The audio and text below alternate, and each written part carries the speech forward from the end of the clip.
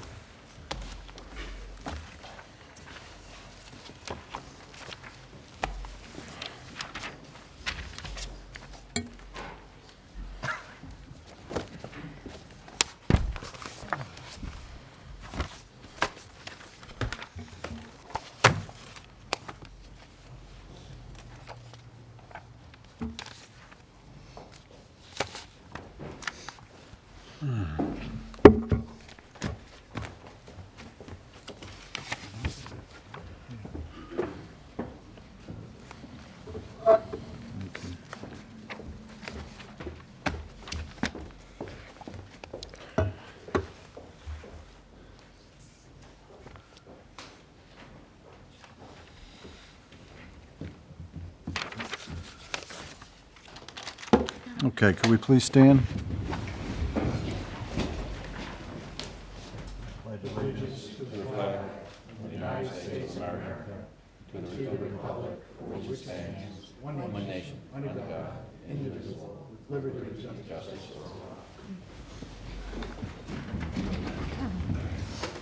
Morning.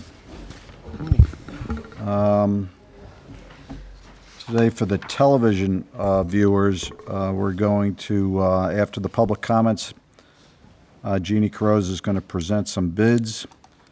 We're going to vet a little about the town phone system, tax bills. There was some concern on tax bills arriving late and why they arrived late, and for those that did not get their tax bills in time, even though we made some accommodations, I do apologize on the part of the town.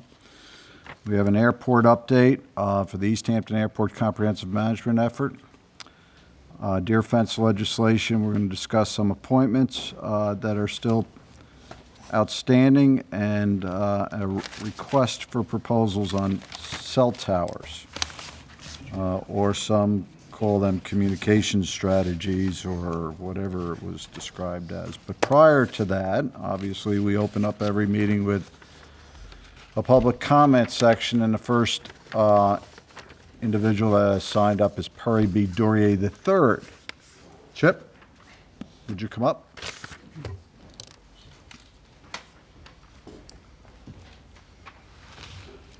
Wake Forest. Good morning. I didn't go to Wake Forest. My younger daughter did. However, I paid enough tuition in 4 years so that I can wear the sweatshirt. ACC, go ACC. I just wanted to bring up to the board's attention this morning the issue of street lighting in Montauk on Main Street. Unfortunately, quite a few of the lights are either broken or need bulbs, and it's really dark at night. It's very hard to see on Main Street, to the point of being almost dangerous, particularly right in what I would call the central business district, which runs more or less from Suffolk County Bank east down as far as Johnny's Tackle Shop. So whatever the town could do in terms of contacting Parks and Rec to move that along and get those lights fixed and get replacement bulbs in there would certainly be helpful. What we did, Chip, is we experimented with the lights on either side of the street around the circle on Montauk Highway, okay? So what we did is we changed the bulbs in each one of those lights. I think it was from 75 watts to 150 watts. That experiment seemed to work well. We committed, I think Tony Libman has already committed to John Keeshan to replace all the other lights so that we can really light up those crosswalks, which were a very, very concern. And they were supposed to get on it, I think, last week, except for the cold that came in that deterred it. Which leaves then the other problem is the housings tilt a lot, because what has happened is when those housings were put down, the collars aren't supporting it, and they've drilled into those collars, and it's still not supporting it. They're trying to come up with some device, whether it's an internal collar, then to make it more sturdy, okay, so that it can be adjusted. The monies are there. We've allocated the budget. It's being assigned. It's just a case of getting to it, and it will be done before. Better be done before the St. Patrick's Day parade. It better be. Yeah. Better. The only other issue I wish to address, and I'm going to change hats here. Some of you may know that I am the president of the Corporation of Montauk Airport Incorporated, which is a privately held facility. I'm also a minority shareholder. I don't want to get near the airport issue. In larger terms, however, I do wish to say this. Montauk Airport, in years past, beginning with 1999, was very ambitious in terms of seeking federal funding for some of our capital projects. Anything from the burying of the power lines at the southwest end of the runway, to paving the actual runway itself, to runway lighting, runway markings, and so on and so forth. Our airport today, meaning Montauk, is considerably safer and more aesthetically pleasing than it was 15 years ago. And I do feel personally that engaging federal funding has made a tremendous difference for us, okay, as an ongoing facility. And that's it. Thanks, Chip. Is there anybody else for public comment this morning? Motion to close? Second. All in favor? Aye. Aye. Opposed? Thank you very much. Jeannie Carrozza.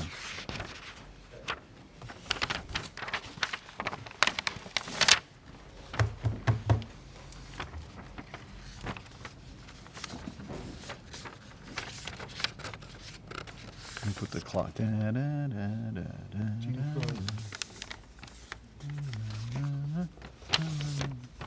How about that Super Bowl? How about that Super Bowl?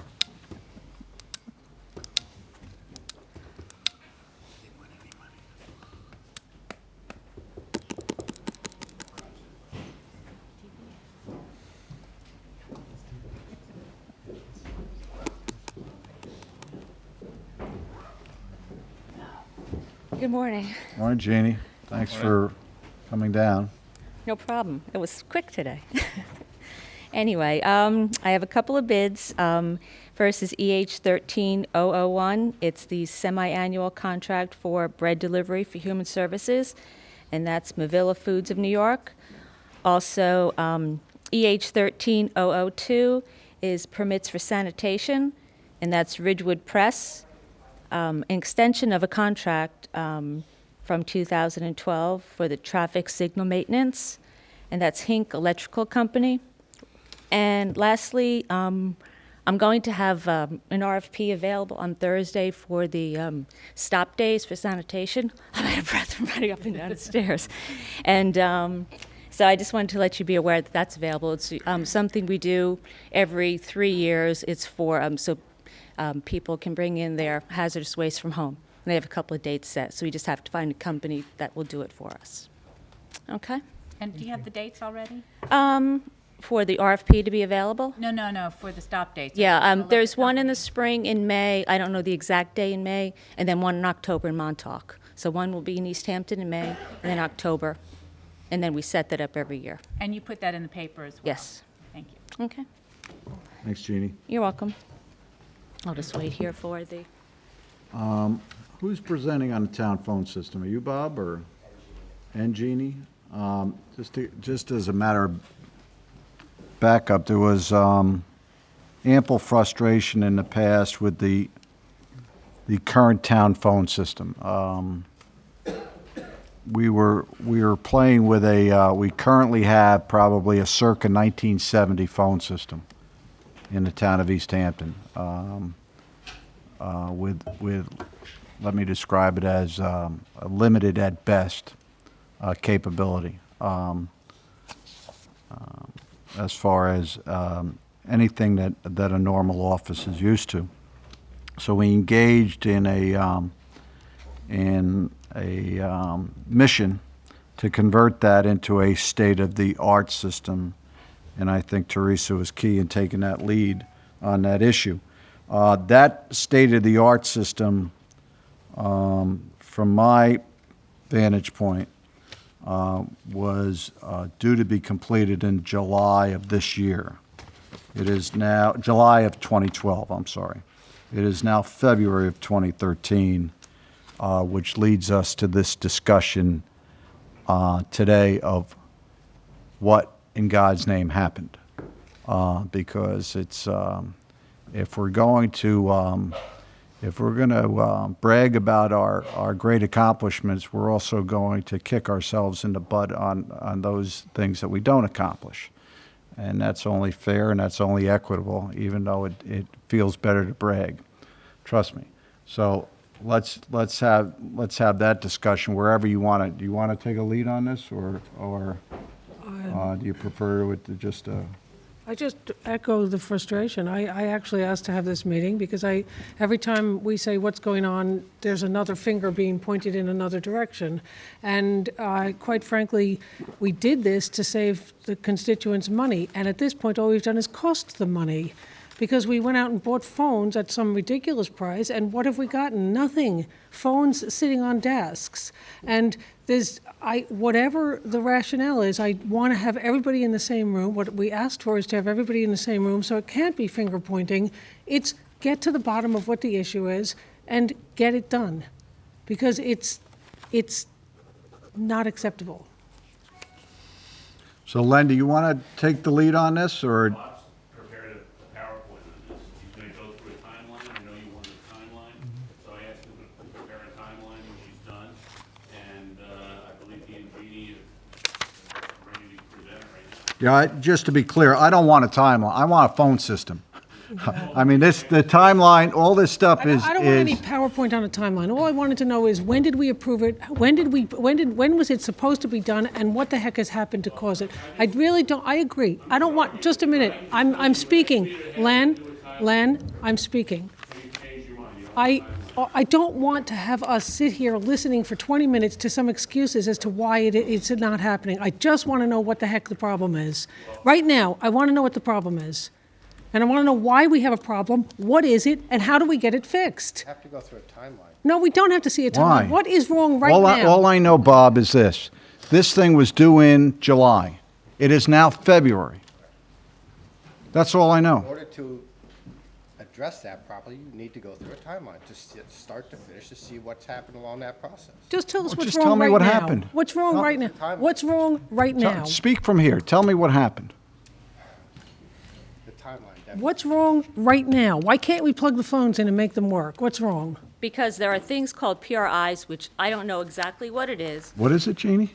PRI, which is it's some The interface. PRIs are like a switch that allow 24 access points at a time for calls coming in, calls coming out. There are 2 of them.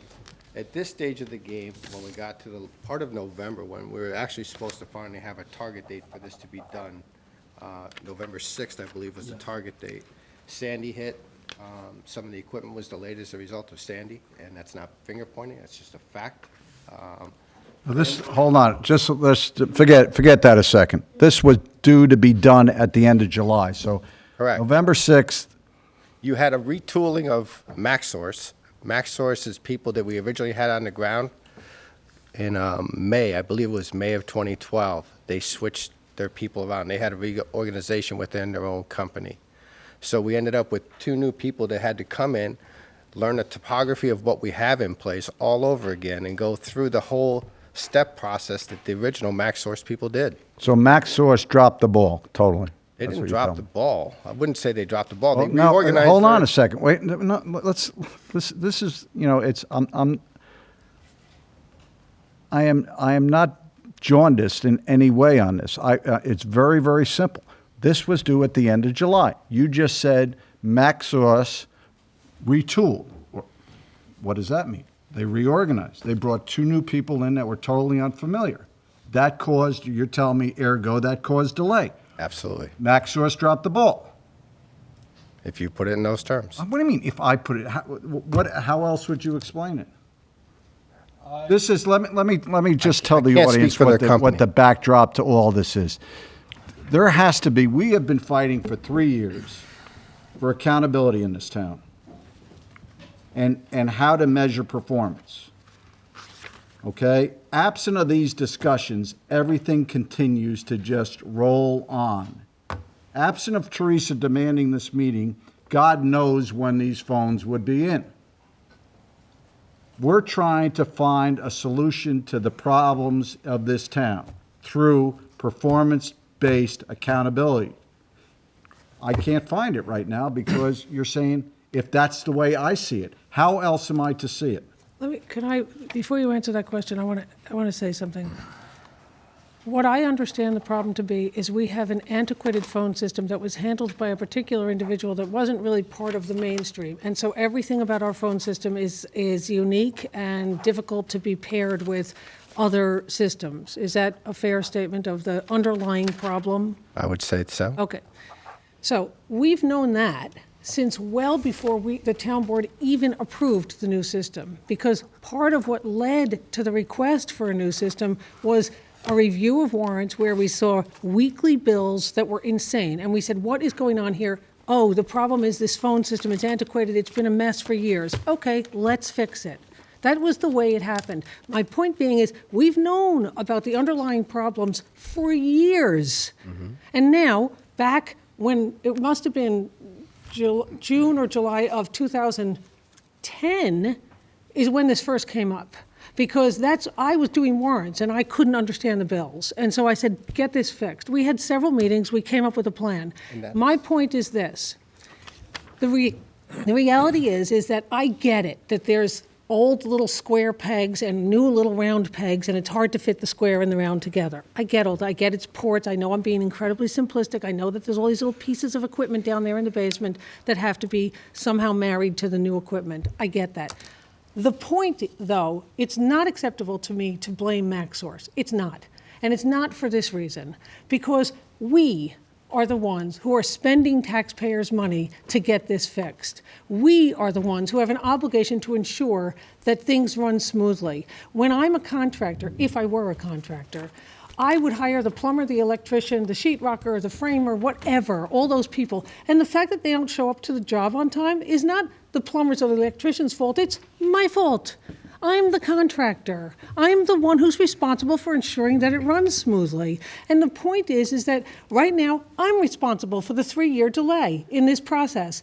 And it's certainly not for lack of trying, but every time we ask a question, it's, this, that, all over the place. So you know what? I said, forget this. I'm not taking the little this, that's anymore. I want a meeting where I want to understand what it is that we as a town, not MaxSource, but what it is that we as a town have done to make this process move smoothly, other than saying, oh, gee, MaxSource, you can't do that. Well, let's just see if when you might get it done. That's not acceptable. I asked for the timeline for a reason. You just addressed part of a timeline. And I think it's best if we show a timeline. I really do, because then I think you have an understanding. To this point, I don't think there is an understanding without that timeline. You addressed the timeline saying it's 3 years ago. We started it back in 2010. Well, the timeline shows that we really didn't get this underway until 2011.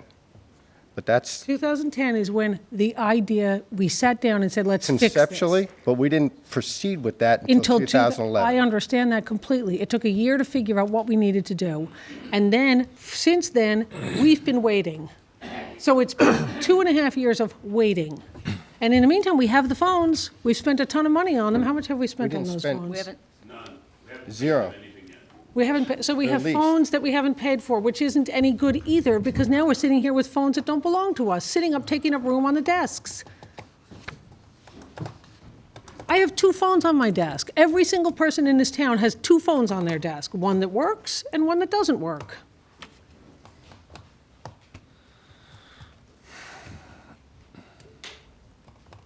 And the point to the phone system was to allow for much more state-of-the-art communication, as in the constituents could call 324-6000, I'm making the number up, and they could get the town of East Hampton, and they could get the number they wanted instead of going to a phone book and saying, well, what is the number of the highway department or the planning department or the purchasing department or the IT department or the supervisor's office or the town clerk or the town board or the purchasing department or whatever, 18 mazillion numbers we have. And how is a constituent supposed to understand what the heck number they're supposed to call? Bob, you mentioned that the PRI switches. yeah, Or- I know or Jeannie. Christian is from MaxSource, if you can just, Speak into the mic. Hi, my name is Hey, welcome Christian. to East Hampton. Thank you. My name is Christian Asari. I'm representing Maxos, and unfortunately, my project manager is not with us. What I can say, based on what you just said, is going back to the number of lines you had. You guys had what we have parts lines, right? Like the lines I have that goes to your house. What we try to do is to put all your numbers together onto one line that they said earlier, the PRI. Actually, in a nutshell, what is holding us, what is not making the phone work is that PRI. Okay, we were told, both us, the town, by the provider, that the PRI was installed and ready to go. Okay, Who's the provider? LightPath. Where's LightPath? They are not able to make the meeting. They were told the meeting was here. They said they would be here. Found out this morning he will not be here today. So actually, we've been trying to get this thing out of the way, and anytime we cannot come up, something come up. So all those try some of the things we can control, some we couldn't. But like I said, the main thing that's holding us is the PRI. We were told it was installed, and when we were up, put the phones on the desk in late November, early December, trying to cut this over. At that minute, we find out the PRI was not installed. Okay, but let me just ask you something, Christian. I missed your last name, so I apologize for using your first name. When MaxSource, and I know that you're the successor to MaxSource, the people we talked to before wasn't you, the individuals were not you. Shouldn't they have known that they were going to need a PRI and they were going to need to be able to have a compatibility issue? Like how is it that 2.5 years into this process, we're just now realizing that, oh gee, we have to match PRIs with whatever the heck we're matching it with? No, that's not the case. That was right from day one. We thought that we knew that is what we needed, and all. And why didn't it happen? If day one was 2011, why didn't that happen? Okay, the provider said the PRI, it's already in the basement, ready to go. Okay, so all we have to do is to program our equipment and put on the PRI, Who is the provider? LightPath. The So we LightPath that came, was here. Correct. we came, try to make the work, finish the work, and then we find out the line is not there. So when was that? That was in, The PRI was in December, right, because of the delays. yes, that was in December. December 2012? Yes. What happened to nobody checked that PRI prior to December 2012. Don't forget, Bob, this was due in July. So we're now 5 months after July. Is that 5 months, 6 months? And we don't know if we have a PRI yet? So as I understand it, the provider thought it was there. No, the provider. They said it was there. Said it was there. Well, I would have thought, Whether he But, said it or well, not, this was due in July. the reality is that the provider said it was there, so we just assumed it's okay, it's there. Why If I- couldn't we have, we're not holding, then, as I said, I wanted LightPath here, I wanted all the parties involved here. Well, he had See, I don't- something urgent happen with his Well, family. whatever, I don't really know. care, I because I'm don't- sure LightPath has their excuse.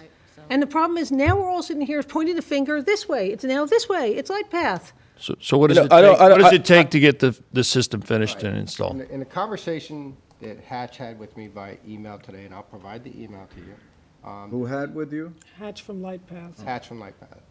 The PRI is being ordered this week.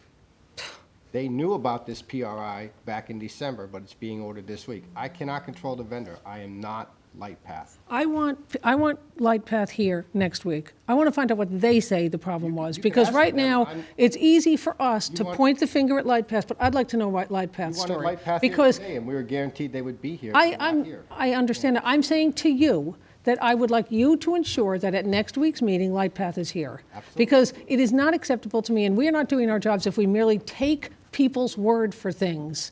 Nobody is supposed to do that. You're supposed to check documentation. You're not supposed to just take people's words for things. I'm sorry to say, but I'm not taking your word for the fact that it was LightPath. Because if LightPath were here, I'm sure they'd have their explanation as to what they think happened. And I just want to say something.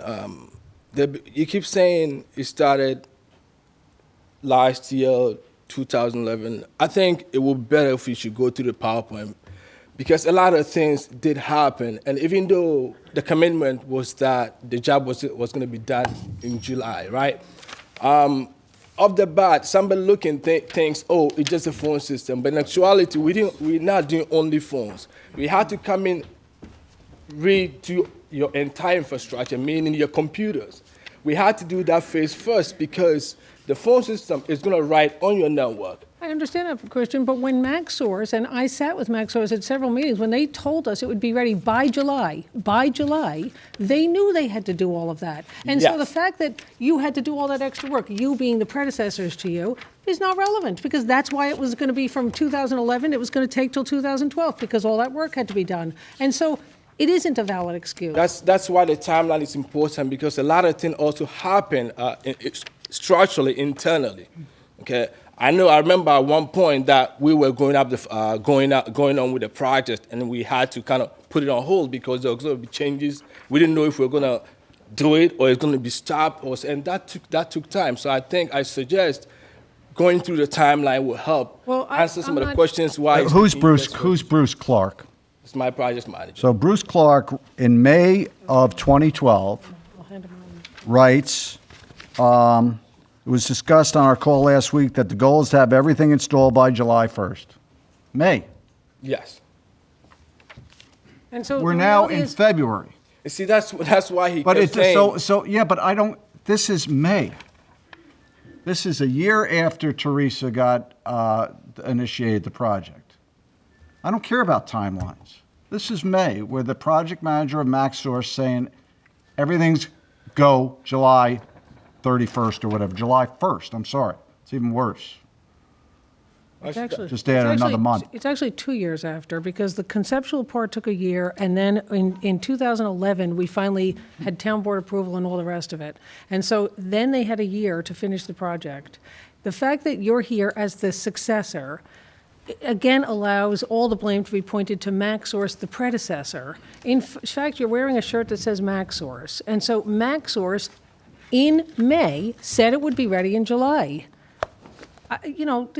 The reality is that it's a mess. And from henceforth, we want a date certain as to when this is going to happen, and we want it done, and whatever it takes to get it done.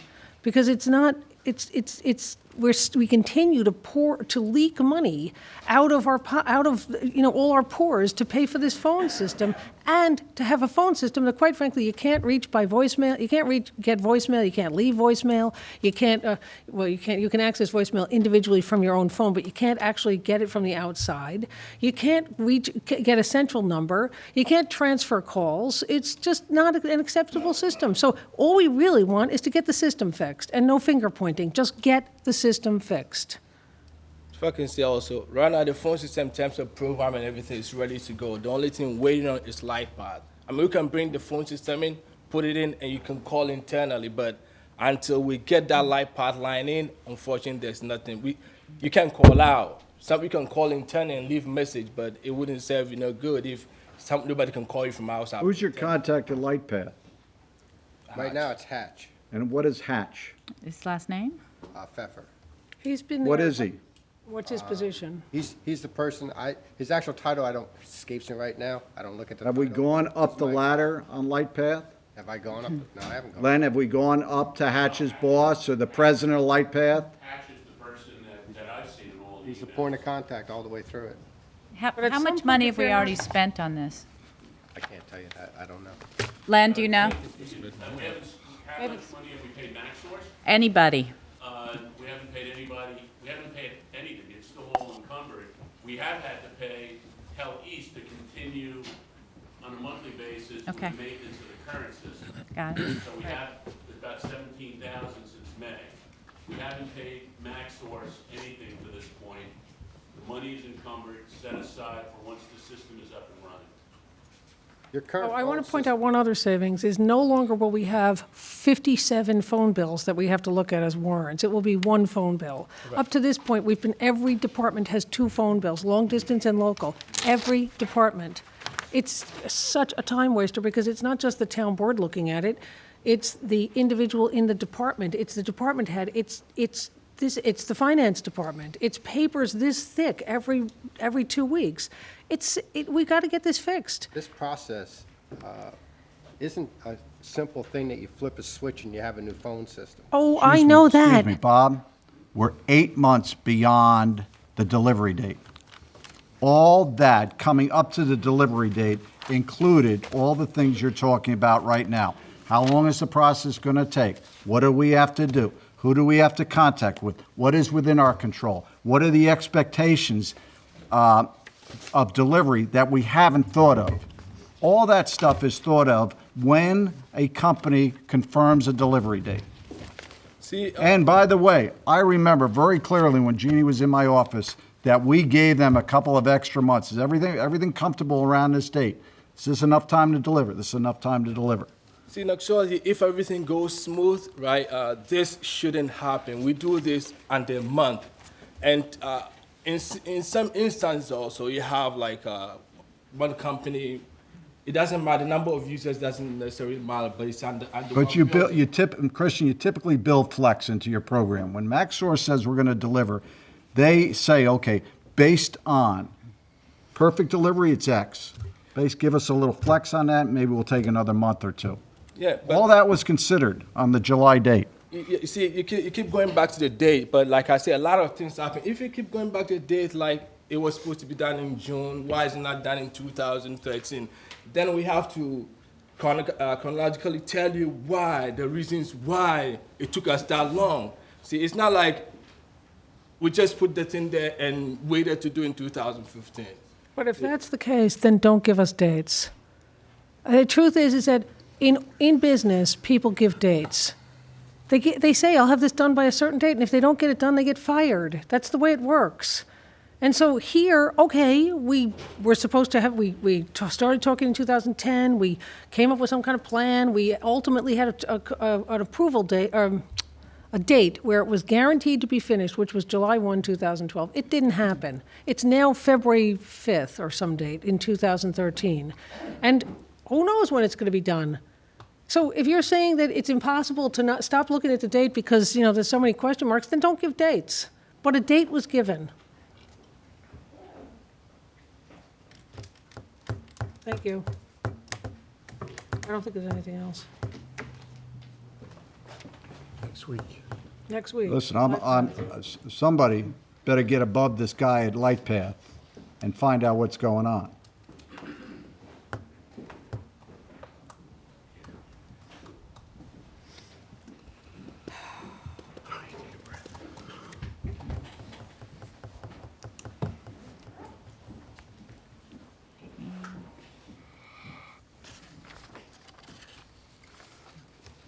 Okay, let's get on to the next issue. As I said earlier, we got some complaints weeks back on tax bills not being received. Oh, yeah. Even though the tax receiver's office made accommodations, even though I'm told that it's every resident and property owner's responsibility to ensure, regardless of whether they get a bill or not, that they get their payments in. The fact of the matter is that, I've asked Monica and Len to address this. A number of people, number of constituents did not get their tax bills on time. If that is a fault of the town, and in some way we take the accountability, it's our tax bill, whether we use a FedEx or we hand deliver them or we use the post office, it's still our responsibility. And people are upset at that. I apologize to those people for them not receiving their tax bill, regardless of the accommodations we're making because of that hiccup. That being said, we have 20,000, 22,000 bills or so that we send out, and we're here to try to uncover what took place so that history doesn't repeat itself. And as Len knows, I really don't care what happened in Southampton. I only care what happened in East Hampton, so. You still might hear. Let me just start by saying that I'm going to have Monica. Monica is the tax receiver in East Hampton. Some towns have elected tax receivers, some have appointed tax receivers. East Hampton has an appointed tax receiver. Southampton has an elected tax receiver. But that being said, tax receiver is the person that's legally responsible for collecting all of the taxes for the town, not only the town, but the school districts, the fire districts, special districts, and there's a legal process that is followed with timelines and milestone dates. And what I'm going to do is have Monica kind of go through what the process was this year, what they did, how they did it, and then we can talk a little bit about the problem that arose and how that was handled. So I'm going to kind of have Monica go through that 1 month period when they got the bills out, and then what happened as a result, and then what they did to try to deal with the problem. Because once the bills obviously didn't show up in people's boxes, some kind of a contingency plan had to be implemented to deal with those taxpayers. So. Len, I'm sorry, but before Monica, I apologize. Before you begin, can you just sort of give a very brief overview to the listening public as to why it is that the tax bills aren't? I mean, I understand why, but why aren't the tax bills printed? Because if I were listening and didn't know, I'd say, well, why didn't you just print them sooner? Do you know? So.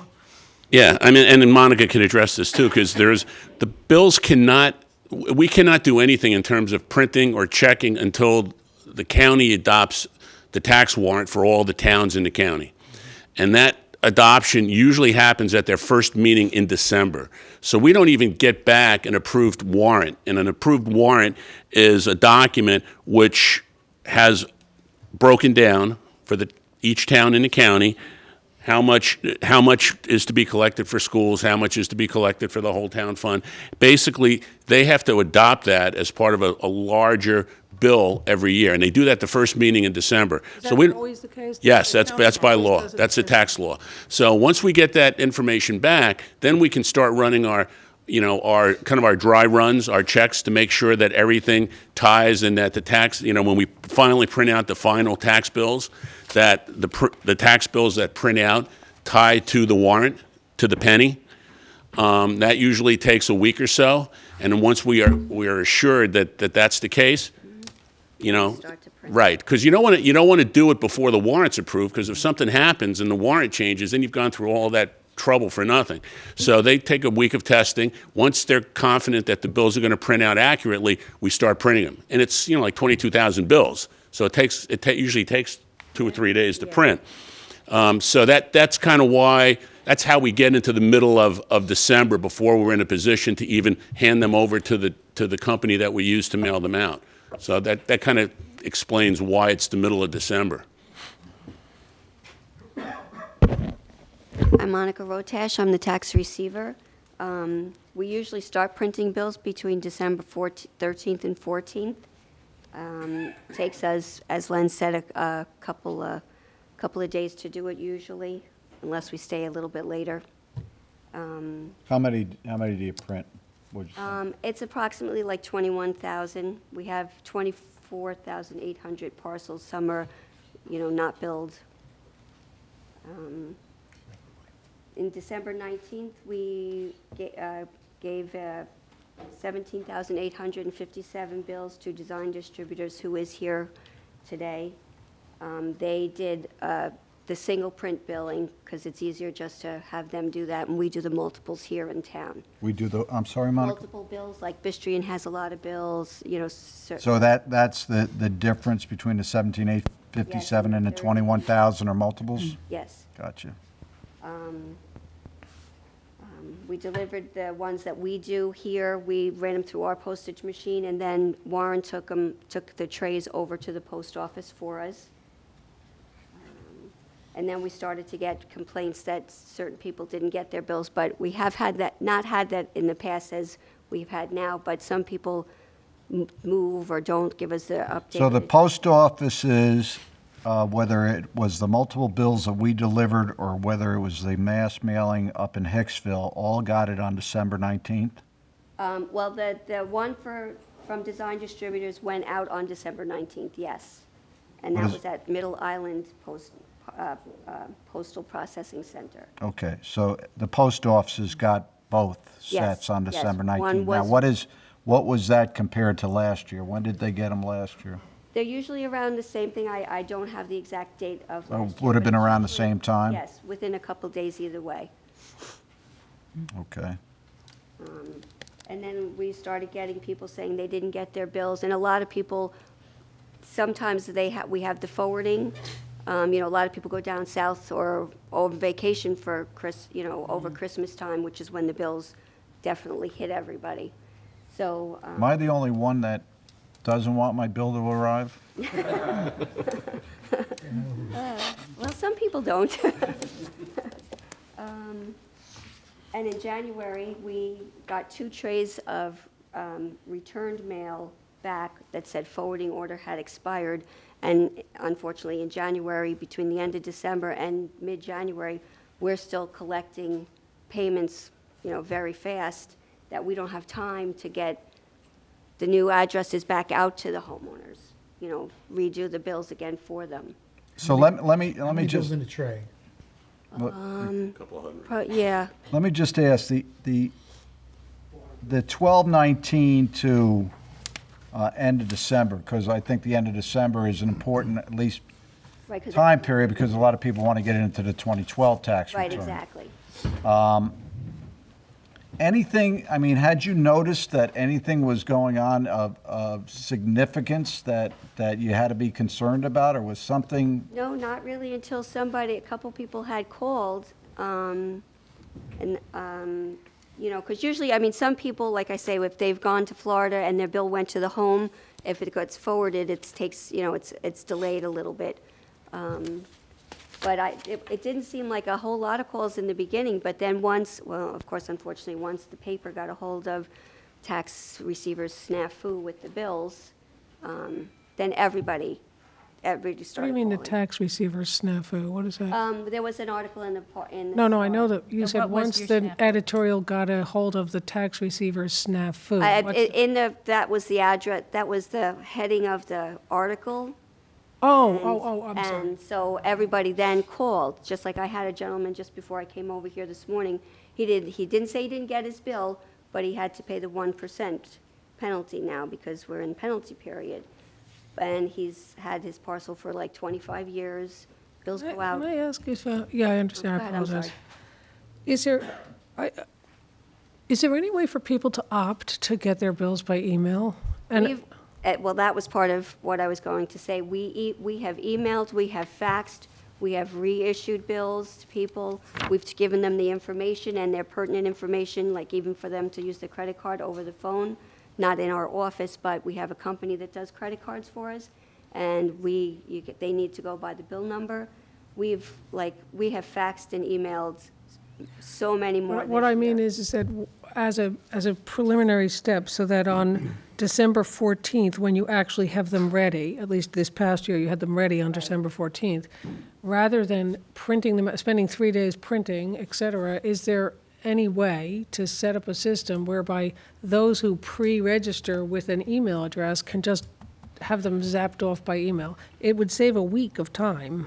Well, Well, we can talk about corrective actions, but let's just continue to Yeah, Monica, figure there out did what seem to be happened. something that was just different this year, and I got a lot of, not a lot, I had several people, constituents call and say, I've had property here for 25 years, 30 years, and this year, I didn't get my bill. This year, I called and just sent a check blindly Right. with no bill, and then they couldn't find the check, and so now they didn't say they got penalized in any way, but there was something wrong with even where they mailed it to. Can I just step in and Yeah. maybe at this point, the gentleman from the company that mailed, Well, almost before you eight, do that, wrap this up on how many didn't get there, how many were late or whatever. Give me an idea how big the problem is. Approximately 800 people. I don't know exactly how many. I would say. Why do you assume 800 why do you assume? Was with the information from the trays where the forwarding expired, there was 650 bills in there. So I'm assuming the other portion is, the people. and what, I'm well, confused. No, look, yeah, so we did a little analysis. We had Bob run, we looked at how many bills came in after December 10th last year, and we looked at how many payments were made after December 10th this year. And it looks like there's about 800 more this year than last year. So we're estimating 800 to 900 people were, at a minimum, were affected by, we're just assuming that those 800 or 900 were attributed to people that did not receive their tax bills. Or maybe I don't know that you can make that assumption. There's Well- a million reasons people might not be. No, absolutely. Worst but- case, he said. Yeah, I'm saying worst case scenario. So that I think is what we're talking about. And so that still doesn't mean people shouldn't get their tax bills on time, or get them in a timely manner. So, we're trying to pinpoint. Again, I take exception to the headline that says there was a snafu with the tax receiver, because there wasn't. I think we've narrowed it down, and I think it's pretty clear that something happened to those bills in the mail, because everything that we've been able to do to retrace the bills that were mailed from East Hampton and through design distributors, the bills got to the post office, the bills got into the postal system, and for some reason, a portion of them did not get delivered. Now, I know you don't want to hear about Southampton, and I don't care what Southampton does, but I am going to mention this. Southampton uses a different company to mail their bills. And they had the same problem. Right, and they've also had a problem this year. In fact, we have people that work for the town of East Hampton that live in Southampton that still have not received their bills. We did a little background, and this is where I think it is relevant. The company that the company that Southampton uses used the same postal distribution center to mail their bills that the sign distributors did.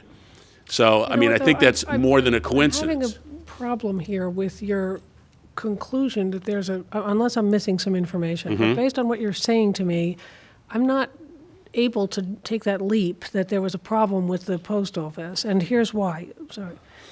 There are 1,400 people who were late in payment, right? And of those this year, 1,400 people were late. Of those 1,400, 650 of the bills were returned for insufficient address. Do you know that those 650 also were late? Or have you done that comparison? No, not. So you don't know that they're late because everybody knows they're supposed to pay their taxes, and for all we know, some of those people paid their taxes. But let's assume for the moment that they didn't. So that leaves, I don't know, who can do the math, 750 people didn't pay their bills on time, assuming the 650 never got their bills because of insufficient addresses, which isn't the town's problem. Right. So that means 750 people didn't pay their bills. Of those 750, do you happen to know how many of them have mortgages where the lender pays the Well, pays? that's another part of it too. The mortgage companies sometimes, if they've refinanced, then there isn't a payment on the mortgage company ones sometimes because the homeowner doesn't realize that they're either supposed to pick it up or their new mortgage company does them late as well. But that's a normal way of doing business. That happens every year. Right, right. So I'm just trying to get to the bottom of what was different for this year. And that's why And- we. But the reason I'm mentioning mortgages is we all know we're in bad economic times, and for all we know, there's a percentage of those 750 where there wasn't a refinance, but maybe there was a failure to pay. Maybe there was something. No, you're right, and you're right. That's why I said the 800 to 900 is kind of a worst-case scenario. You're right, it could be less attributed to the bills not getting there. What we do know, just anecdotally, is that there were bills that did not get delivered to people whose addresses didn't change, their mortgage situations didn't change. We know that. And so, Yeah, I'm actually in that category because You haven't gotten I yet? hadn't received my tax bill on a parcel and knew it was coming due and went in myself and the bill was actually printed up by the department for me right there and I paid it. But I also had people that didn't get their bill on time, but then they got it like a week later. Well- And so they came in and you guys printed it up and they paid, but then it arrived in the mail. Right. and that bill was that's- sent, and Well, that bill was actually, sent. that's a very good story to illustrate. If that's the problem, then that's clearly the post office's problem. Right, 'cause Because the if bills we- were all if mailed all at of the ours same were time. mailed on the 19th, and if some of them aren't arriving until a week after they're due, that isn't anything the town did. Right, there was a lady who brought her bill into Yep. us. She With the highlighted stamp. that it was, she just got it on January 15th. Yep. And then and again, let me just say that so what happened, once we realized that some people were getting their bills late, we kind of went into, we kind of adopted a contingency plan where we pulled some staff in to try to deal and help those people who had not received their tax bills, and everything from, we'll email you your bill, we'll give you the amount over the phone, you can pay it, we'll send you a receipt with your tax bill. Come on in and we'll print you one out. I think we've handled it. I think not we, but the tax receivers handled it very, very well to the point where our collections for this point in time are almost identical to where they were last year, both in dollars and in percentage of the So from warrant. what I'm hearing is there's nothing wrong or different in the process that was followed Correct. this year, Always this past year. Billing around the Right. mid-December. So if anything went wrong, it's a function, who knows what went wrong, but it doesn't sound like it was something that What went was the wrong. number that was 50% higher than last year? That was the people that paid late. Paid late. Yeah, just the people that paid late, and it's So and that's a result of something. Yeah. and but just for all the people out there that the disbelievers, I would like to have design distributors come up and just verify the fact that they brought to the Postal Service all 17,800 bills and went back to that facility when we called them and said, hey, some of our taxpayers aren't receiving their bill, and asked the facility to check. So why don't you just Well, yeah, I just want everybody to piggyback on what Teresa said, though. That if there's an increase of 50% in something changed. right. So let's not kid ourselves that it was all the same. Something did change. Now, because something changed, as we had in the first discussion, the buck stops with us. Whether we choose the post office, whether we mail it ourselves, whether we go around and knock on doors and deliver personally. The buck still stops here on how to fix the problem. So let's continue. Right. So initially, the first step in dealing with the problem was to help those people that didn't get their bills. Right. The next step is to try to pinpoint what may or may not have happened. Maybe you want Adam? to introduce yourself. My name is Adam Averick. I'm the president of Design Distributors. Well, aren't you the lucky person today? It was a beautiful day to take a ride from Deer Park. Everything worked out well. Little snow, not so bad. Couple of points of information on the process by which your tax bills have been mailed. We've been doing the bills for, I think, about 6 years. Yeah. And this is the first time there's ever been any question of delivery issues.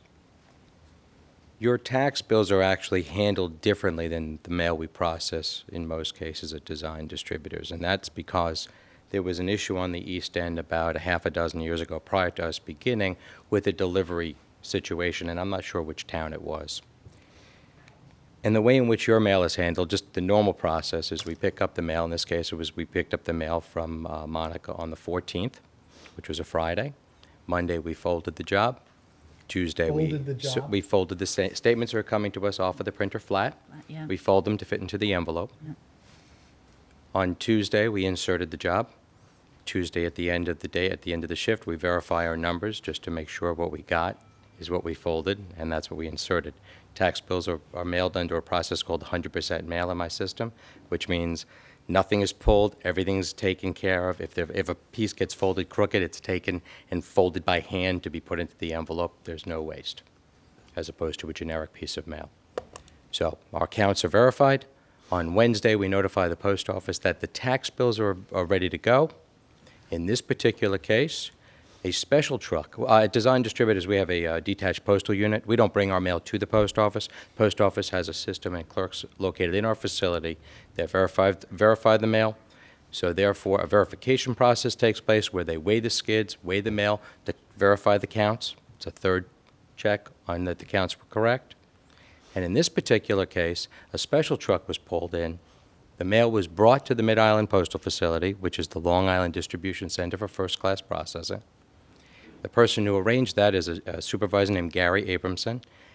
Gary actually met the truck at the post office, at the postal facility in Mid-Island, walked the mail into the processing department, and watched the mail go through the system.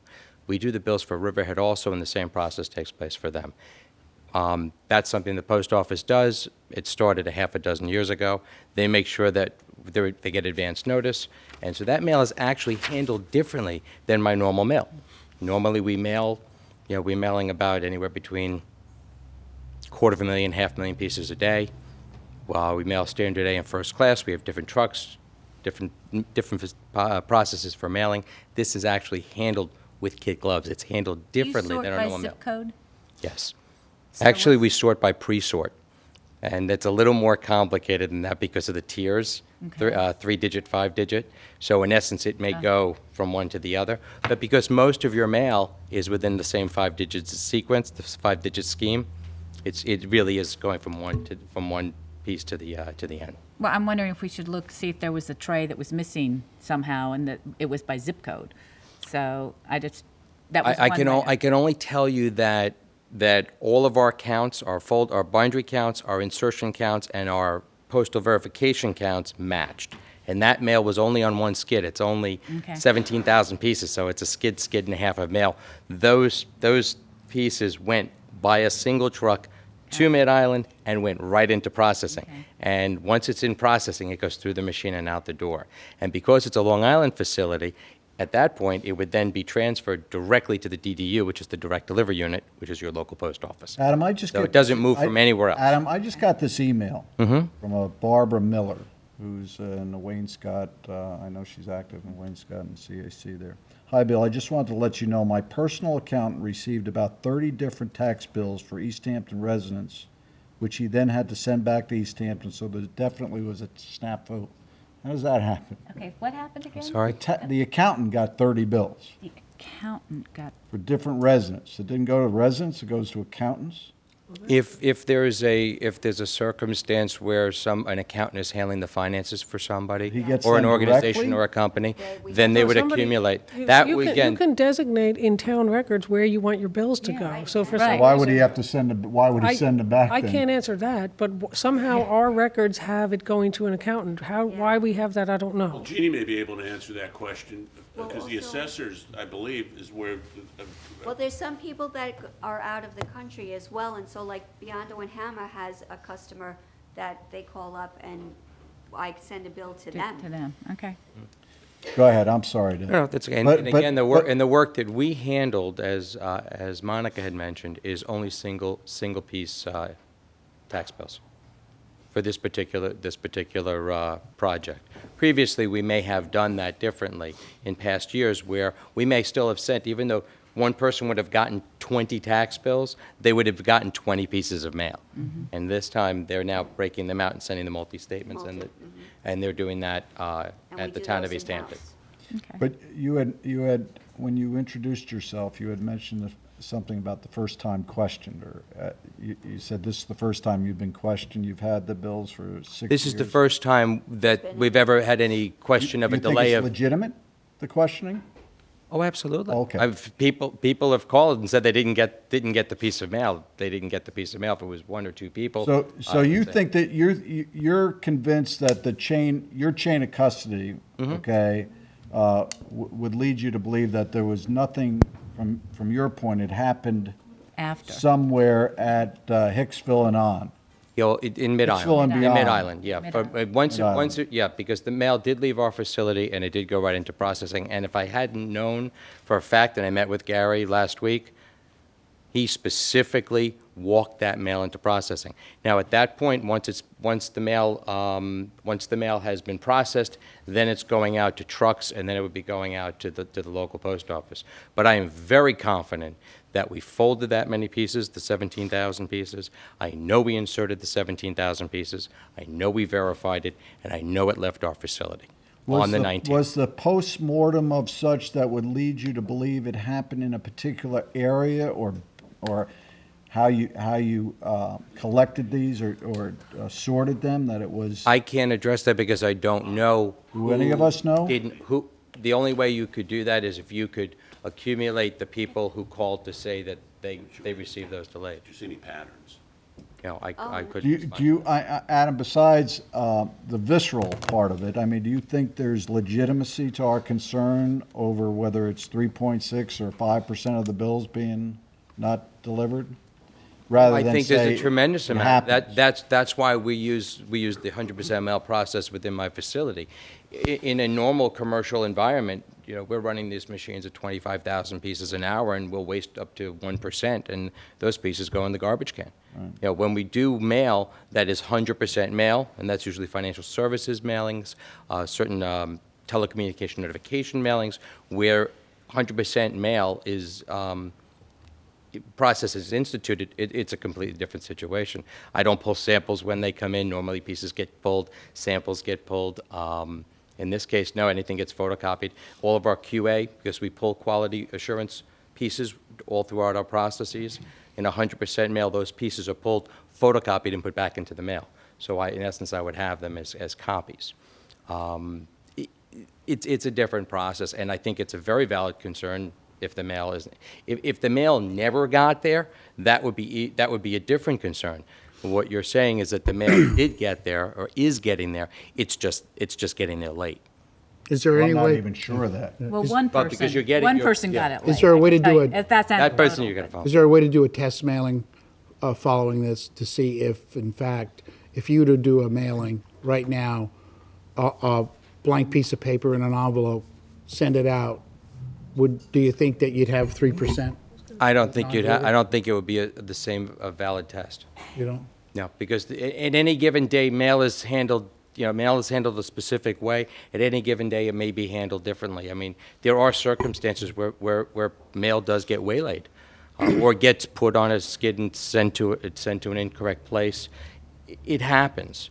It's rare, but it does happen, and they've instituted many different processes now, especially with IMB, the Intelligent Mail Barcode, coming into play, that are scanning mail at every facility until it gets to the DDU. Thank you for coming today, Adam. It was delicate, and you stood right up to the plate and delivered. You get on the wall of fame. Light Path is on the wall of shame. You're not showing up. Monica, do you want to wrap this? Do you have any? Can we diagnose this any better and say what are we doing in the future? Well, I would say, I guess we should really talk about whether we're going to do in-house mailing for both sides, you know, the single print or the multiples. We had no pattern of such when we did this other 3,800 from the East Hampton Post Office. I mean, No. they all got it. Did they all get theirs They on all time? got them. Okay. I mean, I haven't had anybody call from, you know, recently to say they didn't get it.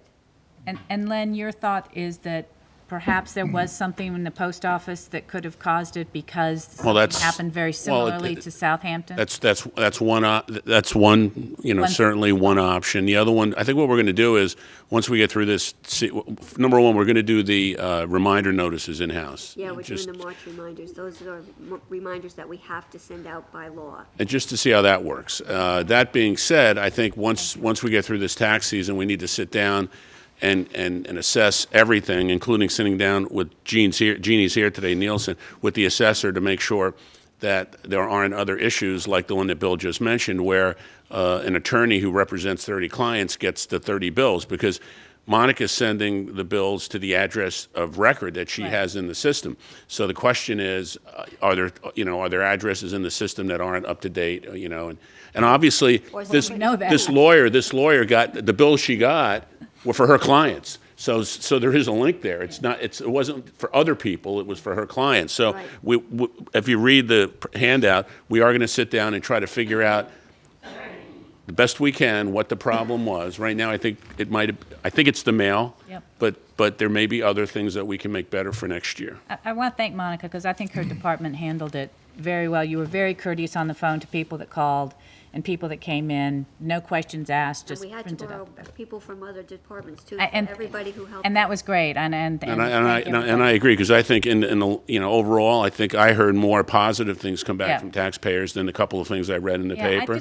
From constituents, I think they just did a heard they great were job. nervous that they weren't getting it, and people were Right. Well, scared, there's a lot would of be the people only who way I go could away describe around it. the holiday too. I know there's Yeah. a lot of people that go before the bills come out, but also, Right, when they're here and they want to pay right away and get it done. yep. But thank you for being aware of it. And Mr. Schreck had a comment. Do you want to take anything from the floor? I wasn't planning on it, but The gentleman mentioned that the sort is done first with the 3 digits of 5 digits, and then it's sorted 5 digits. There's also a 9-digit system that's specific to houses and sometimes blocks. And if you're trying to diagnose this, if we have a 9-digit system, then you can know exactly where it went wrong, which tray it went wrong. Because with a 9-digit system, sometimes it amounts to just a half a tray has those 9 digits.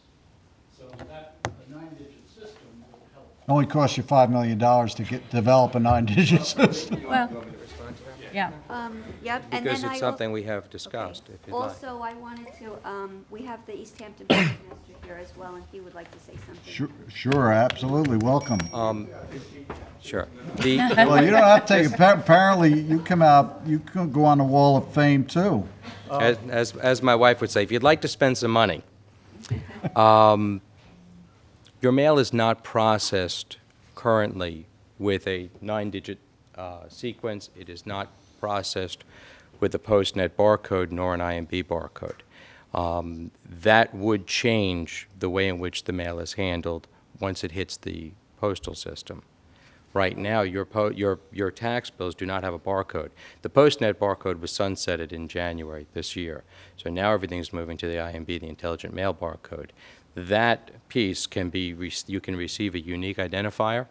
We are certified as full service for IMB. So in essence, if we printed the tax bills for you, meaning if we put the information on them and addressed them at our facility, we could append those barcodes. And therefore, the issue of automation, the opportunity to track and verify is available.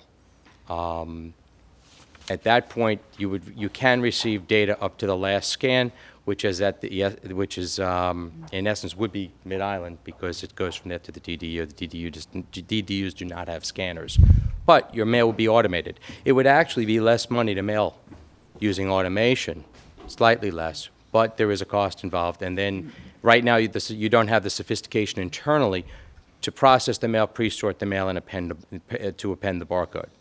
So that's would be the next step if you want to move in that direction. I mean, it's a legitimate and precise point, Bruno. It's just a cost-benefit analysis. Yep. Again, this is in 6 years, this is the first time we're addressing this. Right. So, But it's, moving you know. forward, do you see this as a problem that could happen again because we need to move into a 9-digit and a barcoded system and, I think the mail is going to move slower because you're not automated. So is there a way to incorporate that barcode in the printing of the tax bill? Sorry. In-house? Well, yeah, it's Only just the identified. software has to It's change. all You have, digital you're right, you identified. have to change the software and then, and be able to do that sort of, that pre-sorting and appending of barcodes. Then you would be able to mail the mail with an automation discount, and you'd be able to facilitate that. But considering the amount of mail you're processing, it doesn't really warrant the cost expenditure to do that. And the upgrading of the software, it requires some talent I mean, and some we talk sophistication. about this often, that the first thing they'll teach you in systems analysis is if you can do it on a 3x5 card, don't go to a computer system. Of course. Absolutely. So you have to do that cost-benefit analysis and what's practical. I think that brings up an excellent point.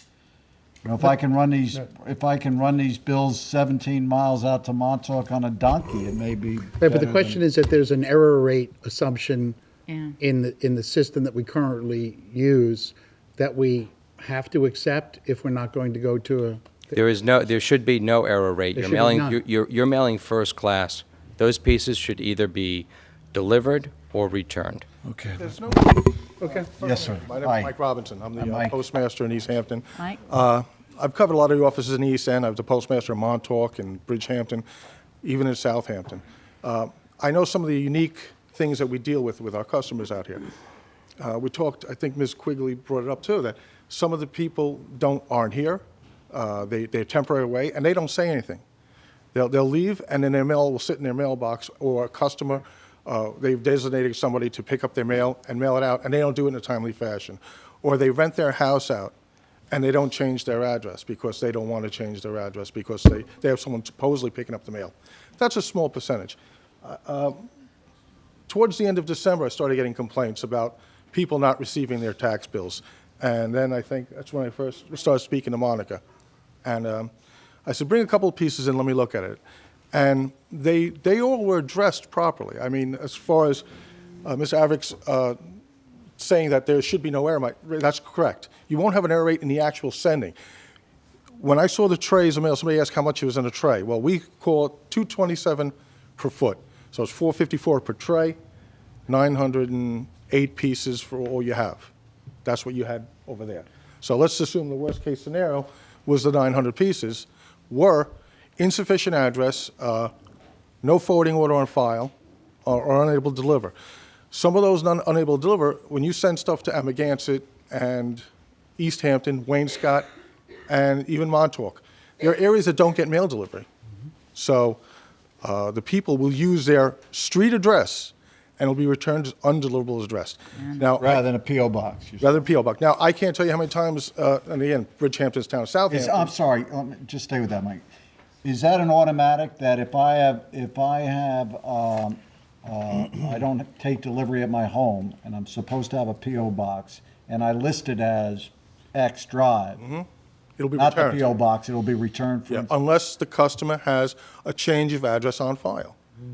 Now, most people don't put the change of address on file. Most people never received mail delivery, such as Amagansett, at their house. Let me just talk internally. Monica, when we get a return, do we automatically go in to change that address with the customer or the client or the constituent? Or do we just leave it on, I mean, next year will never come up that address again? Well, I'm not going to say it never will happen. I mean, because we are busy. But we have procedures to address that? Yes, we do. You guys currently use a 3547. That's a card that's address service requested. We charge you 50 cents. Right. So when these people do have a wrong address, we'll send you a facsimile of the actual piece that you sent. We'll forward it on, and we'll give you the new address. Now, another issue we have in the Postal Service. I'm sorry. Go ahead, that's fine. Do we have the authority to change that automatically? Yes, because this way the homeowner can't come back to us and say, well, I never got my bill. Well, they can, but, let's say the post office did give us this.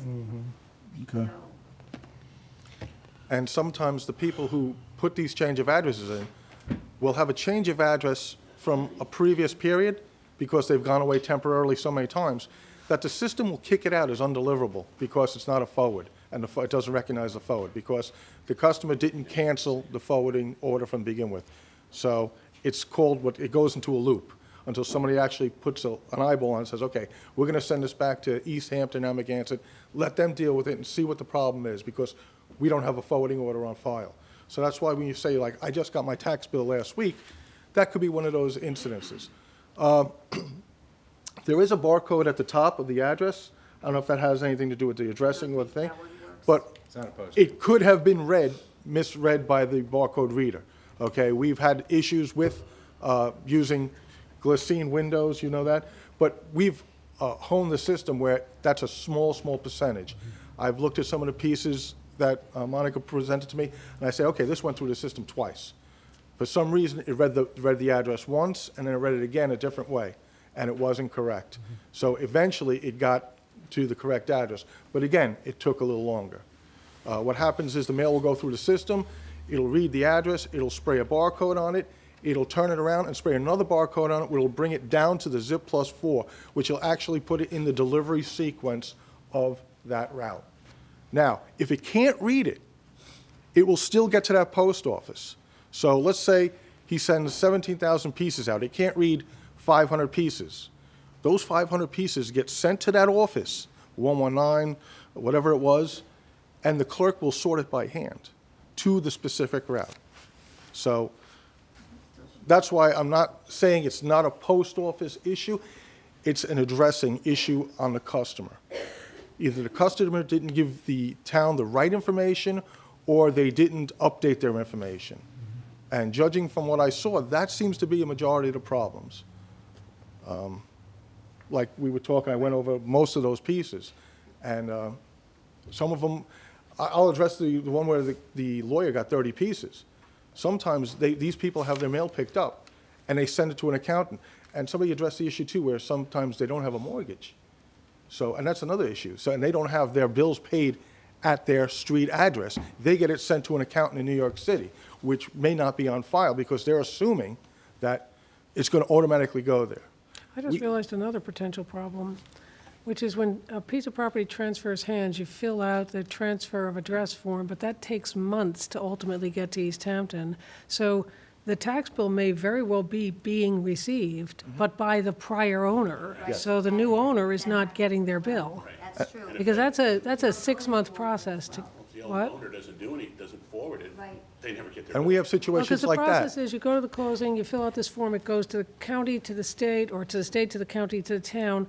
Then it has to get input into the computers, I think by Jeannie's office, and then it's effective. But that whole process is probably, what, 6 months, maybe? We did have a lot of closings at the end Yeah. of the year. Yep. I mean, sometimes people will move and not put in a change of address as well. Forget to. Because they don't, or forget to. And the house will be vacant for sometimes weeks at a time. And eventually, one of my carriers will say, I brought all this mail back. You know, there's no forwarding on file, because they'll keep putting mail in and thinking that they're still there. And after a while, obviously, the mail will build up, and they'll bring it up and bring it to a supervisor's attention.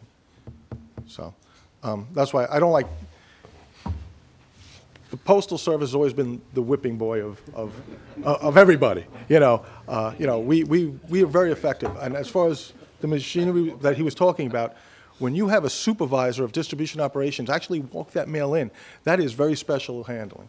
And it's ironic that Monica was telling me Warren, I think, brought the mail to the post office. The mail that he brought to the post office actually got put in with the raw mail, and there was no issues as far as that was concerned, which is pretty ironic, but it also tells you how well the system does work.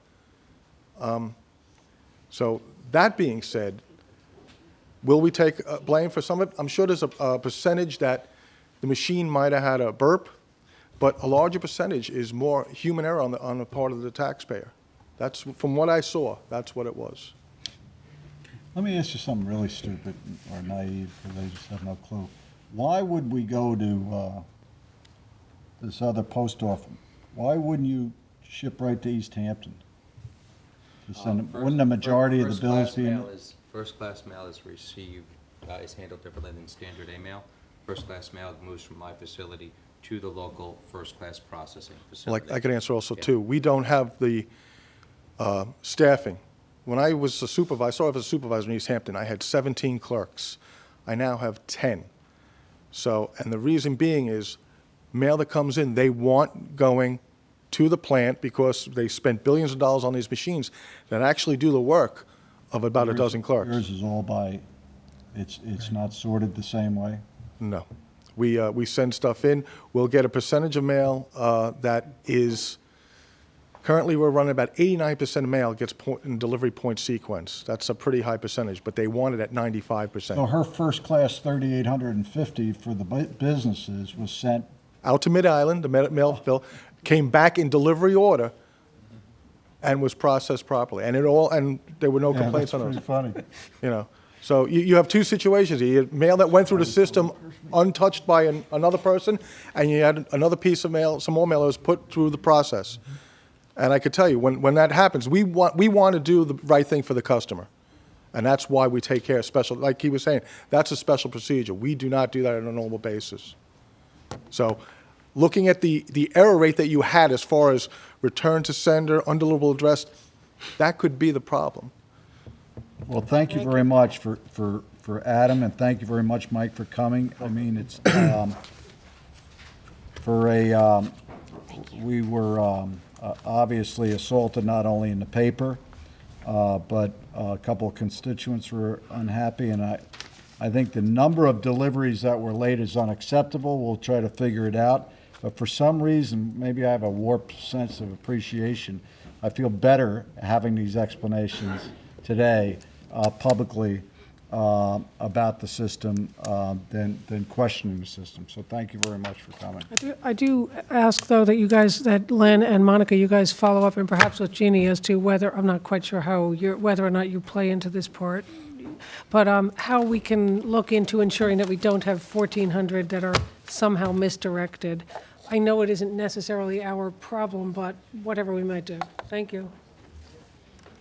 Okay, so I've been given this fancy presentation. Dominic, is this Sure. yours? Yeah, I'll take it.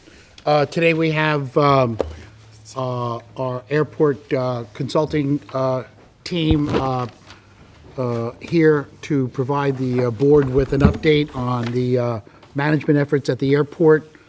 We have Peter Kirsch, our aviation counsel. We have Dennis Yap of DY Consultants, our airport engineer. Ted Baldwin from HMMH, our noise consultant. Our airport manager, Jim Brundage. And there's associates. Take it away, Peter. Thank you, Mr. Sanzione. Good morning, ladies and gentlemen. The purpose of today's presentation, I'm Peter Kirsch with the law firm of Kaplan, Kirsch, and Rockwell. And what we want to talk about today is two things. One is to update the town board on the comprehensive management effort, what we've done since I last spoke to you last May, and then talk about what it is we have going forward for 2013 with a couple of very specific items where we need further guidance, further direction from the town board. So there are four things I want to do. Mr. Stanzione has already introduced the team. I just want to remind everyone about the comprehensive airport management effort, talk about recent accomplishments, the update on our ongoing efforts, and then talk about the next steps. The next slide is one that, if we can get to the next slide, well, I'll keep talking and eventually we'll get to the next slide. There's a diagram here that is part of what we presented to the board in December of 2011, which is really intended more than anything else to illustrate the point that the board concurred in December 11, which is that all these various components fit together for airport management. So it's important that if we talk about noise, we recognize that it has financial implications. If we talk about planning, it has safety implications and so on. All these pieces are fitting together. And what Councilman Stanzione has directed us to do is to ensure that all of the pieces fit together. That is, we don't just focus on one topic or another topic, but understand how they all relate to each other. So let me go, if I can go to the next slide, on what we've accomplished since we last spoke in May of last year. First of all, and perhaps most importantly, the seasonal air traffic control tower became operational and was operational during the season very successfully. Secondly, we can go into much more detail on these to the extent that any member of the town board wants to talk about it, but I just wanted to begin by summarizing here. Secondly, the town prevailed in the litigation challenging the secret documentation for the generic EIS. Peter? Yes. Quick question. On the word prevailed, it's not completed. There may be some appeals, other activity? That's correct. It is currently on appeal, and if members of the town board have questions about that, Mr. Bregman is here to answer those as well. We also improved our data collection technology. This is a very important piece, particularly as the town board begins to look at noise mitigation or possibly use restrictions at the airport. Having good data collection technology is critical, and that was all put in place, and you're going to hear from Ted Baldwin in a moment about his analysis of the data that's come out of this new technology. Number 4, which is what Ted Baldwin from the firm of Harris, Miller & Hanson has been working on, is assessing the data that we have to determine what is the nature of operations at this airport so that we can fine-tune the problem and fine-tune the solution with respect to operations at the airport and the interruption of people's daily lives. Number 5, we improved helicopter routing, and I'll talk about that in a little bit more detail in a moment. And What does that mean? Good question. There are two different things. One is helicopter routing long distance from New York along the island, and that is what's known as the North Shore helicopter route, and I'll explain what that is in a minute. The second, and perhaps much more important piece, is routing from the North Shore of Long Island to the East Hampton Airport. And Jim Brundage will talk about how we have been able to improve the tracks, that is, keep helicopters on a single track from Jessup's Neck into the airport, rather than using 2 separate tracks. And we'll talk about what the noise consequences of that have been, because they have not been insignificant in terms of people's perception. Southern route going to be addressed as well? We want to address the southern route, and we have a lot more work to do. It's not there. The FAA hasn't formally designated it yet, and we have a lot of resistance, but we are continuing to work on it. It doesn't exist yet as a formal route, and I would be irrationally exuberant if I told you I was optimistic that that's going to happen anytime soon, but we have to keep working on that, and we need help. Where's the resistance from? It's from 2 places. One is the FAA Air Traffic Organization, because of complexities with the airspace around JFK Airport, and also the users, the helicopter users in particular, because the distance from Manhattan to East Hampton and the South Shore route is considerably greater, to the extent of 25% greater than using the North Shore route. So, and needless to say, they have a fair amount of influence with the Federal Aviation Administration, and so we're having to fight that. Congressman Bishop, Senator Schumer have both been helpful, but we need to keep that pressure on. And the final point that we have been working on over the course of the last 6 months is continued dialogue with the FAA to secure funding for the perimeter fence. Now, I know that one of the issues people want to talk most about concerns the process that we're going through to examine possible noise restrictions at the airport, and I want to turn over the podium to Ted Baldwin from the firm of Harris, Miller & Hanson, who's generally recognized as the nation's preeminent acoustical consulting firm, and he's going to talk about where we are in the process, because it's really important that we understand what we've done so far and what we have yet to do, because you're going to hear at the end of the presentation, I'm going to come back and ask the town board for direction on how they want us to proceed in light of where we've come. Ted? Thank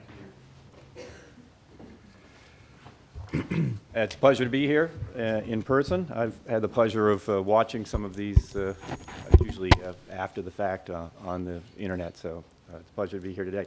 Again, I am Ted Baldwin. I'm a senior vice president with the environmental consulting firm of Harris. Well, let's call us HMMH to make it easy. And we specialize in environmental noise. That's mostly transportation, planes, trains, and automobiles. The majority of our work is aviation related. We've probably worked at 200 airports in the United States, more worldwide. And Part 161 is an area in which we are leaders. It's a relatively new process. It has been in place since the early 90s. We've been involved in probably 3/4 of the 161 processes in the country. Can you speak into the... Oh, I'm sorry. And the Part 161 processes have been successful. And I want to explain what success is as we go into this. With your forbearance, Will, if you could... what I'd like to start with is, for both you folks and folks who are watching from home, just quickly go over in a generic sense what a Part 161 process is. Part 161 is a federal regulation. It's called Notice and Approval of Airport Noise and Access Restrictions. It's a process that an airport proprietor has to go through if they want to formally restrict operations in two classes of aircraft, Stage 2 or Stage 3 aircraft. And these are aircraft that meet sort of medium or moderately high noise standards. And again, I won't bore you with details. If you have questions, we could talk about that later. But it is a process. I just have a really quick question. Yes. When you said you have handled 3/4 of the Part 161 applications, how many Part 161 applications have there been? And I apologize if I said applications. I meant to say processes, and I believe I said processes. You probably did. Processes. And that's a very, very good distinction that I want to go through in this. That's an excellent I'm just looking for a distinction. number. Is it 7? Is it? We have been involved in... 7.5, or is it 750? Oh, no. Our firm has been involved in, I would say, 12, let's say a dozen 161 processes. So in the entire country, there's only been about 16 or 17? That's true. Now, and in some of those, there may have been 20. Some of them I would call so superficial. There were a bunch that happened right in the early 90s that they were so superficial that I wouldn't give them the credit. It's a very, very limited field. There's only one person in the world who has ever managed a Part 161 study that has gone all the way through the process and had the FAA actually accept the application and approve the implementation. But I have been involved, as I said, probably in 10 of our 12 161 processes, and I consider them successful. I'm sorry. I really don't mean to take you off. That's track, fine. But I don't understand what that means. There's only one person who ever has had somebody have an application a process be successful with having the FAA accepted. Does that mean only one of the 20 have been approved? That have gone fully through the process of having gone through the full notice and approval process but that doesn't mean that the others haven't been successful. I have had great success with I won't others. interrupt you anymore. No, that's fine. Oh, please do, and again, have time. Let me walk through. I think it'll help. A 161 process starts with identifying noise problems. There's some additional initial data collection and analysis. And then the first thing you have to do is look at non-restrictive alternatives. And the reason we do that in the process early on is, at the end of the day, when you make a formal submission to the FAA, you have to demonstrate that you have exhausted all non-restrictive alternatives. That basically the FAA and the industry and most airport operators don't want to restrict operations, so we want to exhaust those. When you've identified those, then we move into a period of implementing, promoting, and monitoring those actions. Let's do everything we can to make those successful. We assess the progress, and then we say, if we haven't gotten to where we want to be, we refine the noise problem, and we define potential restrictions that we might look at. Then we do the formal 161 analysis and notice and comment processes. And then we get to the very end of the stage. If the airport proprietor, if you folks decide that you wanted to pursue a use restriction, you turn it over to Mr. Julnicki and Mr. Kirsch for some legal steps. Next, Will, there we are. Where are we in the process? Well, we're pretty far along. Let me just go and just maybe piggyback on something Teresa said. How many airports are there in the United States? 500 public use airports. 500? Right. How many of those airports use helicopters? Or have helicopters? Okay, well, Peter's correcting me. It's 500 commercial use airports, about 20,000 airports. Well, 20,000 airports, how many utilize or have helicopter access? I would assume the vast majority, because most of those are visual. And yet flight there have procedures. only been applications. What is Well, that? not even applications, Or it's processes. What does that tell us? I mean, what does that statement say about us here? We're special. No, well. Well, that is your typical response, but I'm looking for a studied response. Mr. Brundage. Excuse me,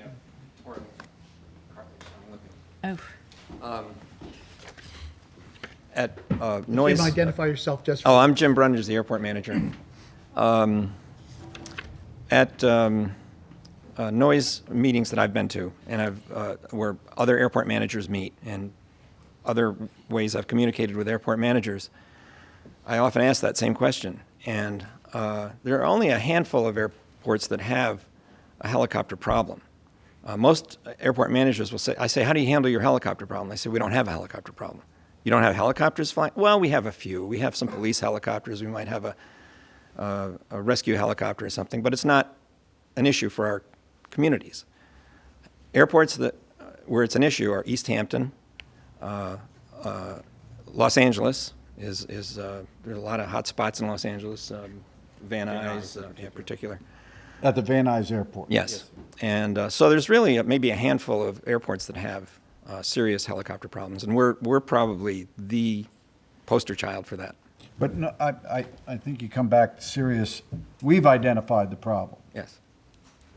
So is it something that we're doing that's unique in identifying the problem? You say it's a serious problem. Well, you know, if we're talking about 12 out of 2,000 I don't know how many airports you said there were out there? Oh, there's 20,000. 20,000 or so total airports in the country, but a handful of public use airports, right? Sure. What I'm missing something because of the denominator, obviously. Let me see, Mr. Supervisor, if I could explain. I'm sorry. Just one final thing to piggyback on that same question. It is unique out here, and it's our proximity to New York City, and the fact that this is a destination for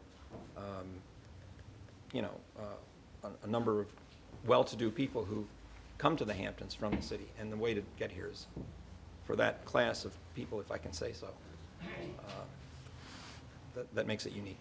No, but if you're in Los Angeles and you live on Mulholland Drive, and they are well-to-do, there are helicopters below Mulholland Drive all day long.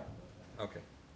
I think, Mr. Supervisor, here's the problem. One thing we've learned from working around the country is every airport is unique. You have a couple of unique problems here.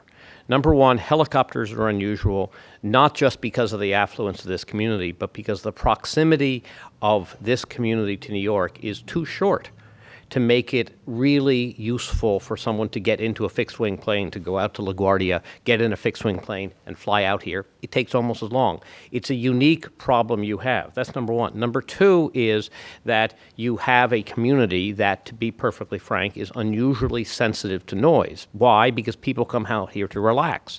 The same helicopters flying over, no disrespect intended, Queens, are not going to have the same degree of interruption with people's lives as they do in East Hampton, where people come for the peace and quiet. We've learned, for example, that places like Naples, Florida, where both Ted and I work, is unusually sensitive to noise. East Hampton's unusually sensitive to noise. The reason you have to be very careful not to do cookie-cutter solutions and to recognize the uniqueness of each community is to say, what is it in East Hampton that's the problem, as Ted has already shown here, and what are the possible solutions? If you were, as one of my clients is, the #1 location for helicopter training in the world, because people come to that airport to train for helicopters, that's a whole different kind of problem than if you are a community where people are coming out in helicopters on Friday nights and leaving on Sunday night or Monday morning. So understanding your airport, your problem, how people fly into this airport is important. And going back to your question about the numerator and denominator, there are 20,000 airports in the country. Of those, only 5,000 are available for public use.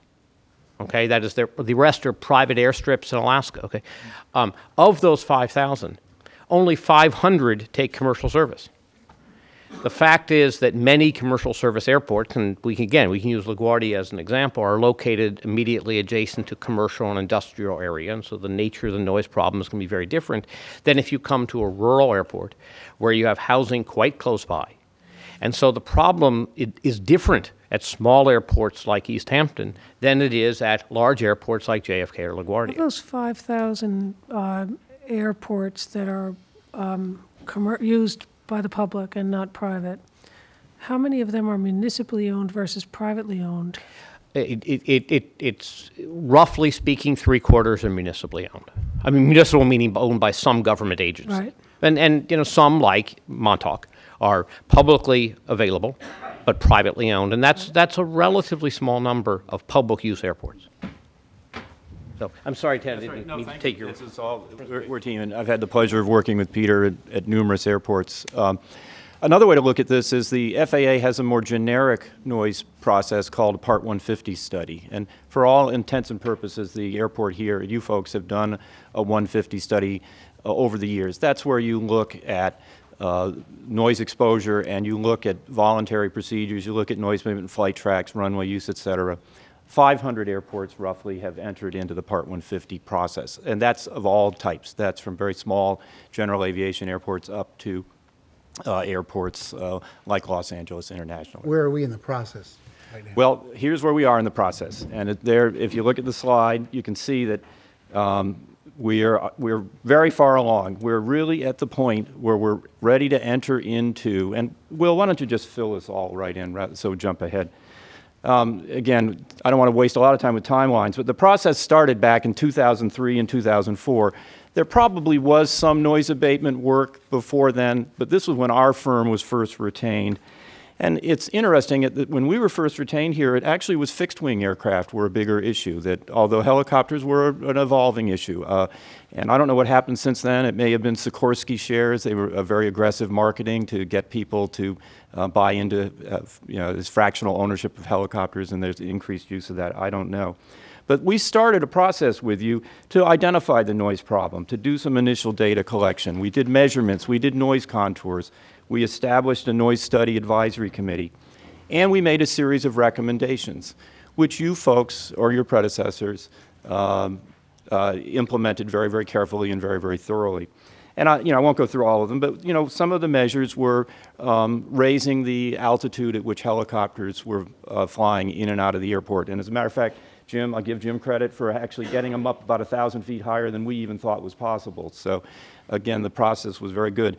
But all of these were voluntary. They were voluntary. This had nothing, okay. They are voluntary.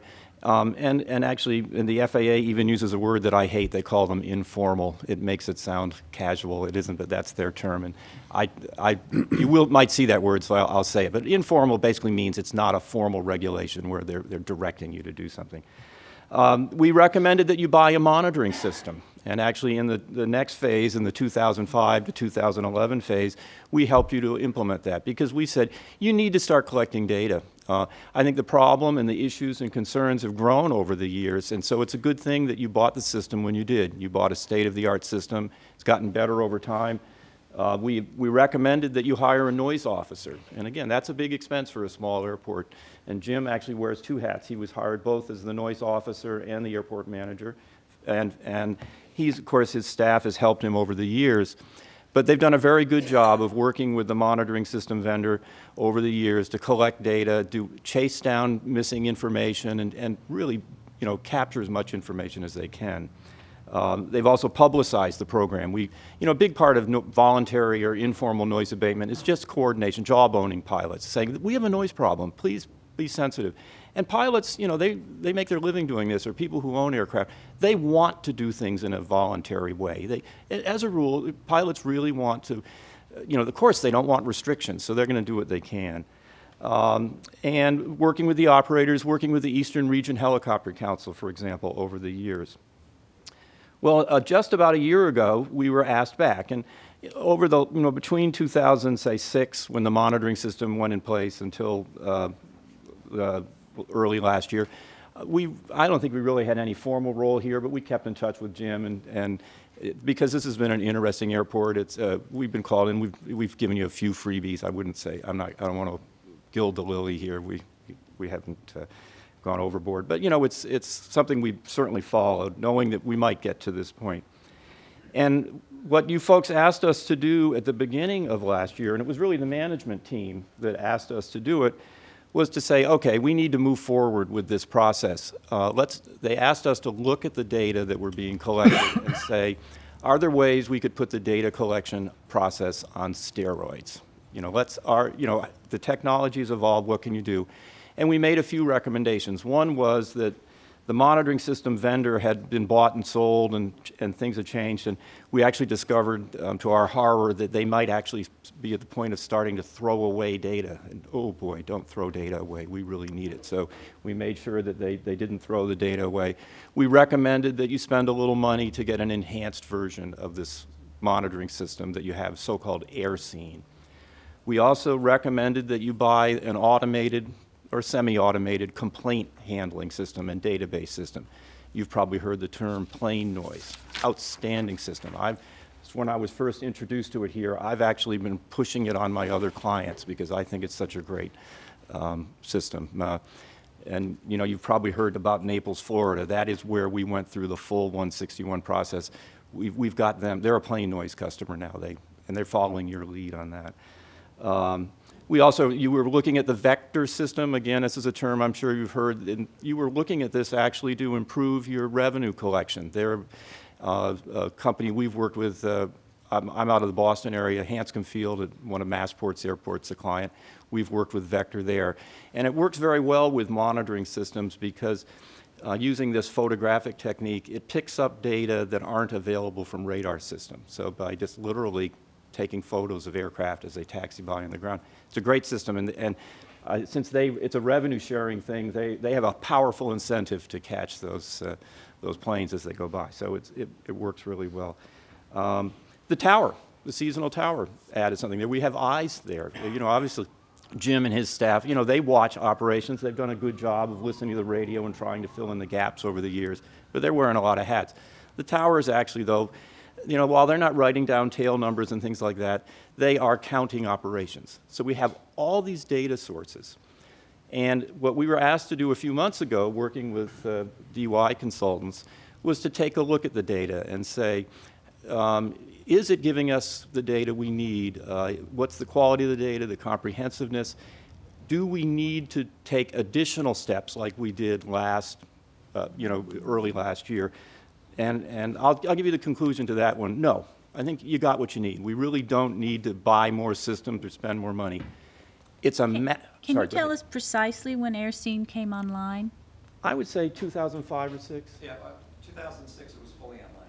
It took a while. It took almost a year to get up and running properly.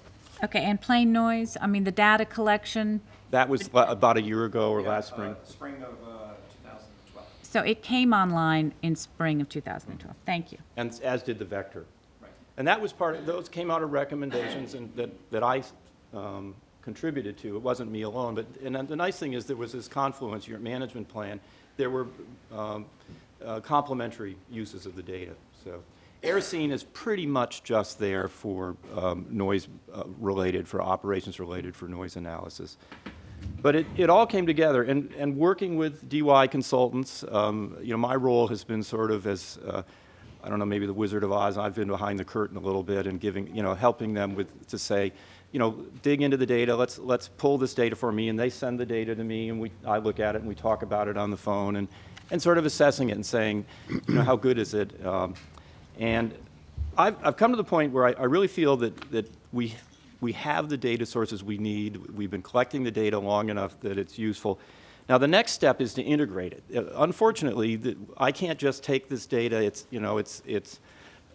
We have these disparate sources. We have to integrate them. Now, one of the things that the DY folks and we have determined, and that's very good news, is that there are linkages between the data. So one system has information on complaints, and we have another one that has flight tracks, and another one that has a specific aircraft type and owner. But we're comfortable that in almost every case we can link all those together, that there is either a tail number on the aircraft or a time or a flight track that we can integrate the data, correlate it. It's a lot of work. That's one of the next steps we have to undertake. But I'm comfortable that we can do a really good job of that. Actually, and as a side here, and Can I again, just ask you, sure. You said only one of the sources is only a year old, another one is 5 or 6 years old. And the complaint line, I don't know, I imagine That's about a year. Okay, so when you say you have to take all the data and merge it, are you merging 1 year's worth of data? I'm sorry. Clearly, you would only be able to merge 1 year because that's all you have of mergeable data. But yes, that's right. are you intending to present only 1 year's worth of data is probably a better way of saying that. No, we will go back farther than that. I think that, but you're absolutely right that this enhanced program with these multiple sources, we really have a year's worth of data. But I actually, have one more question. Sure. I'm sorry. Do you see this timeline? And I know it's intended to show a flow of information, but I'm wondering if the bar graph has anything to do with time. Because if it does, then that is 9 years, that red mark, and that means the rest of it must be 6 years. Are we looking at another oh no, 6 it's years of? excellent point. No, I'd say 18 months. Okay. If we get, go ahead, Peter's talked to you about the direction. And 18 months would be a pretty fast 161 process, but I will say that we've worked here long enough, and I think that the issues are well enough constrained. You've collected data, and also we've learned how to do these studies more efficiently. I can give some examples of more difficult projects that went even faster. So the 18 months is, I think, a realistic estimate. There are also, federal review periods. There's public comment and notice that slow things down a little bit. So what would be the outside, 18 months to? 2 years, I think. When you say 18 months to 2 years, is that, at what point in that process is there interchange with the FAA? Well, there would be. Is that at the 18-month point? No, the or is 18 months would really be ready to complete the legal steps to implement it. There would be FAA review before that. There would be a notice. Is that a month from now or a year Oh, no, from no, now? that would be about 3 months or 4 months, or maybe even 6 months, because there's a notice and review process. Partly it depends upon what kind of a restriction we pursue.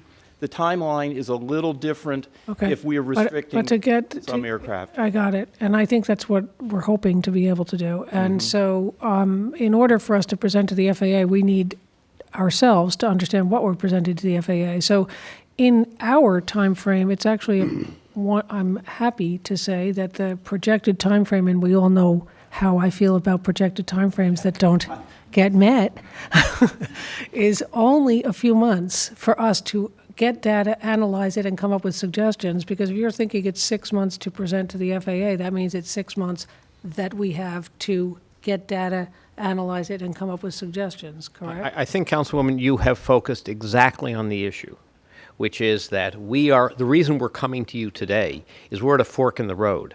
We need you to tell us to move forward quickly on an 18-month schedule or not, to pull back, to move forward slowly, because Ted has told you that we now know what data sources we have, and now we're ready in a very specific way. If you notice the next click on that chart, it is to refine the noise problem and define the proposed restriction.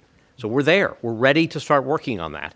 If the town board directs us to do so, what Ted says is it will take him 18 months to finish the rest of that process. Didn't we tell you to do No, that? So I'm not and- clear and- on why we're asking. I don't mean to contradict you, but there's an Go right important... ahead. Now that I've contradicted you, there's an important legal distinction here. All of you know what the problem is. And if I were to take a poll of the 5 of you, you'd probably agree, 99% of what the problem is. Legally, you haven't defined the problem, and let me explain why that is. For the FAA, we need to define the problem and the solution, and they need to match up. Now, we know there's a helicopter problem. We know there's a helicopter problem on Friday nights and so on. But in legal technical terms, the problem may be, for example, and this is where Ted's data becomes so important, it may be the altitude at which helicopters fly in bad weather on Friday nights. That's a much more refined problem, and that may be what we're trying to deal with. And the reason that's important is that, and I think I've said to you when I was back here in April, the broader the problem, the more difficult Ted's work is going to be. So if you say, I don't like any noise anywhere, he has a huge problem. He has a huge difficult task to justify a restriction. If you define the problem very precisely, his task is considerably easier, because then we can, with a scalpel rather than a meat axe, we can say, here's the problem and here's the solution. Well, I'm sorry, but one of the items you did not mention is weather. And actually, I was thinking about weather, and I thought, why isn't weather in there? Isn't weather one of your data points that you're going to... You're absolutely right, and running down the list, weather is one of the things that we've been collecting, and DUI folks have collected that. So and that's there are 4 items that you're going to be merging together to come up with your analysis? At least 4, and there are don't there are know airport records. It's the inventory is a little longer. I was talking about the major automated Major systems. I don't know how we can answer the question as to exactly what problem we're looking to attack unless you tell us what the parameters are. In other words, you have to give us what the data tells us, what tells you, so that we can then say, well, this is a problem, this isn't a problem, this is a problem, this isn't, whatever. And that really ties in with my question. You talked about the quality and comprehensiveness of the data collection. Yes. And you believe that that's adequate at this point? I do, and is it perfect? Would we have every bit of data we'd ever want? Of course not. No one ever does. So my next question is the data gathering complete? Or are we planning on continuing that through a full summer season? You should never stop. I think that until people stop complaining about noise, or you don't need to collect revenue from landing fees. I mean, you want to keep collecting the data. But to proceed with the study, we have the processes in place, and let's keep collecting it. Now, there may be other data as the study progresses that we want, but I want to talk a little bit about, the decision point here Peter's talked about is we're in a process here. What we're ready to move into, and you'll see the highlighted square on the right, says formal Part 161 study. And that's where we are starting into, this process leads to the actual, looking at the cookbook of exactly what Part 150 requires us to do. May I just You may, quickly sir. interject? In terms of looking at the interrelationship between the various components that Peter showed us this item here earlier on, I want to just sort of connect the dots a little bit. Okay. You told us that you're at a decision point, that you're looking for direction from the board, that you have the capacity now that we've purchased the data and gotten the data collected through these various contracts with Vector and our other contractors. What kind of cost are we looking at to complete a robust 161 process over the next 18 months? Ready to turn it over to the lawyers. In my experience, I'd say $1.5 million to $2 million. Now, we might not spend it all. There could be a decision point in there. But that, I think you've got to expect, given that again, there's a range of alternatives, and one of the first steps we'll take in that process is, as several of you have asked, is to really dig into the data, integrate it, and I think refine the issues. So is it during bad weather? Is it on the weekends mostly? There are different kinds of helicopters that we can characterize them by their relative noisiness. Many of the airports we've helped with 161 processes, you don't just stop, you might not stop everything. You might be able to say, it's these kinds of helicopters that are the issue. If I may, frankly, when you said that somebody said earlier that we're the poster child for helicopter noise, I think it was you, Mr. Kirsch. I think in and of itself, that statement points out how unique we are. And if the FAA looks to see, well, what is it that's troubling you? We're the poster child because we have this spit of land. We have all these houses. We have an airport stuck in the middle of it. We have these key times where the helicopters are incessant. And so for all those reasons, I hesitate, I don't know if I should say, but I think that we all, very globally speaking, or grossly in gross terminology as opposed to scapular terminology, probably will, I'm assuming that the data is going to show us that the problem is Friday and Sunday. And we've got to come up with limitations for Friday and Sunday. I think you're right. I think you're right. I think that, and Ted and I have separately and together worked on a lot of these studies, and sometimes defining the problem is actually quite difficult. I don't think that's the case here. That is, I think that we've got brackets around it. Ted has to do some refinement, but we know that, we know it's not commercial airlines. Phew. That would be a huge problem to deal with, okay? We don't think it's really fixed-wing aircraft. We're not positive, but we're pretty sure it's not fixed-wing aircraft, okay? Now we've narrowed it down even more. We're pretty sure it's helicopters. And we're pretty sure it's helicopters at certain days and certain times of day during certain times of the year. The more we refine that, and this is a really important point, the more we refine the problem, the better our chance of success is going forward. Somebody said talked before about an issue, and we talked about a cost-benefit analysis. So if you said for $2 million, you can restrict helicopter traffic on weekends to whatever degree. So, okay, that's fine. With $2 million, we may be able to restrict helicopter traffic.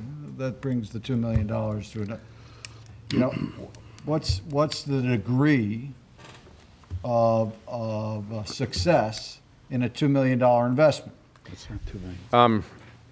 With $7 million? Well, You never want to ask a lawyer that because, Well, I do. because we're Yeah, really well, good at. Because you don't want to answer, it encourages me to ask it I again. appreciate that, and we're pretty good at waffling on that. But let me explain. Let me sort of give you a longer answer. There are a couple things that you need to keep in mind. Number one, the narrower the restriction, your greater chance of success. Okay. Number two, the better the work Ted does, as opposed to just throwing some data on the in a chart, the better your chance of success, and the better job he does, the less any litigant can challenge. Therefore, the less it's going to cost for lawyers. You need to understand. So it's when we do look at cost-benefit analysis, it's not just the costs of the study versus the benefit to the community. We also have to look at the impacts to this community of the people who are going to be affected by the restriction. So let me give you an example of very different cost-benefit analysis. If we were to close the airport from 5 p.m. on Friday until 9 a.m. on Monday, the cost to this town, the cost to the traveling public, would be very, very large. Okay?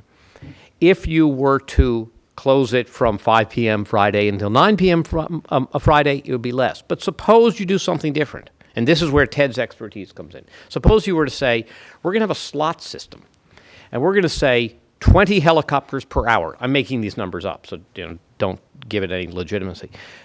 20 helicopters per hour on Friday nights and Sunday nights, okay? And suddenly your cost has gone way down. Your benefit has probably gone down also, but it may not have gone down equally. And that's the sweet spot we've got to find in order to tell you that we think we have a substantial chance of success. And so the reason I don't want to tell you now what the chance of success is you're going to have to make a policy call. If you come back and tell Ted after his analysis, I've seen the data, I want to close the airport, then I'll get up behind Ted and say, you just decided to do something that's going to be very hard, you're going to spend $2 million, and I don't think you'll succeed. On the other hand, if you look at Ted's data and say, we want to have a very refined set of restrictions that keep helicopters higher, that limit certain number of helicopters per hour, that say they have to use a particular track, on and on. It may be mind-bogglingly complex, but it may solve the problem. Then your chance of success has skyrocketed. And so I don't want to give you the answer until you've told us whether you're willing to, if you decide to go down this road. Is it at the end of the process, at the end of his analysis? or? No, it's not at the end of his analysis, because I don't want it could be, because the supervisor should say to me, "You mean I'm going to spend $2 million and then you'll tell me what my chance of success is?" No, that's not fair. What we do say is Ted's got to get through the next step of his analysis so he can come back to you and say, in my best professional judgment, I've looked at the data, I've heard what this town says, here is what I think is. What's the next step going to cost us? Well, if you wanted to break it up, I would say on the order of $500,000, and I haven't scoped it out, but it's a big step because it's a lot of data to integrate and we really have to analyze it. Can I just ask, is that money available in the airport budget? No. There's no way in the world that's a capital expense we could somehow get bonding for? I don't believe No. so. Well, we could talk about the financing of it. I wanted to get to the point of the total cost. In other words, if we were to go to a litigation, we would have the cost of your study, which is, $1.5 million, $2 million. And Mr. Kirsch, I'll direct this question to you. Assuming that airport users have interests that might conflict with the goals of HMMH's recommendations, we would require, we might be engaged in litigation. To what extent could we expect taxpayers to support? How much would it cost taxpayers to support litigation If associated with? If you get into litigation over a restriction, it will be expensive. I mean, millions. But let me ask you this direct question then. you tell us it's expensive. I'm trying to get you to tell me and the board an expectation of how expensive it could be, because I want to put you on the spot here. You're putting me on the spot for the following reason. Because when Ted says the Part 161 process is often successful, there may be measures that we can implement because the helicopter operators are cooperative with us. And I'm going to be careful here because I don't want to give litigation strategy in public. I don't know who's out here who might be a litigant.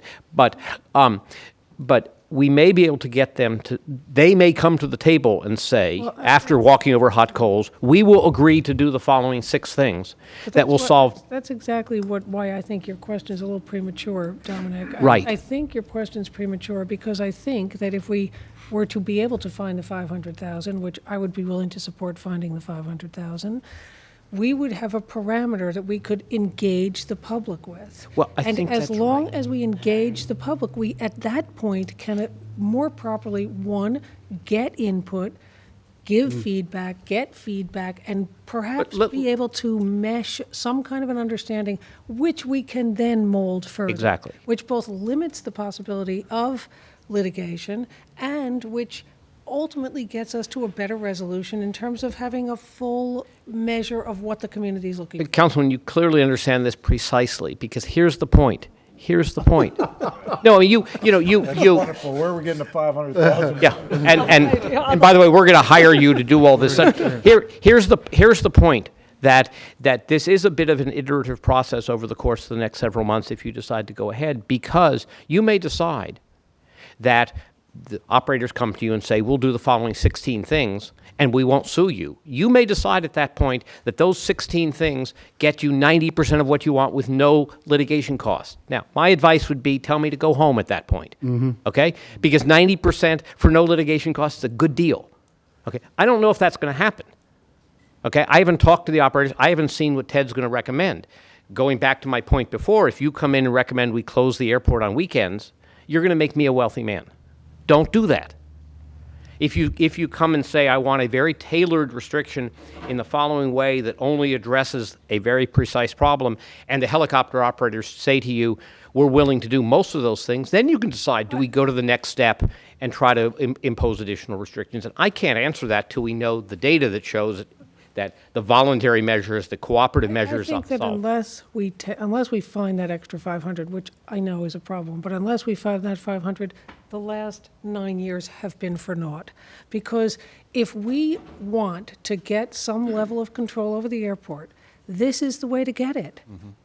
So in my mind, I mean, the other option is to not accept FAA funds, which to me is not a valuable option. So that's not viable to me. So the only, and this is an option that's viable. Yes, it costs 500,000, but 500,000, if we can get the noise relief to the constituents in this community and to ourselves as residents of this community, I think it's 500,000. I think if we ask the public, I think that they would be willing to expend that money to ensure, to see if there's a way that we can come up with a solution that is acceptable to the FAA, accepted to the usable, and acceptable to the constituents. I know, and we all know, that it's never going to be 100% acceptable to all of those people, but to get some level of acceptance. Well, Can I go just right add ahead. something here? Because I'm proud of the success that we've had, and as Peter said, we've worked with him several times with 161 processes.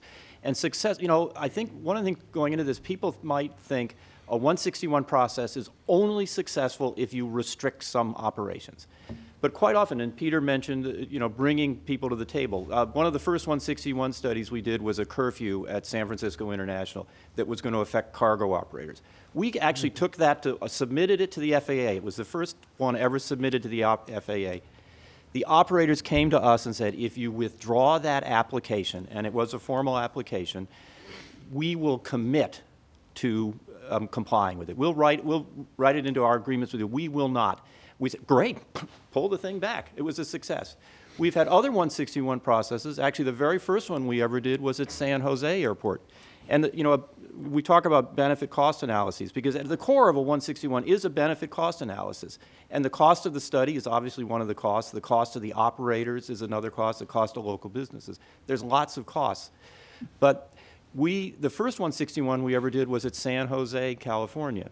And we did the benefit cost analysis, and we presented it to the community, and they had actually been in litigation with the airport, and there was a restraining order on some terminal improvements pending the results of this study. We presented it to whatever the board was. We said the benefits will be less than the costs, that you will not be able to defend this through the process. Everyone agreed. Even the folks in the community who'd sued said we realized that this is a non-starter because we had the information. So there's a lot of different ways of success. You know, looking at the $500,000, I think another good parallel would be the first one of these where we really worked together deeply, which was at Naples, Florida. And the first step there was we had first restricted stage 1 corporate jets. There are almost none of those flying in the United States today. You probably rarely see a stage 1 corporate, none. But at that time, they were a big issue. And 161 doesn't apply to those, so we just restricted those. And that was great, and we got a couple of years of relief. Then we started having problems with stage 2 jets. And much like you, they came to us and they said, well, should we have a curfew? Should we ban all jets? Should we ban them at certain times of day? And that's where we went to this next step. We said, let's look at the alternatives. And we looked at the data, and they didn't have the good quality data you have. But we said we recommend that you focus on a stage 2 ban. Curfew won't get it for you. It really won't address the issue. Banning all jets goes too far. And that's the only 161 that really has gone through the whole process. And even though it was only a stage 2 ban, we did have to get FAA approval because they were grant obligated. And what was the cost of that study? Well, for our work, including, and this was a long time ago, it was probably our work was maybe $500,000. Peter, what did the litigation, $5 million in litigation. Now. I'm sorry, can you just go back to the part where you said that because they were grant obligated, Yes. they had to get FAA approval? Well, versus and again, if they had not been grant obligated, would they have had to get FAA approval? Well, and here a little bit something I learned, a legal term I learned, safe harbor, when we were doing this study. 161 was very new. And again, this was really one of the first really complete processes. And since we were only restricting stage 2 aircraft, the regulation says you have to do the analysis and make it public. So it's like an EIS. You're making the information public. And you have to put out a notice and give people opportunity to comment. And then we submitted it. And we said, we've gone through the process. We've addressed these issues. And the FAA said, well, in very simple terms, said, we have the right to approve this. And we said, no, you don't. 161, you only approve a stage 3 restriction. They said, no, there's pre-existing law. And when you sign these grant assurances, you're basically obligating yourself, even for a stage 2 restriction. And Peter, correct me if I'm wrong, but what I had heard, that we thought that 161 was a safe harbor, which I understand it to mean that if you went through this process, that pre-existing law didn't apply. That's why Congress had FAA created. And we fought with the FAA for years over that. And we ultimately lost on that, but we ended up winning and being able to implement the restriction because we had demonstrated that the benefits exceeded the cost.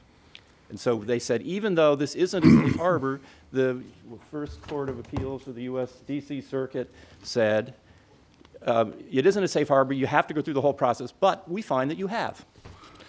I want to, this isn't directly related to what you said. I have to clarify something I said a minute ago.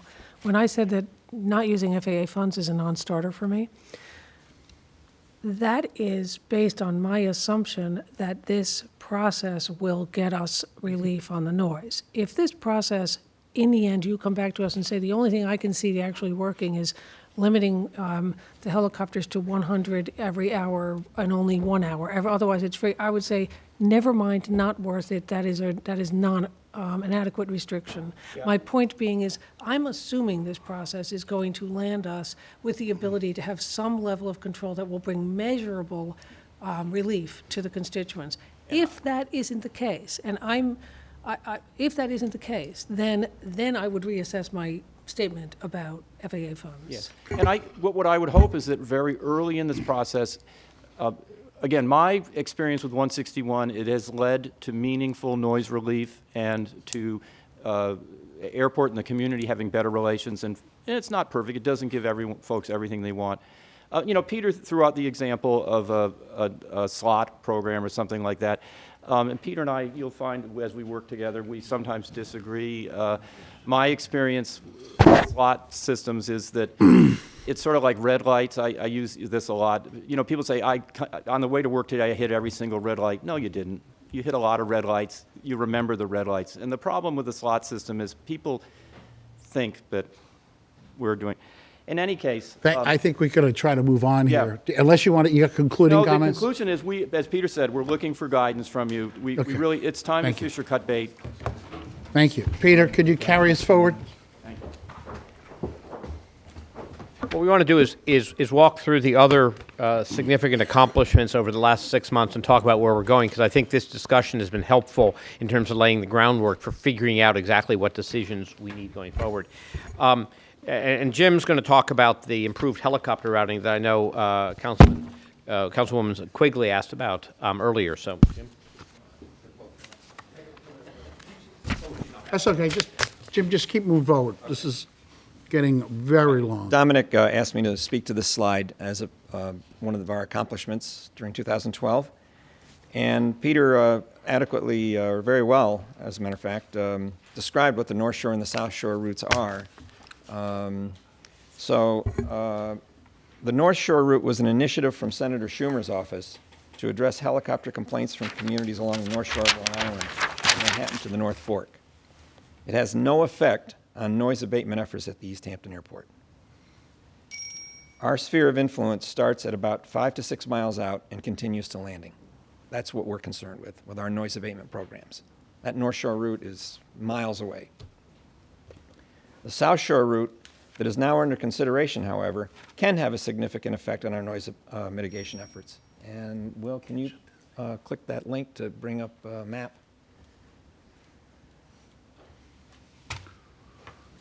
You want to get a little closer?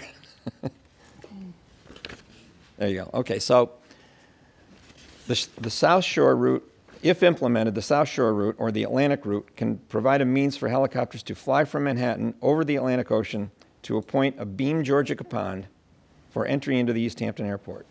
If flown precisely, it will affect very few homes by flying over water, then over the sand pit to a landing at the airport. Helicopters can then reverse that path for departure. So that's the North Shore and the South Shore route. You can go back, Will. Actually, go to the next link, because we're going to talk about the power line route.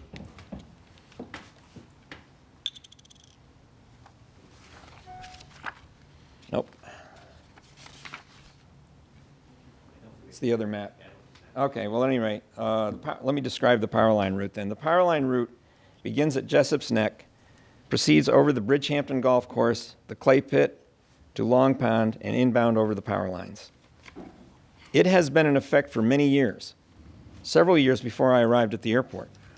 When I was hired in 2005, my mandate was to manage the airport and to manage noise mitigation. Putting on my hat as a noise abatement officer, I was concerned about the safety of the power line route in an uncontrolled environment. In collaboration with the Eastern Region Helicopter Council, which virtually all helicopter companies are a member of, and in compliance with Senator Schumer's initiative to have helicopters fly over water to the maximum extent practical, I established the Northwest Creek route. That route was flown as a departure route for 2 years and an arrival route for 2 years. Last year, during my annual meeting with the Eastern Region Helicopter Council, we came to the conclusion that the Northwest Creek route was a failed experiment and that we should go back to the power line route for all helicopter traffic arriving from the northwest. This decision was facilitated by the installation of the control tower. Because of the control tower, traffic could now arrive and depart on the same route with guidance from the control tower. The result was that hundreds of homes that were impacted by the Northwest Creek route, including North Haven and Shelter Island, were no longer impacted by helicopter noise. The decision was made in my office. It was made in collaboration with the Eastern Region Helicopter Council, the Tower Chief, and representatives of the local Pilots Association. Dominic Stanzione was present at that meeting as a representative of the town board. He deferred to our professional opinion on the matter. Thank you. Jimmy. Yes, sir. That was admirable of you to fall on a sword. But besides that, for this great improved helicopter routing, we have gotten roasted by everybody that lives west of our town borders or north of our town borders, by assemblymen, by state senators. I understand. Just totally ripped because of what was perceived to be insensitive routing that affected the majority of people outside of our borders and few inside of our borders. So what I limited learned in my short career here is that improvement is relative. Wasn't improved on my desk. So I don't, and it's nice of you to fall on a sword and say you made the decision. I did. I'm not sure if that is adequate when you think about it, because the board should have been involved in that. I mean, because it is a subject that should have involved some board, at least concurrence of your decision, a board review of that decision. The board wasn't, and not that we would have changed or recommended anything different. The fact is that it did not involve the board, and the fact is that it was a disparate treatment of the people on the ground because, yeah, we got great relief. But our people on our western side and the northern side will not be as appreciative of that route. Well, Well, I think it's clear that helicopter traffic, no matter where it's routed, is very disruptive to anybody who experiences it.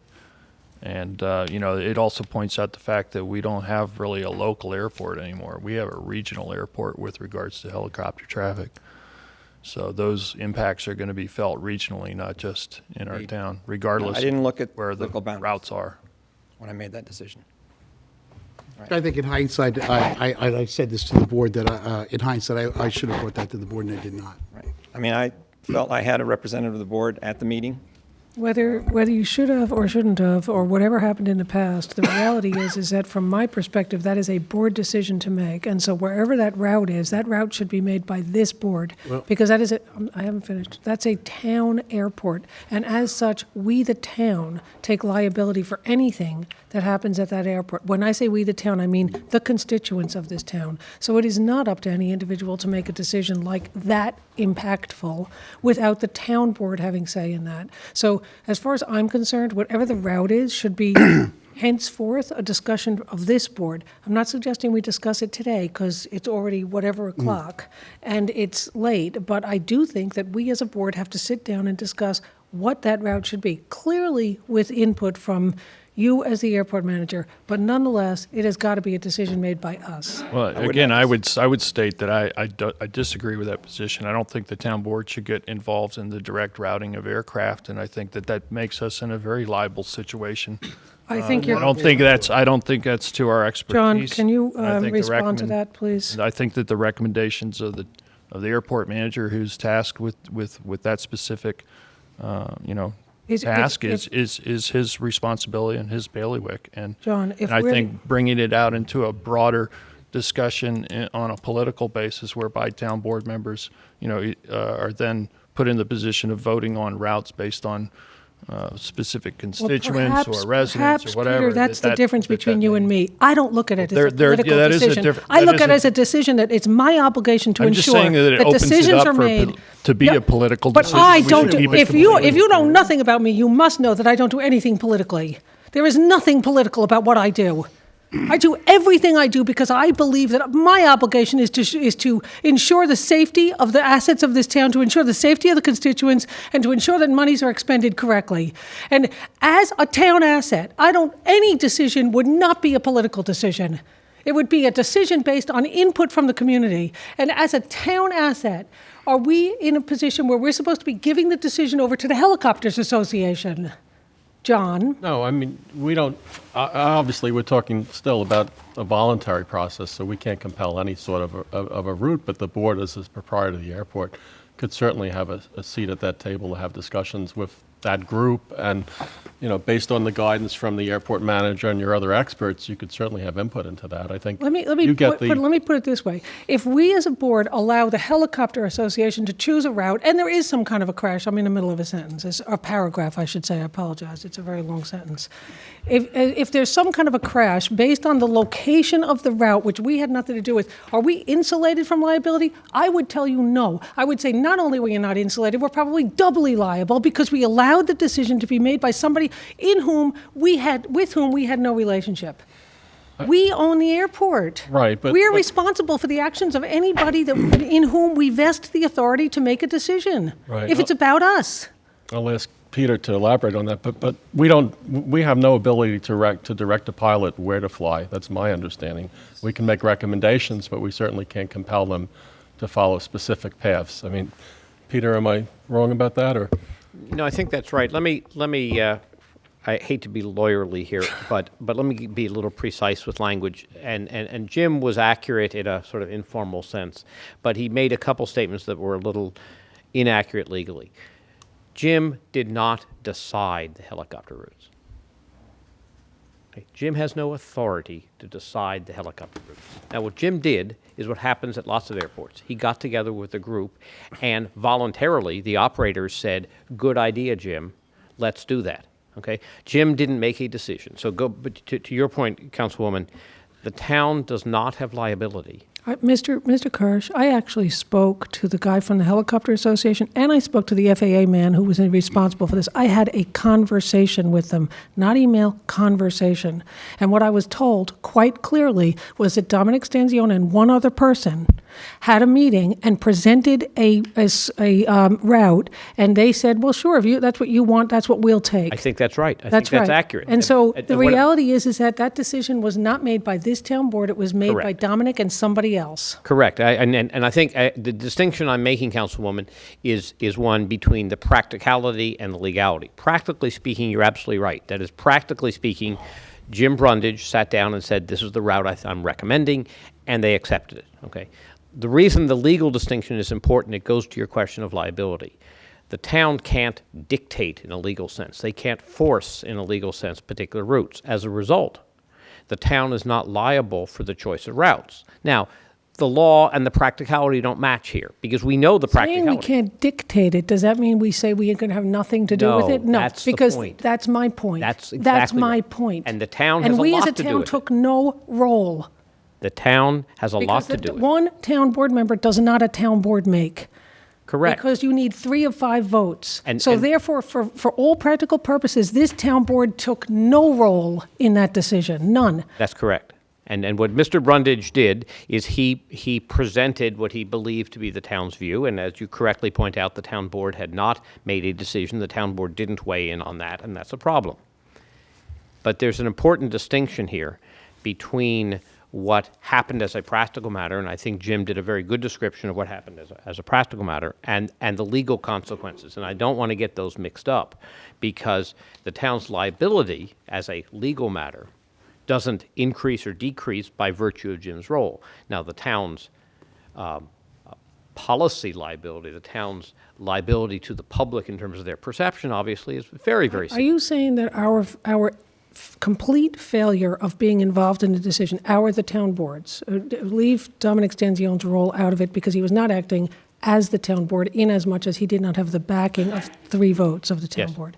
So the town board's absolute failure to be involved in the routing of aircraft leaves us completely unassailable from a liability perspective? That this may be surprising, but the answer is yes. I find that... The reason is very... If I were on the other team, I'd argue it. Oh, here's the principle on liability, because there is a bright line. The town is responsible for what happens on the ground at the airport. Once an aircraft, like a helicopter, takes off, the responsibility is shared between the helicopter operator and the FAA.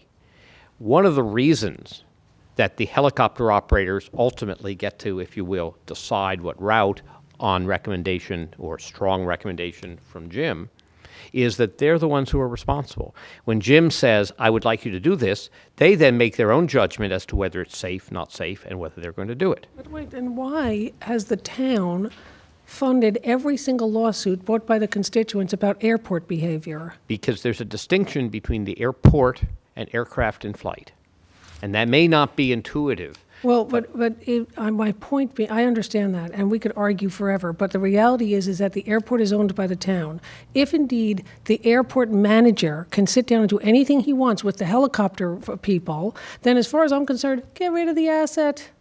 Because what do we have it for? We sit here taking the complaints, valid complaints by the constituents, and we sit here and can't do a thing, not one blessed thing. Well, and I think your point goes directly to what Mr. Baldwin was talking about, and frankly what Mr. Van Scoyoc talked about, which is that in some communities, it is possible to shift the noise over an area where there isn't any residential, where there is not noise sensitivity. One of the things that we learned the hard way was that there are two different routes you could use coming into this airport. One of them affects, to be perfectly blunt about it, one affects residents of East Hampton more, and the other affects residents of Southampton more. Neither of them is without substantial impact. Yeah, but I think it's our airport. Well, So that's that's the question for community you. obligation to your neighbors. That's the question. Owning an for you. airport. And I will tell you, I have clients who will say, perhaps in not very courteous language, I don't care about my neighbor. Yeah, we have and that. there are I We have have that every airports day here. I have airports who say, I care a lot about my neighbor, and I'm not going to put my mess, my noise on them. And there are others who say, I mean, I'm not quoting you, just be clear here. I have clients who say, they don't vote for me, they don't pay my taxes, they don't pay taxes to my community, I don't care. That's why we can't make that call. Okay, but here's That's why I your have call. a real trouble with what you're telling me. What you're really saying is that from here on in, we, the town board, should not make any decisions about the airport, because if we let somebody like Dominic run over and make a decision, just make a decision, then we didn't do anything. And let Jim take all the phone calls, let Jim take all the lawsuits, and let Dominic and Jim together, or I apologize, Dominic, but in this particular case, it happened to have been you. But because as far as I'm concerned, if what you're saying is accurate, then every phone call, every email, every complaint isn't directed to us because we had nothing to do with it. Make it Mr. Brundridge and let Mr. Brundridge take the heat, and then maybe he won't make those decisions. No, we take the heat. We take it. It's actually a fair point, and one of the reasons that we're coming back to you today, and one of the reasons that Ted Baldwin, if you decide to direct him to move forward, will come back to you after the first stage. Well, I'm changing my mind. I don't really want to spend any money because if I have no control over it, I want to spend no money. Well, let Mr. Brundridge handle it with his airport budget. Look, I mean, you may be speaking, hyperbolically, but the fact is that there are many communities who make that decision. We have nothing to do The with reason I brought this up several months ago, saying sell the damn airport, is if I don't have any liability, what the hell am I involved in this thing for? I'm not making the decisions. And I think I think the point is that as a town board that we do have an ability to affect the outcome moving forward on people, and that we should make every effort. Oh, no, because then if we do that, we'll be being political, I thought. I think that's called public service. God, that's what my argument was. You said that we shouldn't be involved because it's turning it into politics. No, I said I don't understand it's what about you're saying. designing a specific route, and I'll give you a very good example. I'm not saying anybody on this board would do this, but you could have an impact over where aircraft would fly, and that might impact you, or you might impact your friends, and you might be pressured, or some person may Peter, I understand act what based on political that. is. So I get that. I'm not. So I think that portion of it should be out of the realm of the town board. Also, we're going to parse out what we're involved in. Every one of our decisions has those impacts, Peter. No matter what we do. Okay, My so- point is if indeed this has nothing to do with us, then quite frankly, I don't want to have anything to do with it. I'm only doing it because I thought we were the ones who were taking on the burden of handling this situation. If it's not us, then you handle it. That may be a decision that the town board would like to have, and that's fine, whatever the town board wants. is fine with me, but I just want to let you know where I was coming from in this process. I was mandated with noise abatement officer and running the airport. My job description is airport director will assure safe and efficient air and ground traffic activities. The airport director will respond to issues including noise, traffic, and other civic concerns. And the airport director will act with considerable independence in planning and carrying out the details of the work under the general direction of the town board. So I had the town board in the room. I don't know what communications Dominic had with the town board. You had He had a member. You had a Right. liaison Right. So in the room. Did If- you ever ask whether there was town board approval? You just assumed because he said yes? I would think he- he mentioned the independence from, and that Right. that's, So I just want you to know that's where, you know, why I acted the way I did. It wasn't because I was trying to, you know, disrespect the town board or anything like that. If the town board wants to make a change to that direction, I'm happy with it. We are not having, an issue with you, Jim. No, I know. I Make just this wanted to know. perfectly I clear. didn't make, you know, I mean, make perfectly clear, this goes back. We had an issue with Dominic making a decision. Well- That's nothing new. I mean, this isn't the first time we've introduced this. And if what are you reading from? Are you reading from the town law? What are you reading from when you just said your job duties? Where were you reading from?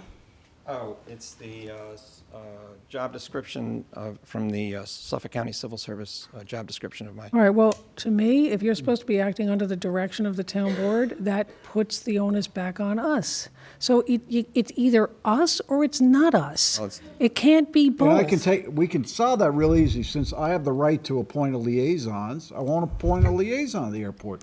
The airport will report to the entire board. That's real simple. It's fine. But that's not the way it's been. If that's a change, that's fine with me. Give me a second.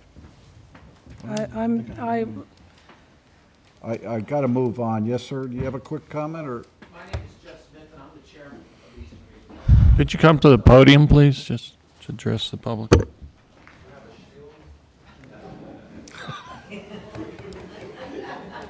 I'm already on your Hall of Shame, and I got a couple stars. So, first of all, I was that person in that meeting about the routes, and some clarifications on how the council and the operators use it. You have to understand that the airspace is owned by the FAA. You own the airport. You own the ground operation at the airport, but the airspace is owned by the FAA, and we are governed and regulated by the FAA. So when you are talking about these routes, and be honestly, I don't care who makes the routes. They're voluntary routes that come from a noise abatement program from the airport. Now, if the town board wants to approve that plan, not my business. That's your all's business. What we do is take that route structure, that noise abatement plan, and look at it and make sure that it falls, that we can fall under all the regulatory guidance from the FAA. And then we pass that to our members, and our members start to fly it. It's not and I don't mean any disrespect by that, but it's a voluntary agreement, and you can take ownership or not take ownership. But I will tell you from my experience as being the chair for the last 5 years in this very heated conversation about my industry, is usually it's very difficult for an elected body to jump into the weeds and decide whose house you're going to fly over and whose house you're not. Because in all honesty, if you look at the power line route as opposed to the way we used to do things, the actual, and I don't have any boundaries, any elected boundaries, but if you look at the footprint of where aircraft are flying, the power line route that we changed over in the summer has less impact over households than the other two routes. You just look at the landscape. If you had Google Maps up, I'd show you. Because once we get to Long Pond, and we are 2,500 feet till you get to Long Pond. After that, it's Pine Barrens, the Mainstone Gun Club, and then the approach right into the numbers of the runway 16. I'll be honest with you. And that's probably where we've always had a problem, is trying to explain on how the helicopter operation works, and that's exactly how it works. But if you look at the topography and the built-up areas around your airport, that's exactly why the power line route, which we used, I've been flying this for 17 years. The power line route was it until, like Jim said, until Jim got here and he changed it. And I understand why, because the tower wasn't there. But that was the way we always done it. And right now, we're in the process of going through, because one of the questions was the numbers. Why is it worse now than it was before? I think we have to figure that problem out also, because I've flown for the same companies for the last 17 years, and they're flying the same amount of operations and the same amount of people. So I'm not really sure how that happens. The issue, Jeff, is the fact that this board did not participate in a conversation about that route, the impacts, the positives, the negatives, before that route was chosen. That's the issue. We may have come out with that decision to say that's the route we're going to take, but we never had a discussion on the change, on who the change impacts, who the change does not impact, as I said, the positives and negatives and the potential outcomes. And I know you are tired of talking about the airport, but just a couple of clarifications, especially about the southern route. The southern route is very important because there's a lot of confusion. There's two southern routes. One that has to do with traffic that are allowed to fly in the clouds, and we want that southern route. We've asked for it for years, and that's the route that's getting pushed back from the FAA agency, the TRACON, which runs the New York approach area, because our medium twins, the ones that actually have the loudest noise signatures, and correct me if I'm wrong, our medium twins, which have the loudest noise signatures on weather that is unable for us to make those 2,500 feet. What we want to do is get on the Atlantic Ocean and fly in the clouds all the way down over the VZ and make an approach in. That is one southern route. The other southern route, what you're talking about, is similar to what the North Shore route is, and you're going to have the same problems the North Shore route has. It has very little impact on what you're trying to achieve. Because if you see how the North Shore route is written, it says you must fly along the North Shore. I've since asked, as I did at the Brookhaven meeting, I told them there's a lot of ambiguity. I wrote a letter and I got the response back, and all the response was had more ambiguity than the last one. It says, you can fly the North Shore route. I said, well, where is that? Well, as long as you're flying on the North Shore. Most of my traffic now is back in the middle of the island, South Shore. It's spread out. So not everybody is on the North Shore any longer. There's a lot of misconception on how things are moving, but I just want to make sure you know that there's two different southern routes, and neither one of them are even close to being finalized. Neither one. All right, thanks, Jeff. I'm going to ask Peter to keep moving us along. The board has been very generous with their time this morning, but let me see if I can get through a couple other topics that relate to this, because I think it's important to bring these all together. I want to talk about money here for a moment. We've been having a continuing dialogue with the FAA over the last several months about funding for the perimeter fence. To be perfectly blunt about it, the fence is something that is absolutely critical in our view for safety and security and for liability issues. You know there's a deer problem, you know there's a wildlife problem, and getting that fence built is very important. As the slide shows, the design cost, which is what we've applied to the FAA for grant funding, is $80,000, and the construction cost is roughly $575,000. The FAA has asked for an additional resolution from the town confirming that if they give the money for the design of the fence, that the town indeed intends to build the fence. And this is not normally required by the FAA, but they've asked for it in this instance, and that's what they're waiting for in order to give us money. If I can go to the just very quickly into what our ongoing efforts are, because we've already talked about noise issues, but I want to mention a couple other topics to make sure that you have a sense of the other issues that are going on. And Dennis, do you want to talk about the 2013 seasonal tower, because we finished the first season of the tower, and Dennis can talk about the process now for getting a permanent tower. Thank you, Peter. So yes, 2012 we were successful in getting the FAA approval for putting a temporary mobile air traffic control tower. That was what it was titled.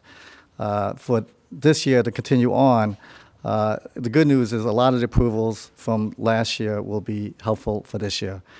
Things like getting the airspace approvals, things like getting the shout line in place, things of that sort. Getting all the shout line gives the tower direct access, to the FAA directly with sort of a private line of its own. So that was put in place. There was a lot of approvals with the FAA. So it was sort of a little bit of a Herculean effort getting the FAA working with East Hampton to get that approval. And they did it, and it was a nice collaboration between them.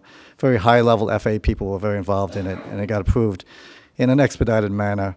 To move forward this year, they had requested that we submit an approval based upon calling it a seasonal air traffic control tower, so we wouldn't have to go back for approval again next So it year. would no longer be temporary. It would no longer be temporary. It would be a seasonal air traffic control tower. And the two items that they require is that they're looking for an environmental, to go through the NEPA process again, the environmental review on it. And then secondly is to update the airport layout plan to reflect this as a seasonal control tower. So that's where we are in the process right now. We're moving forward with it. We're targeting to get it up and running, get the approvals administratively in place for you so that you could have it up this season again, May 1st. A quick question, Jim. We're using September 30 as an end date on the tower operations. We were using October 31st last year. I just wanted to point out that that is in part based on traffic. It's traffic driven as well as financial. It costs us about.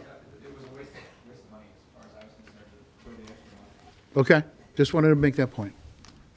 I just had a question about the tower in terms of impacts of having a seasonal tower. Has there been a full review of what those impacts are? I mean, sometimes I know there are unintended consequences. One of the aspects of having a seasonal tower put into place was that it would have an impact on noise mitigation. And I was wondering if somebody could address that, and also the impacts on the amount of traffic and the type of traffic, because one of the things that I've come to understand, or at least anecdotally, is that there have been more large jets coming in due to the requirement of many corporations that an airport have a tower in place in order to land. That's as policy. I was wondering if somebody could address that. And do the numbers bear that out, Jim? Sorry? Do the numbers? No. If we build it, they will come. No, that's not the concept. And again, when was the tower put online this year? It was June 29th was the first day in 2012. We have had more of the largest corporate jet that we get at the airport is a Gulfstream 5. Right. We have had Gulfstream 5s arriving at the airport since I've been there, and probably years before, since it was built. We have not had an increase in that type of aircraft in 2012 over 2011 when there was no tower. So there's no evidence to say that because we have a tower, we have larger jets coming in. That's not a correlation. What was the other question? You had something about? Well, I was wondering. The effect Noise of the tower. mitigation. Yeah. There are some subtle noise mitigation results from the tower that are hard to, maybe for a layperson to understand, but it has to do with we get low ceilings here from fog off the ocean. Before we had a tower, we had some bad actors that would duck below the clouds. Some, not too many helicopters, but some seaplanes. Well, helicopters really weren't illegal to do that because they don't have a minimum altitude, but seaplanes would have some funny procedures. I don't want to accuse anybody of anything, but those kinds of things that caused low-flying aircraft over homes was eliminated with the control tower. So from that standpoint, there was a noise benefit. As far as the main benefit of the tower, which was safety and the operation of the tower, I had pilots that were skeptical when we were putting it in. Maybe 20% of the pilots came to me and said, I don't know if this is really going to work. By the end of the season, every single pilot came to me and said, boy, I don't know how we ever did without this. I really like it, and it really helps the operation. It's the safety and... Right. I don't think there was any doubt in anybody's mind that having a tower from safety standpoint would be advantageous. I'll just add just a little to that. In our preliminary meetings with the FAA and the process that we're going through for the FAA approval, they have also reiterated that the purpose of the tower was safety related, not for noise mitigation. But they are asking us to go ahead and do a noise analysis as part of this process. So we're going to go ahead and do that. But they don't have any reason. The other question about the traffic and I guess we've been working with Ted, and we've taken some of that data. We've been correlating it together. Initially, it doesn't appear that the tower has any effect on traffic. There was higher points and lower points before the tower, and it just varies. I don't have a lot of information on the type of traffic yet. Leo, is there anything else that we should add to? Right now, it's just too preliminary, but right now, we can tell you that the volume of operations, we can't really tell if the tower had any effect on that. Peter? Let me talk about a couple financial issues about our ongoing efforts. As you know, the objective is to continue to maintain the self-sufficiency of the airport and maintain an operating surplus if necessary, if possible, for capital needs. The surplus that the airport has been generating is not, however, enough to fund both the air traffic control tower and the capital needs of the airport, even with federal grants, which the town is now entitled to receive $150,000 a year from the federal government if the town goes through the grant application process. As a result, we are looking at revising some of the airport landing and other fees to make sure that the airport continues to be self-sufficient and continues to generate the kind of surplus that's needed for projects like the tower. And we've listed here a number of the projects that need immediate funding, either out of surplus or out of federal funding. The final topic has to do with management of the airport. If we can go to the next slide, we just want to emphasize that a major piece of this overall effort is to enhance the airport management authority to make sure that the day-to-day operations of the airport are handled by professional managers. That is, that revenue enhancement is the responsibility of the airport director. We're looking at an issue that we'll come back to the board on, the potential privatization of the fuel farm in order to generate more revenue. We're also looking at a plan for generating parking revenue, and we'll come back to the board with that as well. I mentioned the issue of landing fees and increasing landing fees.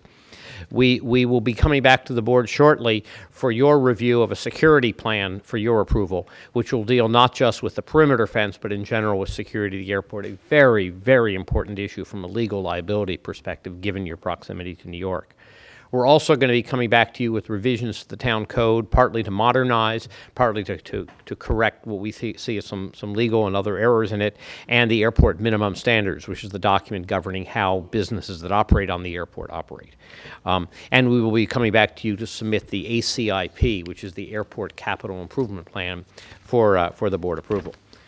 So just very briefly, the next steps, what we're doing next and what we're going to look to the town next is at the staff and consultant level, we're going to continue to support the South Shore helicopter route and continue to push aggressively for that.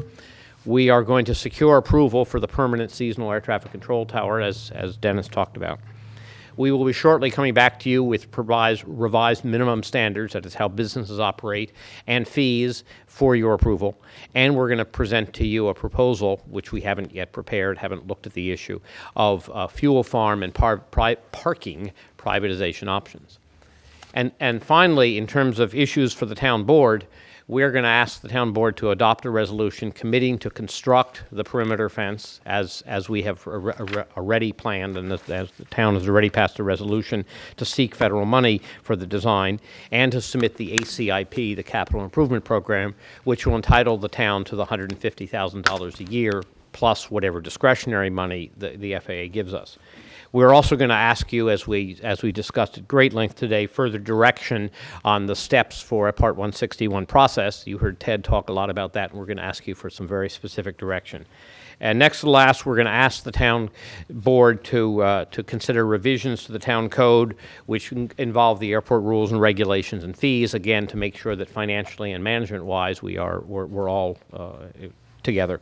And finally, we're going to come back to you with the security plan and ask you to consider and approve that.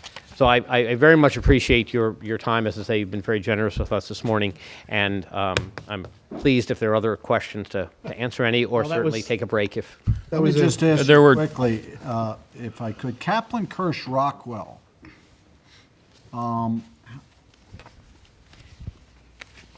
would you just tell me how much of your business is in the legal side versus the consulting side? 100% legal. 100% legal. Yes. So that's why I got confused when you were in to make recommendations on on potential changes to landing fees or whatever. I apologize if I gave you that impression. When I said we, I meant the consultant team. My firm is not involved in the assessment of land So fees. It's a team. The collective. The collective we, and I Okay. should have made that clear. I apologize. I just didn't know how we got there. Okay, thank you. I wonder if you could just address, you mentioned next steps, and one of the things that you're saying the town board needs to deal with is to adopt a resolution committing to the construction of a perimeter fence and to submit the airport.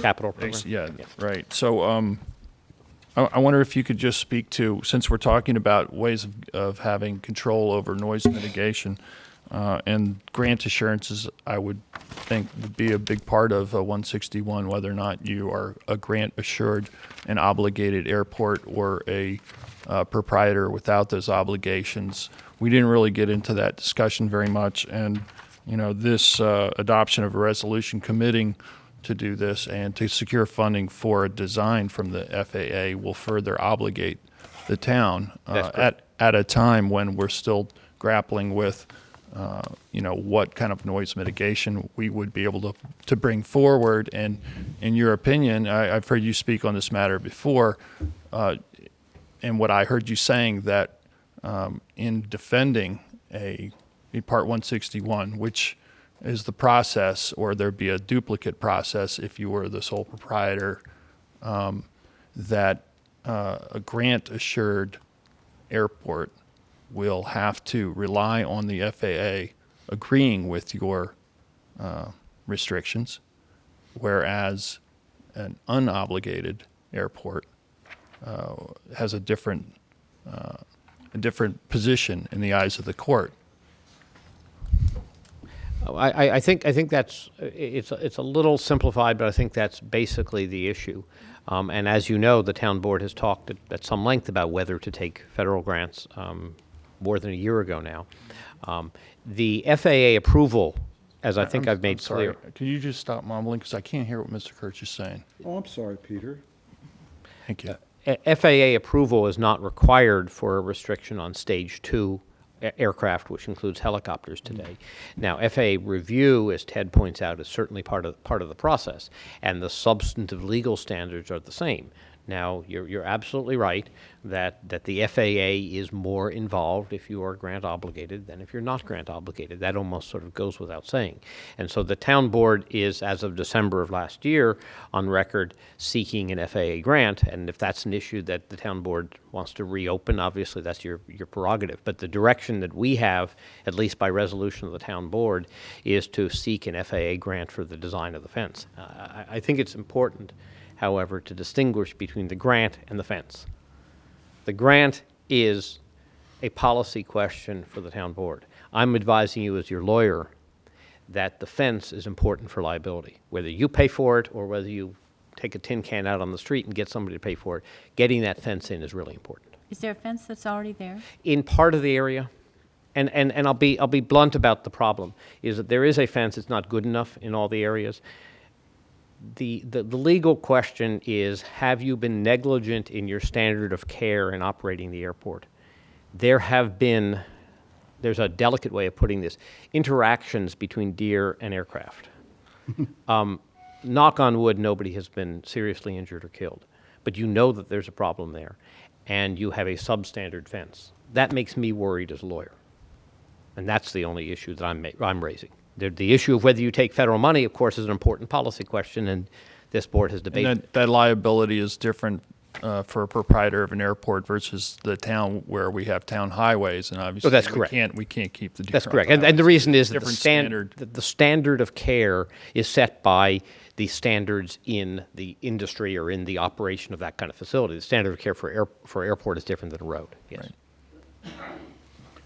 Thank you, Peter, very much. Thank you all. Thank you. Do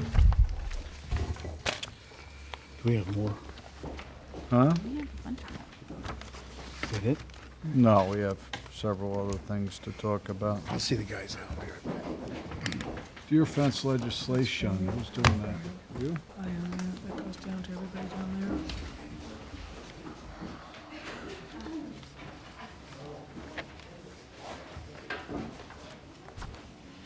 Thank you. Oh, I have a copy.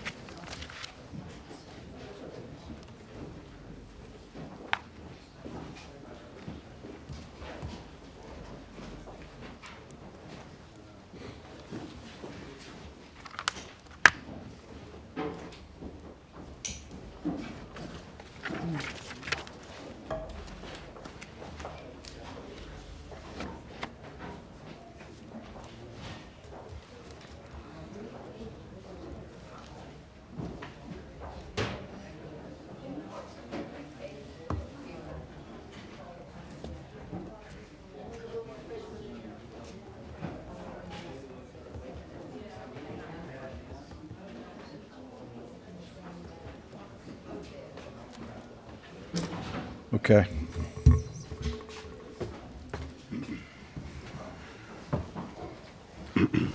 Sir.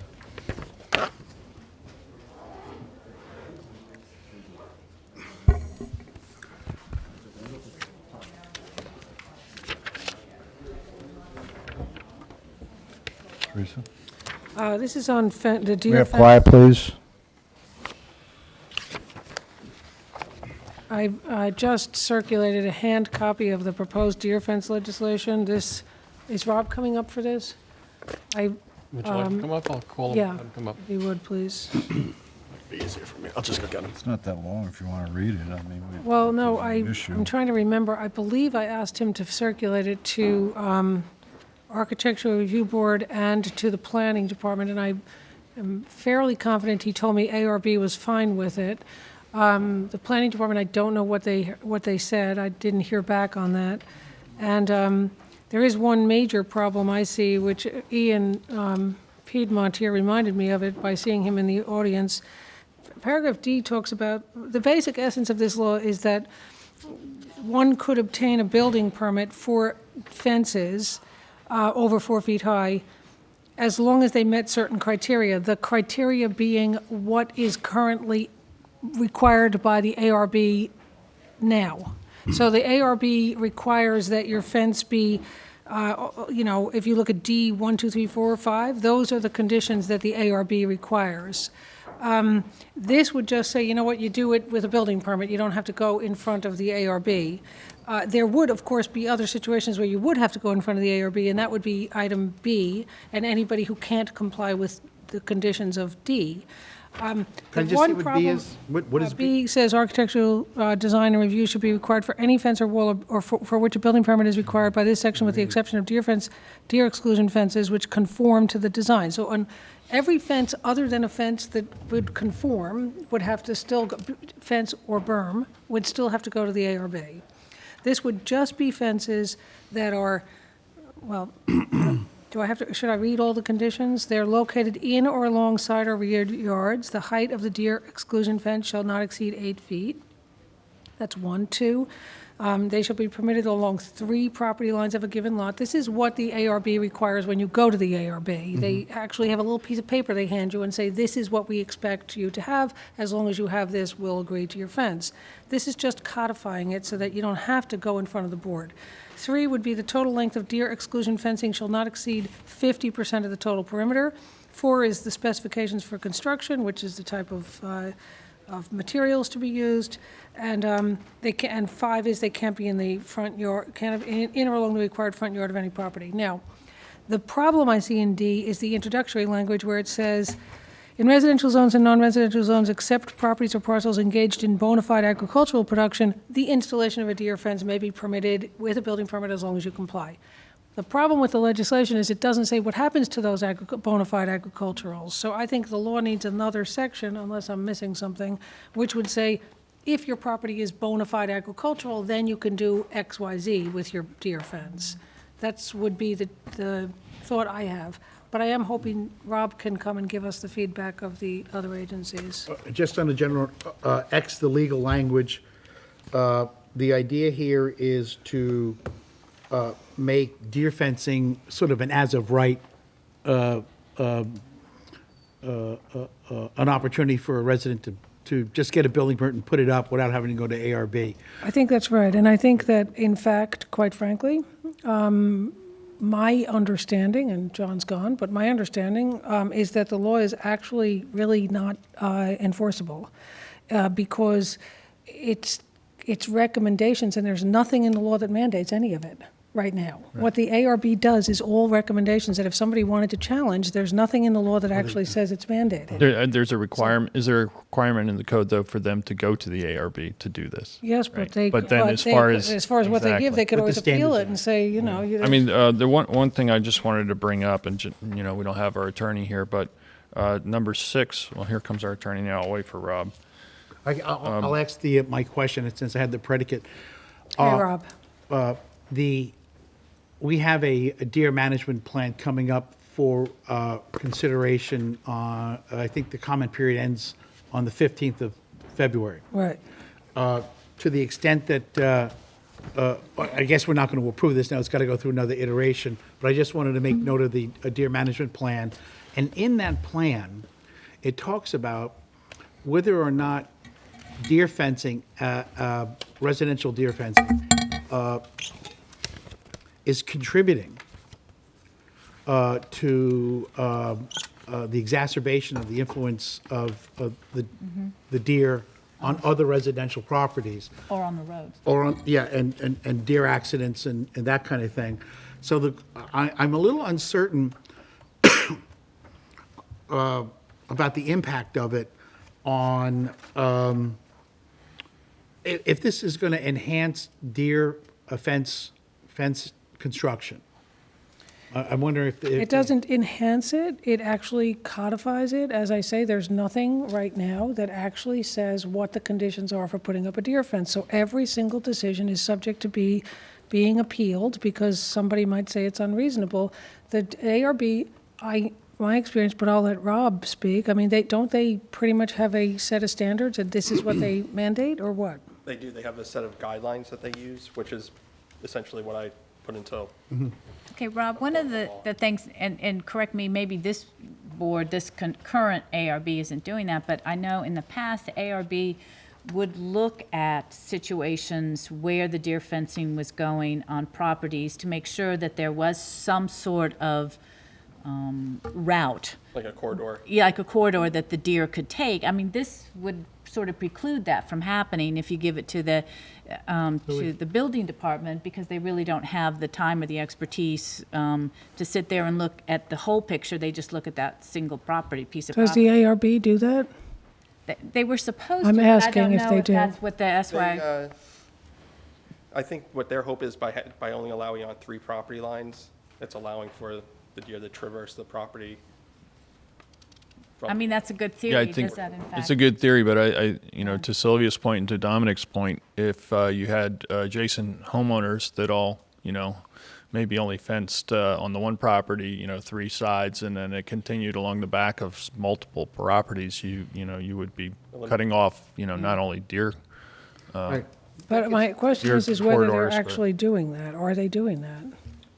Are they looking at other surveys, the adjacent parcels, to see the No. fence? Right, so I'm what just we're saying doing that- is, rather than making it easier, we're going to make it harder. So there's 2 parts to this. One is relieving the ARB. One part could be seen as relieving the ARB of the tedious task of having to review these things, subject to guidelines, and enshrining those guidelines in town code, and giving that responsibility to the building department, which is one decision. And the other decision itself is how we feel about deer fences But themselves. the flavor of your latter issue is, do we want to be more restrictive on deer fencing? Yeah.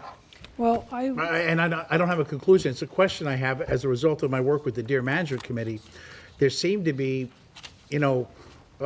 obviously, if I have a deer fence, I can excommunicate myself from the deer issue as it affects my own residents. Leaving those who don't have a deer fence to deal with the balance. And so there's an issue of equity, and I haven't really figured out how to deal Let me with say it. this, the deer management plan, I just looked at it. All it says is we should look at the question. It doesn't Right. have any recommendations. That's why So let me- I'm raising the question. That Okay, so it doesn't have any recommendations. The reason I proposed this law was manifold. One, the ARB asked for it. Two, constituents should have an easier route to understand what the law is, as opposed to what, somebody's I mean, if it's an easily ascertainable issue, just make sure that's applied in each circumstance. And three, if indeed the issue is what should we do about deer fence, there's no better way than to make a proposal to get the feedback from the community, because if the deer management plan says, let's deal with deer fence, and that's all it says, I mean, it says, I just read it, it says it's a very difficult question, because on the one hand, you have illegal and legal fences that are proliferating, and on the other hand, you have deer, but it's a hard question, but maybe we should look at it. That's what it says. So adopting that isn't adopting anything. It's adopting saying, let's look at it. So if we come up with a proposal, at least we'll have the benefit of the public input to give the feedback as to whether we should say, no deer fences, leave the process the way it is, or have an easier route that is more, Or only agricultural deer fences. Or well, there you go. And that's the one change that I see. I don't actually see a provision addressing agricultural deer fence, other than the fact that they're excluded from Section D. Right. I think it needs a... that yet, so. Yeah, well, So maybe... I had a couple questions, legal questions, and one of them is, there's a list of specifications for construction of the deer fence. And, I wondered, since there are so many deer fences already installed, those that don't meet this criteria, will they now have to comply? Or they be grandfathered in? And how would you know? Because one of the, they have to be, Well, they should have permits now. Yeah, They should and have that's a good permits, so point. if How they're do you- legal. ARB. No, you could ensure it by saying that the assumption is it's not grandfathered unless they can come in with some kind of documentation to demonstrate it. Right. There's documentation, there's photographs, there's anything that you could actually. So, and then the actual construction of it has to be black, high tensile coated metal wire with 5x7. These are all ARB I mean, requirements. because, there's a lot of different types of fencing out there.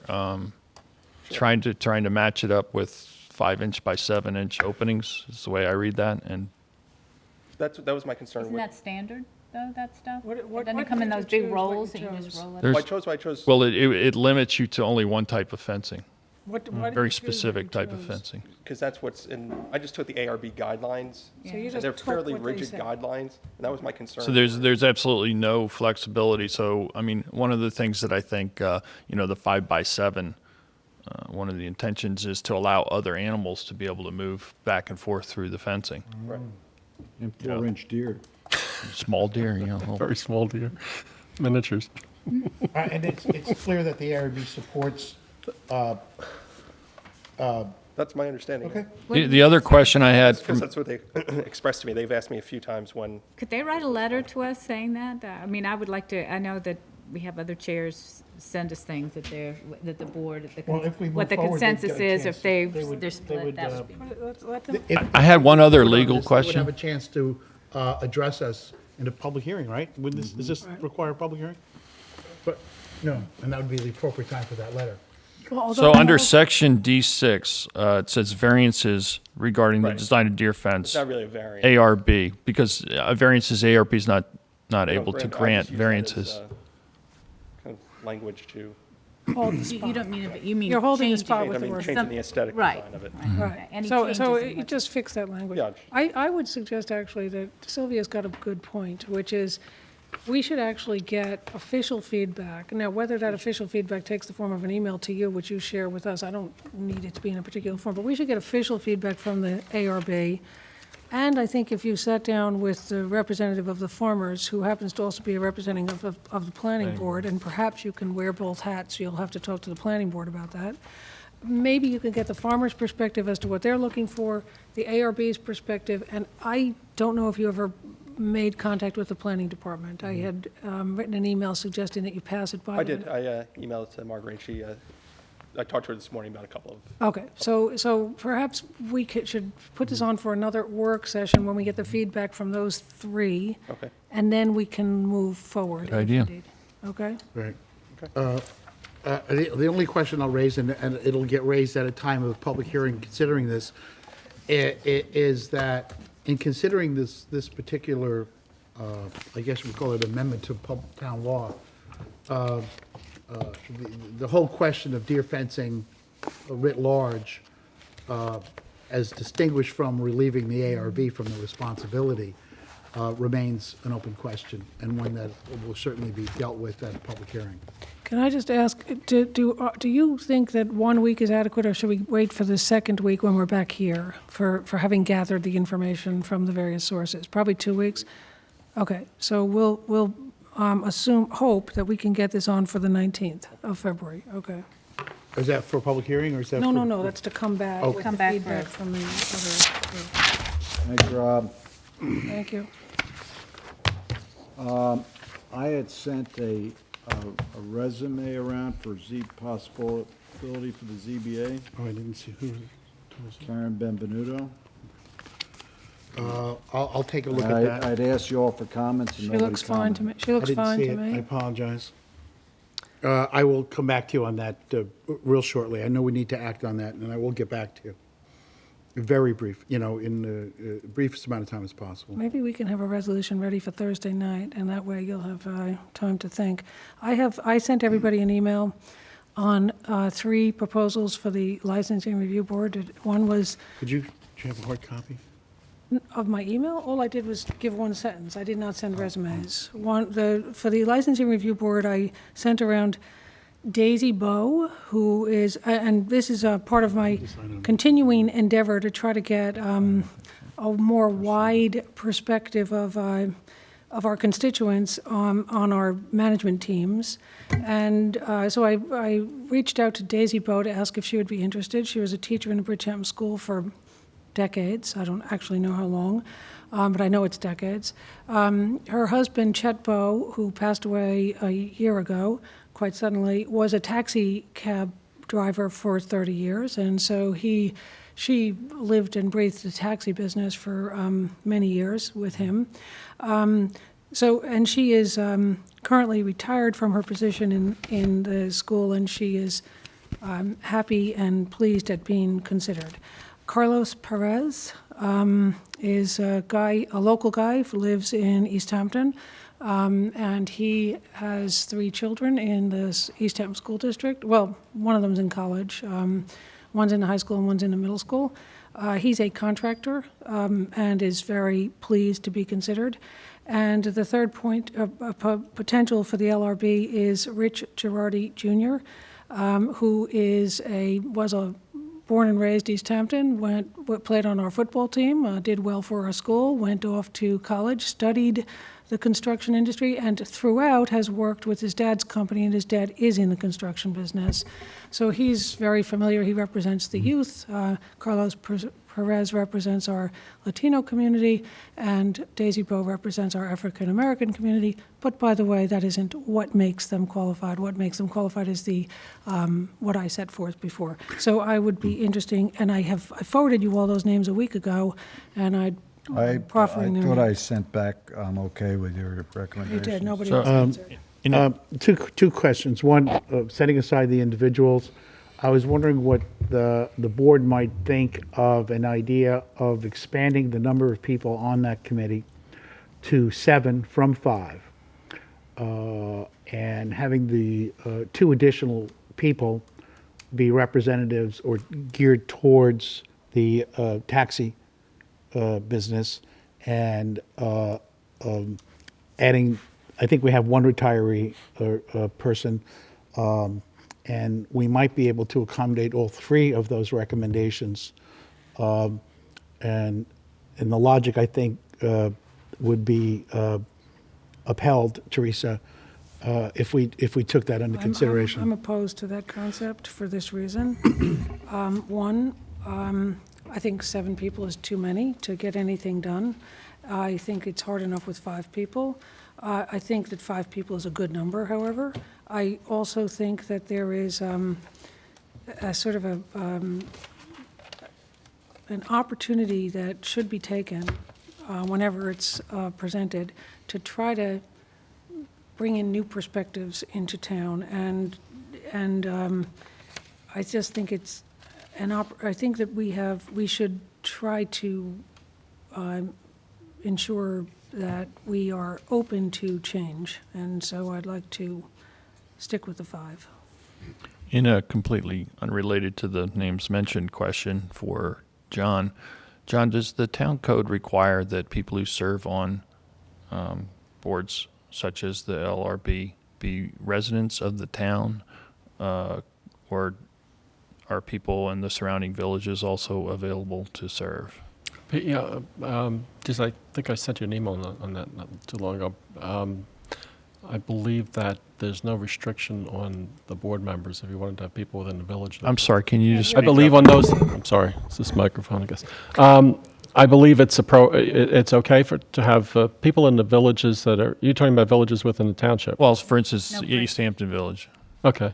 Sag Yeah. Harbor Village. Yeah, that's. They're both There's no within the- restriction on other than a board policy. There's no restriction in the law about membership on boards other than planning and zoning boards and town boards, of course. I think otherwise. Well, Wait, are we So a talking- Citizens Advisory Board, if you take it out to the next step, Citizens Advisory Board does not, there's nothing in the code. It's simply the policy of whatever CAC as to what their membership. well, it's the policy of the town board. Policy of the town board. Yeah, the CAC can't make that decision okay. with their membership. But if it's about East Hampton, I sort of think it should be East Hampton people. Right. But That's I don't have typically. any issue with it being somebody from the village, because they're East. They're in the Hampton town of also. East Hampton, too, sure. And typically, it has been, traditionally, it's been, Yeah. the board's policy is limited to people who are residents or property owners within the township. Okay. Yeah, But one there's thing- no legal restriction on doing otherwise.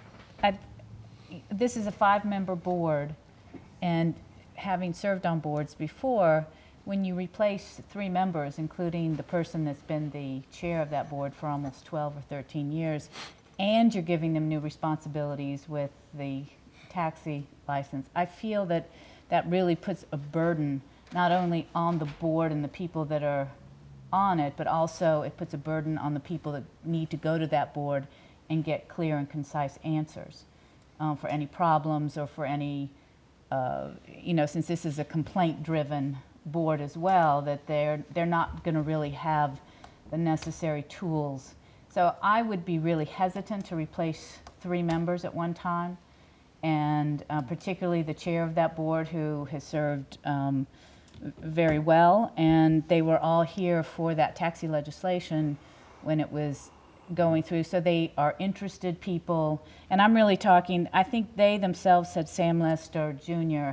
is not interested, but Robert Ortman and Roy Daleen are certainly interested, and were here for that, and said so at that meeting, at that public hearing. So I can, if, all these people may be very well qualified that you've presented, Teresa, so perhaps we should, but for those reasons, I would not consider putting 3 new board members on. All right, but I would just point out that if we're adding new responsibilities, there's no history that has to be, is. So for the only piece that we would, in your argument, need history would be the complaints about contractors. No, I think there's really And the other part about the taxis is all brand new. And the part about looking at the credentials of the contractors is brand new. So there's no history issue there, just pointing that out. I think it's the ability and understanding of how boards operate, and particularly one that's only 5 members. And if you're replacing over half of it, then I think it's going to. And we're giving these other responsibilities. There's a really big learning curve here. I couldn't disagree more, Sylvia. I mean, you are both entitled to our opinions. I couldn't disagree more, because I believe that, we're all adults, and the people that I've mentioned are all intelligent people. They've been, they've proven it in many ways, and maybe there would be a 2-month rough period, but we came onto this board without the experience of being on town board and had to learn, and there's a rough period, and then you learn. And so I personally would be willing to put up with the rough period just to get the ability to get new people, to send a message to our town that we are indeed looking for people who can bring new interests, new ideas, and represent the constituents of this community. Well, I think you bring up a really good point, and that we had not been on this town board before, but almost all of us had been on some sort of board before, including Teresa, including Bill, who'd been on a board with a company, but still, it's a learning curve of learning to Also, Sylvia, I have never, ever, ever been on a board like this board in my But you life were- before. Oh, like this board? Like You were on the this school board, like I this thought you were on the board, school board. like this board. Nobody's ever been on a board like this board, Teresa. That's right. So, I think we're with you there. I think if I may make a comment, and I've historically run into this all my career, is that an exhale, Peter? I'm sorry. No, I'm just stretching. Did I interrupt anything that you were doing? or- Absolutely not. I think, when my back starts to bother me, I like to do this. You do? Alleviate the Okay, pain. So can I continue? I'm now? sorry if that disturbed you, Bill. I'll try not to stretch.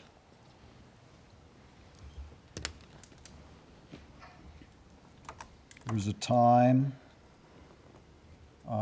that people should look at inclusion efforts. There's a time that people should examine their diversity strengths and what that brings to the table. This is a community that's made up of different people from all different social, ethnic, religious, racial backgrounds. Without their appearance at board decision-making, makes the outcome of those boards so much less.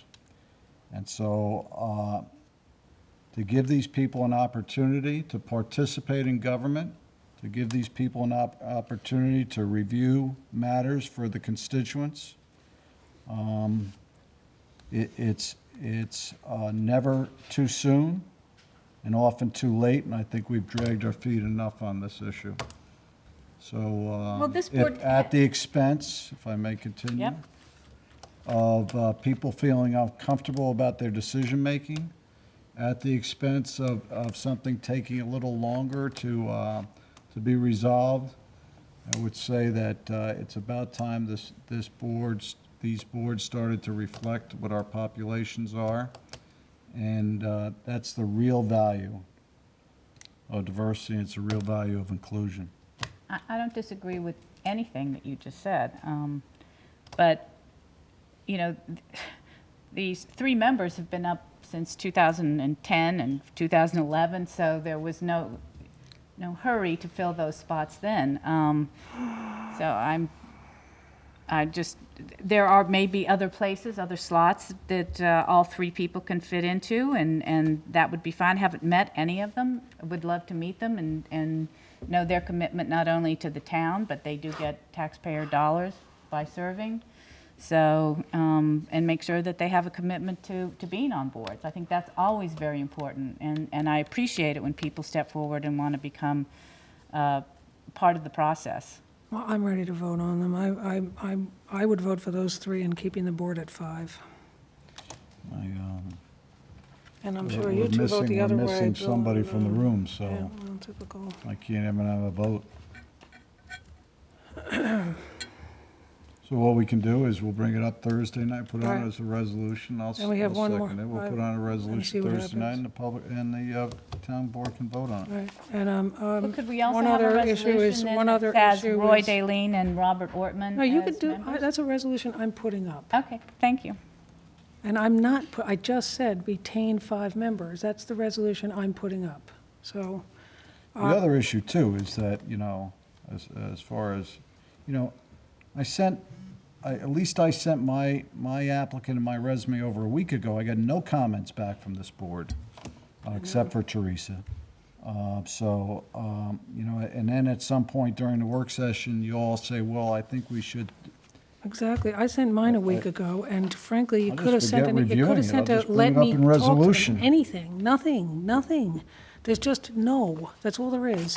And the last one is the vice chair of the ZBA. Again, I proffer Don Cirillo's name. Okay, put that up on a resolution as well. All right. RFP. John, why don't you do this one? Okay. Well, we prepped an RFP for the telecommunications management consultant, which is to seek proposals from community. We're going to try to distribute it as widely as we can to get as many people interested back. I'll pass these around. This is the latest version. And basically, we're looking for somebody who'll give us some guidance as to how the town can develop its future communications and data needs. Analyze the available town properties. When you say town, you mean town-wide, you don't mean the town government? I mean town-wide, but town-wide. Also, that includes emergency service communications, which is, as we know, seriously inadequate right now within the town. I went to the last BFAC because if you recall, I had asked to have this brought up as an RFP out of frustration for the cell tower coverage, and the BFAC had looked at the issue, so we suggested that the BFAC look at the RFP. Right. I went to the meeting with the BFAC where they looked at it, and they quickly corrected me for calling it cell tower RFP because the issue is about telecommunications, cell towers being one component of that.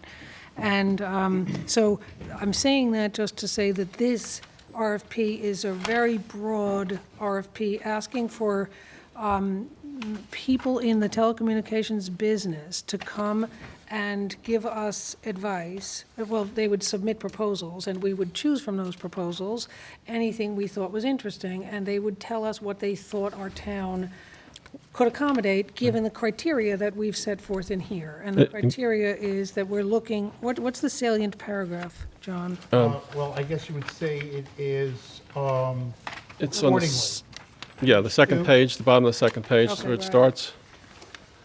Bottom of the second page, running on to the third, and it says, Right. accordingly, the town wishes to retain a consultant to assist it in developing and implementing a strategy that should, and then it's got seven or eight? Yeah. How many items? Well, actually 12. Oh, think sorry, it's- yeah, 12 it's items. All of which were discussed at length by the BFAC, and I think they all made a huge amount of sense, and it's about as inclusive as it can be in terms of looking, I mean, we can read them over, but it's to encourage major carriers to provide comprehensive wireless and voice and high-capacity data coverage throughout the town, provide a forecast of all reasonably foreseeable future needs of the town, ensure sufficient capacity to serve this future wireless voice and data needs of the community, and accommodate emerging technologies, both during our peak demand and our less demand, because we're a unique community in that we've got sometimes where we have 100,000 people and sometimes 20,000.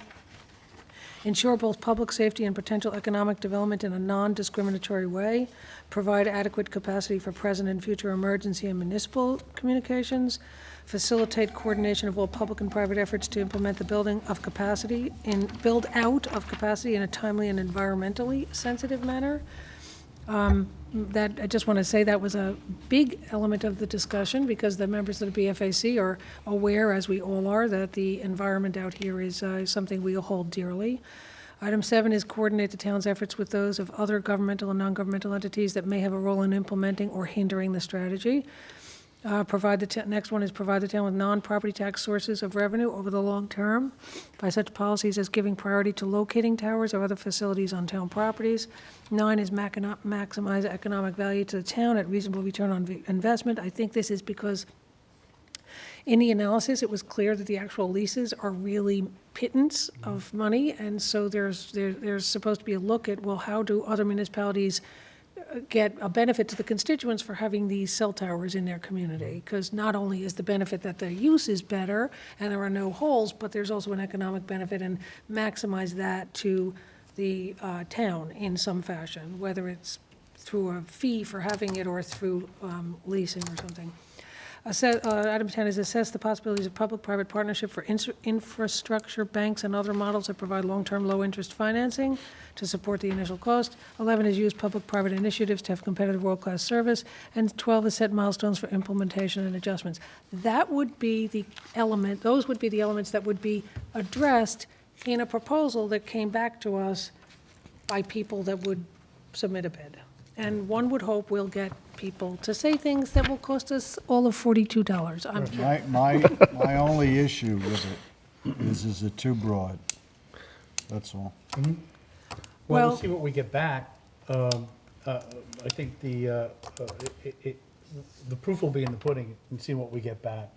I think we didn't want to eliminate options from potential bidders. Well, maybe to that issue, maybe we should say, according to the town wishes to retain a consultant, this is in the beginning, to assist in development and implementing a strategy that should consider the following and advise whether they're feasible, because maybe some of this isn't feasible given our unique According to sort the of town layout. wishes to return to consultant to assist in developing and implementing a strategy that could include. Yeah, in Something other like words, that? to make it clear that we're not expecting, I mean, we'd love all of this, but if it turns out nobody can provide all of this, we don't want to land with no RFP. So make this like a wish list, basically, may- of Yeah. sorts for us. Okay. Something like that? Something like that. Something that makes it clear that this is what we'd love to have addressed, but there might be reasons that they can say, this is actually impossible on the east end of Long Island because, and so that's why they didn't address it. So that they know that we are not, better. that we're looking for RFPs that can tell us the truth of what we can do, not only those that can give us absolutely every single So that item on that accordingly, list. accordingly paragraph shall be changed from should to may include. Something like that. John, you get the idea, right? Okay, yes, I do. Okay. You want to do this Thursday? Yeah, do we have to do it by, I guess we have to do it by resolution? I think it's For just an one little RFP, or change, can't unless you they- guys want to can look they at just this. send out an RFP? We need to do a resolution to authorize the RFP to go out. So The I'll- only part that I don't like is the page 2, where it talks about the town needs to review its town code and make such necessary updates as may be necessary to provide it the flexibility. The town code has a cell tower section. Well, it's kind of mixed in with, So are we? first through the zoning code, sort of. And part of the and I know that it addresses in a very nice paragraph, the second paragraph on page 2, that talks about second homeowners are attracted to the town. They dramatically increase housing prices, make good year-round jobs more essential. If local young people are going to be able to afford to stay here, the town lacks the robust communications. And also the first paragraph where, so the town needs to satisfy a sophisticated summer population that swells to more than 5 times the size of its year-round resident base. So I like those 2 paragraphs because I think it sums up a lot of the things that can relate not only to cell towers, but to a lot of different things. But in the cell towers, the things in the planning department, we were always looking at height of the cell towers and where they are and the unsightliness, as you described in the first paragraph.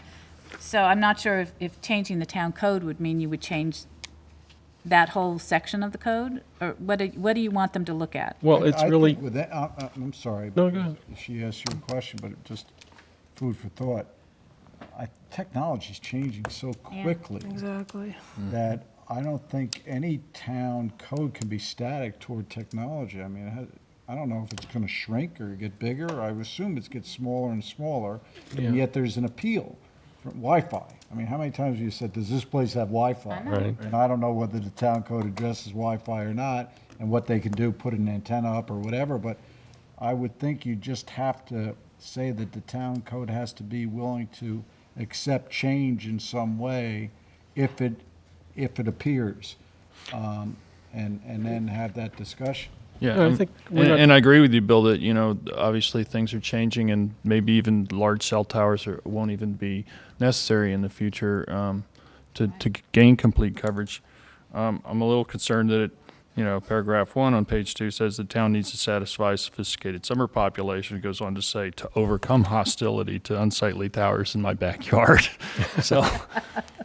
I don't know either, but the reality is that, remember, this is going to be a group of suggestions, and I think that if we try to fit a vision for to limit the ability for us to be given visions for what we could have, to ensuring to mandating that it fit within the parameters of an existing code, is going to hamper the ability to get viable solutions back. That doesn't mean I'm looking to ultimately change the town code to be whatever. It means, for the purposes of coming back with an RFP, assume you have the ability to plan, knowing that the environment is a critical issue for us.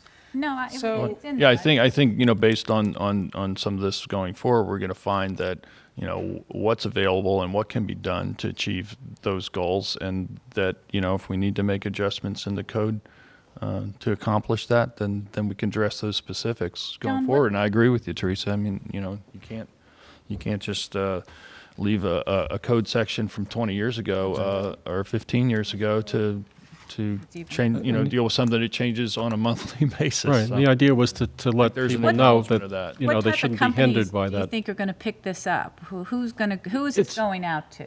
It's hard, well, it'll go out, public, we have to publish it. Right. It's usually picked up by some of the trade publications and repeated. I would, there are a lot of consulting companies that, you I know, would do this assume type of work. It's going to be a trade play rather than a local newspaper Yeah. type of thing. I actually have, and just apropos of this, I was going through a stack of phone messages I've saved since forever, sorting them into piles, and I had 3 different companies all dealing with communication stuff. So, Right. I mean, I'm happy to hand them over to Jeannie, even though I suspect she has them already. She probably does, but it The reality would- is there's yeah. companies out there that have They've been repeatedly- calling, actually. Yeah, we've had calls when, is this ready yet? You know, they're interested in knowing what it's about and they want to Okay. participate. So I think there's going to be a lot of interest. I actually think we'll have a lot of submissions. Okay, thank you. Okay. I don't know if we're missing at what time do you, Fred, at what time do you say that a board member's absent rather than present? When he leaves and doesn't come back. Yeah. His phone's still here, so. I see him walking around in the hallway out there. Payphone is still here. Maybe he needed to get better reception on his phone. That was good. What else we got? Liaison? I'm sorry? Are you ready to move on? Not yet until Dominic gets in here. What do you mean? We can't do, Well, we can start liaison reports if you want, and then Yeah, we let's have to do do liaison. resolutions. yeah, let's get moving, it's 2 o'clock. I just have a couple issues that I need. Okay, this isn't I'm only going to read this as part of liaisons, although as Dominic's out, he's Montauk. There's a Montauk Life is planning a series of outdoor movies in Montauk this July and August to be held on town soccer field and Edgemere Road, designed as fundraisers for a variety of local causes. Montauk Playhouse, Montauk Indian Museum, Boy Scouts, Kiwanis. I'd like to keep a close watch on my costs. Having already run this by Parks and Recs, I realize town requires a $100 an hour fee for the field use. Since I plan 4 nightly movies, my cost to the town would be as much as $1,600. I guess read we'll that, send I it. had no problem with his request. The only issue I have is, for us to waive, it has to be a not-for-profit, correct? Well, that was actually the question, is how much of the proceeds are going to these? Because he said some of which go, Right. and so what is the sum? As well as, there is no charitable arm to this. This is Right. a Well, that's, for-profit. that would be a part that would certainly concern us. So, Be better if the not-for-profit was the applicant, Right. frankly. This letter, you have it here. Montauk Life, no, it's in front of Bill. It's on your desk if you don't have it there.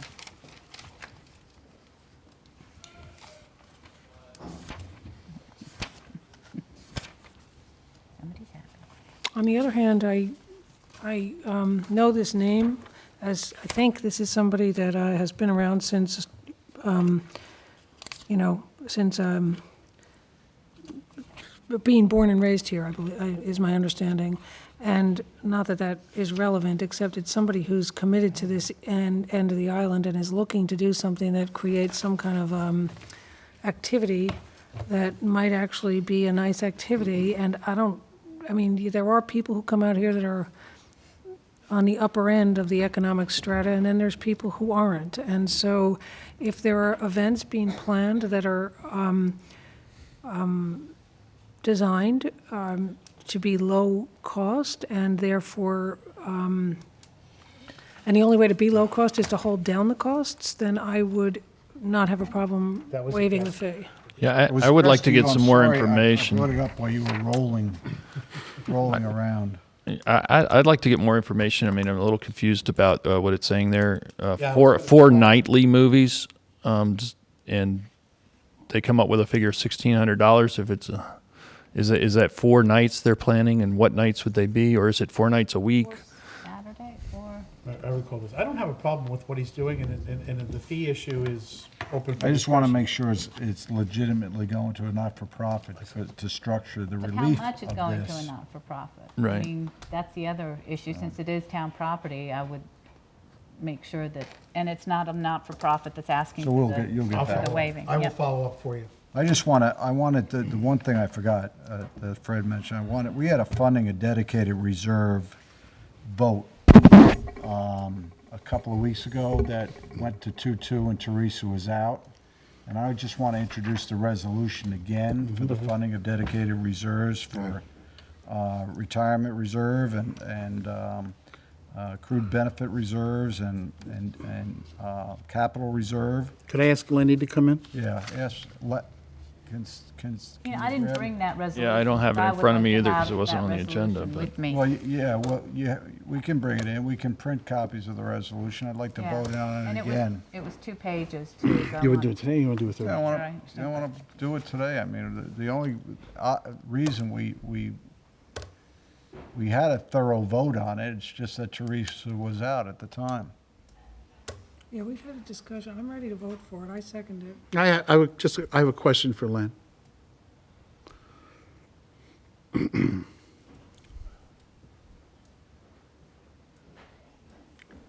Thanks for coming in, Len.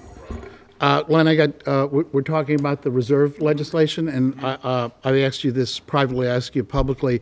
My principal concern is making sure that there's adequate funding for the septic management study. And could you just reassure me about that? Yes, I showed you the draft capital plan, which Bill is now reviewing, which will go to the board probably the next week or two, and that's in there.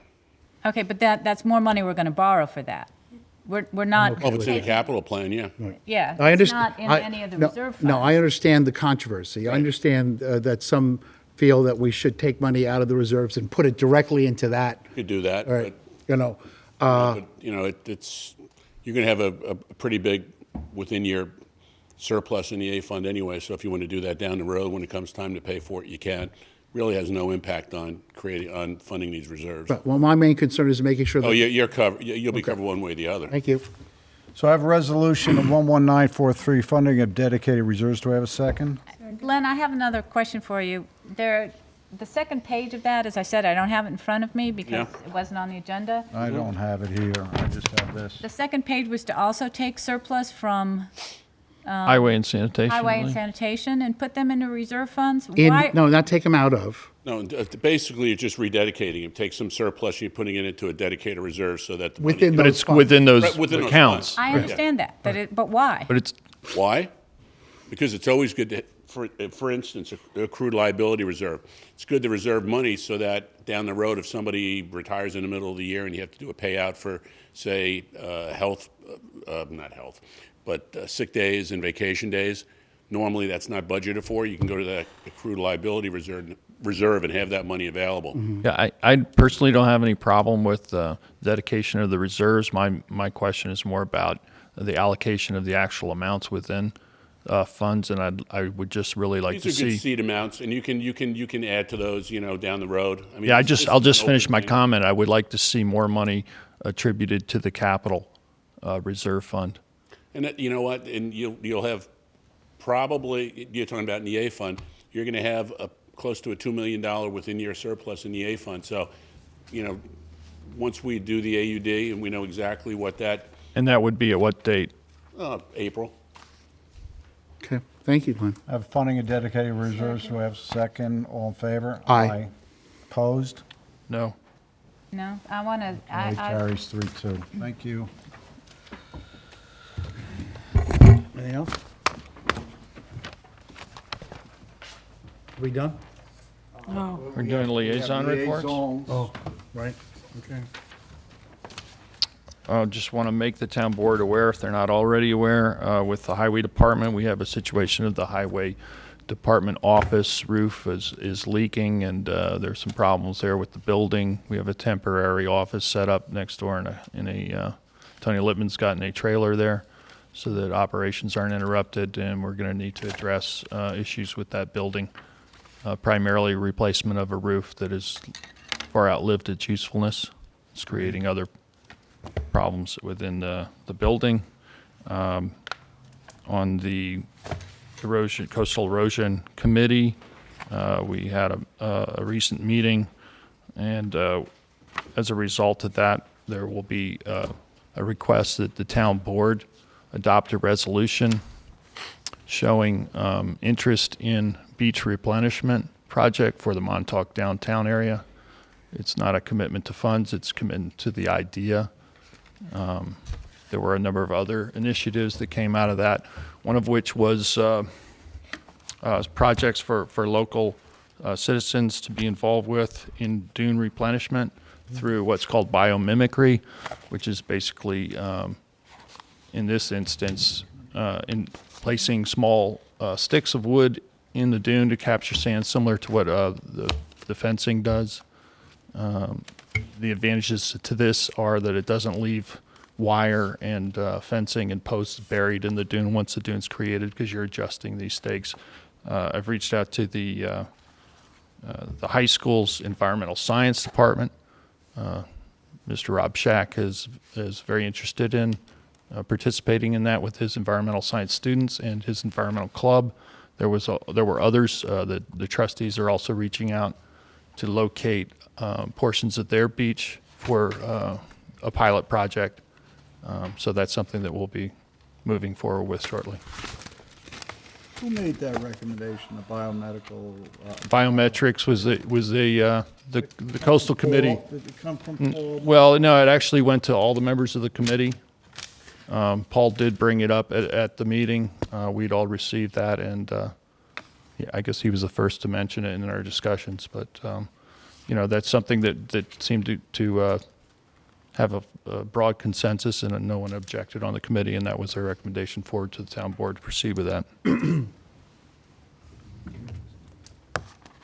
Pete, is that a separate track than some of the Montauk coastal erosion? Well, there are a couple, there were some immediate things that we discussed. What can we do in a very immediate way that isn't going to require a great deal? Obviously, the larger project that we're asking for a resolution from the town board on is going to be, something like, I think 1 million cubic yards of sand placed on the beach. That's the big. That's the big one. Right. And that's obviously the one that was also widely supported. I don't think anybody felt that. I didn't hear that. It was all in our best interest to try and get sand back on the beach as soon as possible, Peter, and in a very large way. If the first proposal that he was discussing was on a separate track from the larger question of the intermediate term solution for a new beach or beach replenishment in Montauk. Separate track. It's just, that is the track. That's the primary focus at this point of the committee. Is to get a beach replenishment process started. Right, but you said that you had another, albeit a much smaller. Yeah, the other things that we can do, immediately, as I said, community But I was just wondering outreach. if the committee is coming up with a plan that has several things in it. Amongst them are this citizens replenishment effort and the larger effort. Is it? I don't understand your question. That is the plan. So, the question is the output of the erosion committee Yes.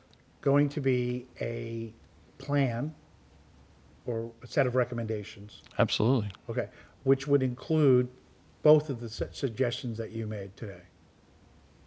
Or are you bringing one to us that's distinct from the final plan, and that we're going to act, and just say, fine, that sounds great, go ahead with that? That's what I'm asking. I would say that the primary focus of this committee is to deal with erosion impacts for the Montauk downtown. Okay. And that includes the development, looking at the development of a erosion control tax district to deal with the Montauk downtown.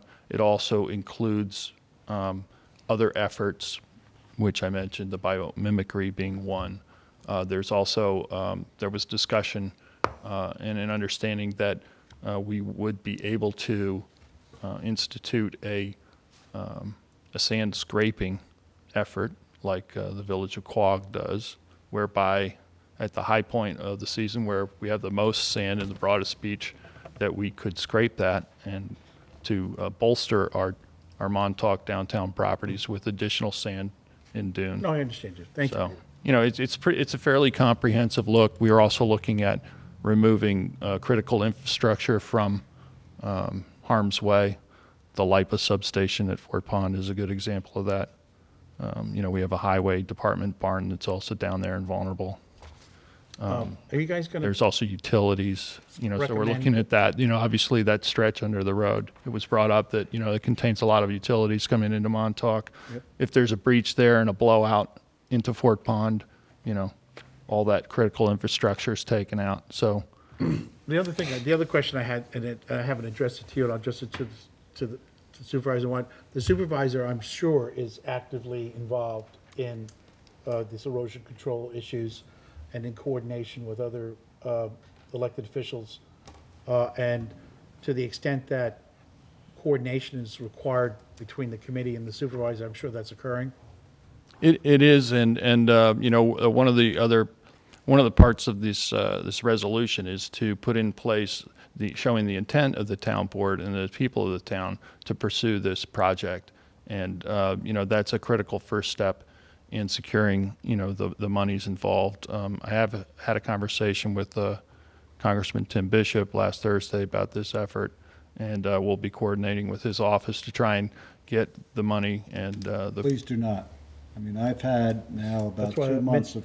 That's why I mentioned coordination. Of conversation with Congressman Bishop, with Senator Laval, with Assemblyman Thiel, with the Peter Scully, with the other town supervisors. I mean, the congressman has been a huge asset to the town of East Hampton in recognizing that Sandy allowed us to focus on Montauk, downtown Montauk, in a way that's we've never been able to focus. He is working closely with the Army Corps at the Washington level to look at potential ways that Montauk could benefit without even resorting to a tax district approach, because it was part of the original Fire Island and Montauk Point study. The reason I commenced conversations with the congressman early was because I thought it was very, very important to reserve a parking space.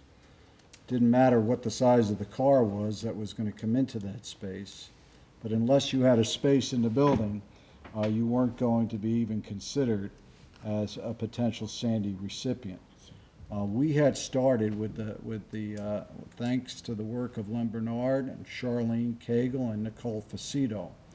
We had started from day one of the storm to be meticulous in capturing each and every cost that this town went through, and each and every potential cost that we would incur as a town, as an entity, because of Sandy.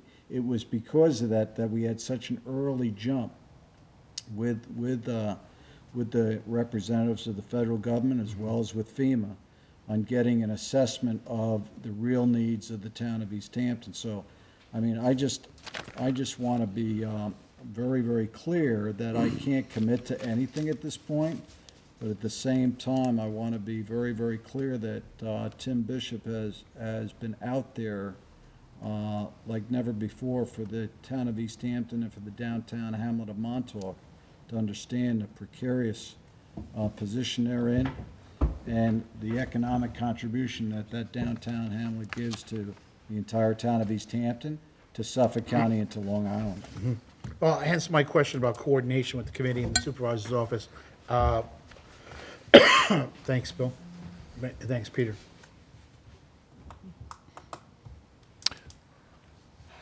Is that it? Interestingly enough, the Southampton waterfront has adopted a plan, and that's been in the news, and we've been waiting to find out how that vote went down, and it was a unanimous vote. Coming out? Sagaponic. Well, they have they have a tax district now, and they're going to do a $25 million beach replenishment plan. I made it clear to those same parties we just discussed, I just discussed, that we are so different on our application than a tax district for private residences. We are looking at we are looking for federal relief to a downtown area that is threatened. That downtown area contributes what we believe to be probably close to $910 million in resort spending, which is close to 37% of Suffolk County and 20% of all Long Island. And it's different than having 100 homes in a tax erosion district that will all be assessed $30,000 a year to protect their private residences. We're protecting in downtown Montauk an economic engine for the town of East Hampton, an economic engine that employs our youth, that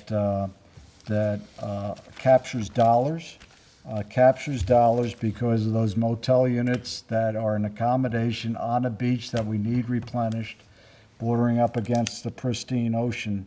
That is one of our great assets. So I know there's some likelihood for what I believe an approach to look at the town of Southampton and that tax district that was created and the $26 million that is going to fund that beach replenishment.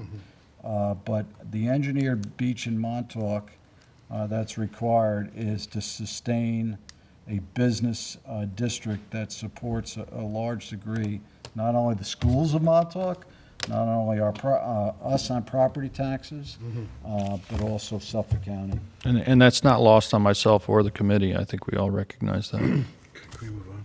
Okay. Yes, will you put up the article? Go ahead. I have liaison issues. On the planning board, this Sullivan sub-waiver, if this was the issue over there in Ditch Plains, and did we approve it? I didn't Didn't we remember. approve Sullivan? Yes, we did. Last meeting? We Yeah. did, okay, I just wanted to make sure. And then the Hunting Avenue cul-de-sac, this is from back in December, but there was a memo from Reed Jones as the chair. They want to abandon portions of a cul-de-sac located on Hunting Avenue. Right, basically, we had the maps previously. John, can you just please speak into the mic? I'm sorry. Or louder so we can hear We you. had the maps here previously. Basically, this cul-de-sac was the end of the road at one time. There was a new subdivision that went in. So the new road just continues on into the new subdivision, and so these are the remaining circular parts of the old cul-de-sac, which is actually, there's no pavement there. It's all been pulled out. It looks just like the side of the street, but the property owners have asked us to release that kind of half-moon shape of the cul-de-sac that's still left on paper back to them. And so it looks like the planning board is This was supportive of routed that. to them for their comment. Yeah, and Says they have no problem with it. yeah, and the highway superintendent has approved it as well. Right. That's where it originally came. Originally came from Steve to me, and I brought Right. it to the board. The board said, "Wait a minute, let's get comment." So from the We're planning going to do a board." resolution for that. Okay, all right. Fred, did you get this request for NYU? I don't know if this is us. So, okay, good, all right.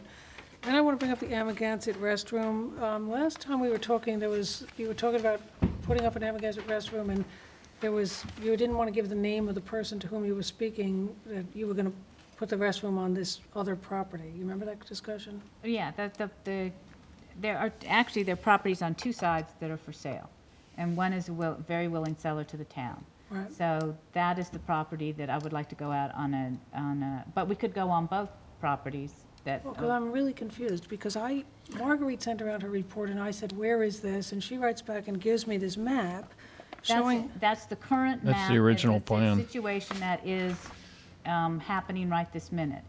Right, but that's what I'm asking. So what I'm looking at is a map that shows a restroom. This is Tom Talmadge's work, and the Yep. map is dated from February of 2013, because I guess the date just comes up the date you print it.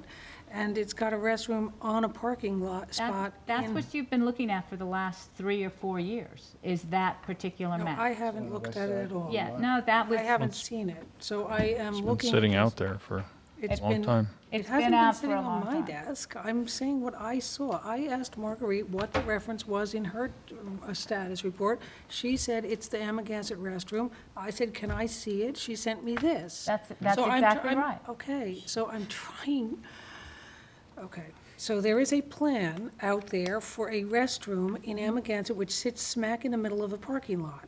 That's correct? Well, it's not in the middle, it's on the It takes up south 6 parking corner. spots, correct? Yes. Okay. Okay. It takes up 6 parking spots. And so this is a plan. How does the discussion you had a week ago or 2 weeks ago or whenever the heck we last met play into this plan, if at all? Or are they two separate, totally, completely different This plans? is the plan that actually last year, we were trying to move forward with. It was a plan that was put in front of the town board, the previous town board. There was not enough money to do this one This and the plan one, was excuse never me, in front and the of one us. in Montauk. So it was decided by this previous board to Okay, put the I money just wanna be towards, clear, It excuse me. wasn't us, it was the McGinty administration. No, it was We this didn't board, have it was this. Dominic who was the liaison to Amagansett at the time. So We you- had this plan, Dominic? I Yes. never saw this map, ever. The reason you may not have seen it is because we decided to fund the Montauk. Yeah, I don't Okay, think I've well, ever seen so I that. never saw the plan. That's all she's saying. Well, in any case, I think Sylvia's point is there are properties adjacent to the town parking lot here No, what that I'm- what- that are no, excuse me, that are available potentially to increase both parking and to have Would a that different be- location Back for. to my question, would that be in lieu of this restroom? Yeah. Yeah, if That's you the placed question. it somewhere else, then you wouldn't be placing it That's what my there. question And is. what I It's had very brought to simple. the- Why is what- all this discussion for one question? What I brought to the board. I didn't hear that question A couple before. of weeks ago, now maybe even more than a month ago, was that there is a willing seller to the west. And in order to do this project, we have to tear up the current, not all of it, but a lot to put in the septic rings. We'd have to tear up a lot of that, and of the parking lot, and take away 6 parking spaces. Last year, we received from several merchants in Amagansett the fact that the parking lot was full. We also have long-term parking there where people park their cars for the week and come back and pick their cars up after, for the weekend. So that parking lot is getting really full. So in taking 6 parking places away may not be the best thing that we can do if we, and we have to bring in the septic and we have to bring in the water. The property to the left already has some septic and already has town water, so we wouldn't have to bring that in, but we would have to buy the property, which would not be inexpensive, but I don't know about going out. I don't know what that cost would be because I need to see if we can go out for an appraisal on that property. Okay, here's my problem. I mean, this is the first time I'm seeing this plan. You could say you saw it, you could say Dominic saw it, but it is the first time I'm seeing this plan, okay? Dominic said maybe we didn't see it because it was decided to do the Montauk one. I don't know how that decision was made to do Montauk instead of this, because I do remember approving Montauk. That was Bill's. Okay. It was Julia. But I don't remember. Julia, I don't know. Julia. It was you. It was Julia. We bought that piece of property across from Nick's, and she said, I have these restrooms that we can put in, and we needed to make it a public beach because Suffolk County was going to That's right, condemn that's right. that beach. I thought it was a smart decision. I'm Thank just you very telling that much. it was your ball. You So- carried it. Well done. But these plans I'm were not, made I'm up. trying to say something and I'm being interrupted, okay? Marguerite sends her status report. I ask her to please, it's her status report. I said, what is this reference to this map? She says, I say, Marguerite, I copied everybody. Can you please provide a map showing the location of the proposed restroom, including information on the lot itself? She writes back, please see attached. I mean, if this is an abandoned plan, maybe she should have told me that. I'm totally confused. It's not completely I'm- It's not abandoned. That is- Nowhere that the is there, plan. okay, but you know what this is So then pointing? why do we I'm- need the other You know two what pieces this of is property pointing then? out to me?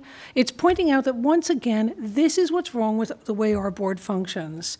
Because Dominic has a discussion with the Amagansett Citizens Advisory Committee, or whoever he had the discussion with, and somehow there's a plan out there that we as a town board don't know about. I don't know about this plan. I certainly knew there was a request for an Amagansett restroom. I knew that, because every single meeting, they would say, where's our restroom? I got it. They needed the restroom. Montauk didn't, was getting one, Amagansett wasn't. I didn't see the plan. So there's all kinds of decisions being made about plans and where things are located, and we as a board don't know, at least I as a board member, and I'm a pretty involved board member, don't know what's going on. And why don't I know what's going on? Because when I ask questions, I get one-word answers. I don't ever really know what the heck's going on. It's pulling teeth. Should we go back to the whole history of the Amagansett? No, I know the history, Restrooms? Peter. You do? I'm not, You I'm know talking that it's about been spec- bonded for and I that- know that, Peter. Okay. I Well, know what- everything so I don't- about the Amagansett restroom. And I Now know the I'm money is really back confused. in. Now I'm really I'm confused. sorry. I thought you said you knew nothing about it, and this is the first you were hearing of Point it. well taken. I know that there was an Amagansett restroom, that the money was bonded, that the money was stolen. Okay, misapplied. I know that when the funding came back in, it got refunded, and so now there's some money sitting there. I know there was a ton of money spent on engineering plans. That's what I know. Never once was I shown a piece of There was- paper. there was no- I'm talking about what I knew. Okay. And I'm trying to make a point that we as a town board should have the ability to make decisions and not have, to me, this is the most idiotic plan I've ever seen in my life. Why would you take an existing parking lot and add a bathroom? And this plan has been going on for 3 years or 2 years to have this plan. How much time have we devoted on this plan where we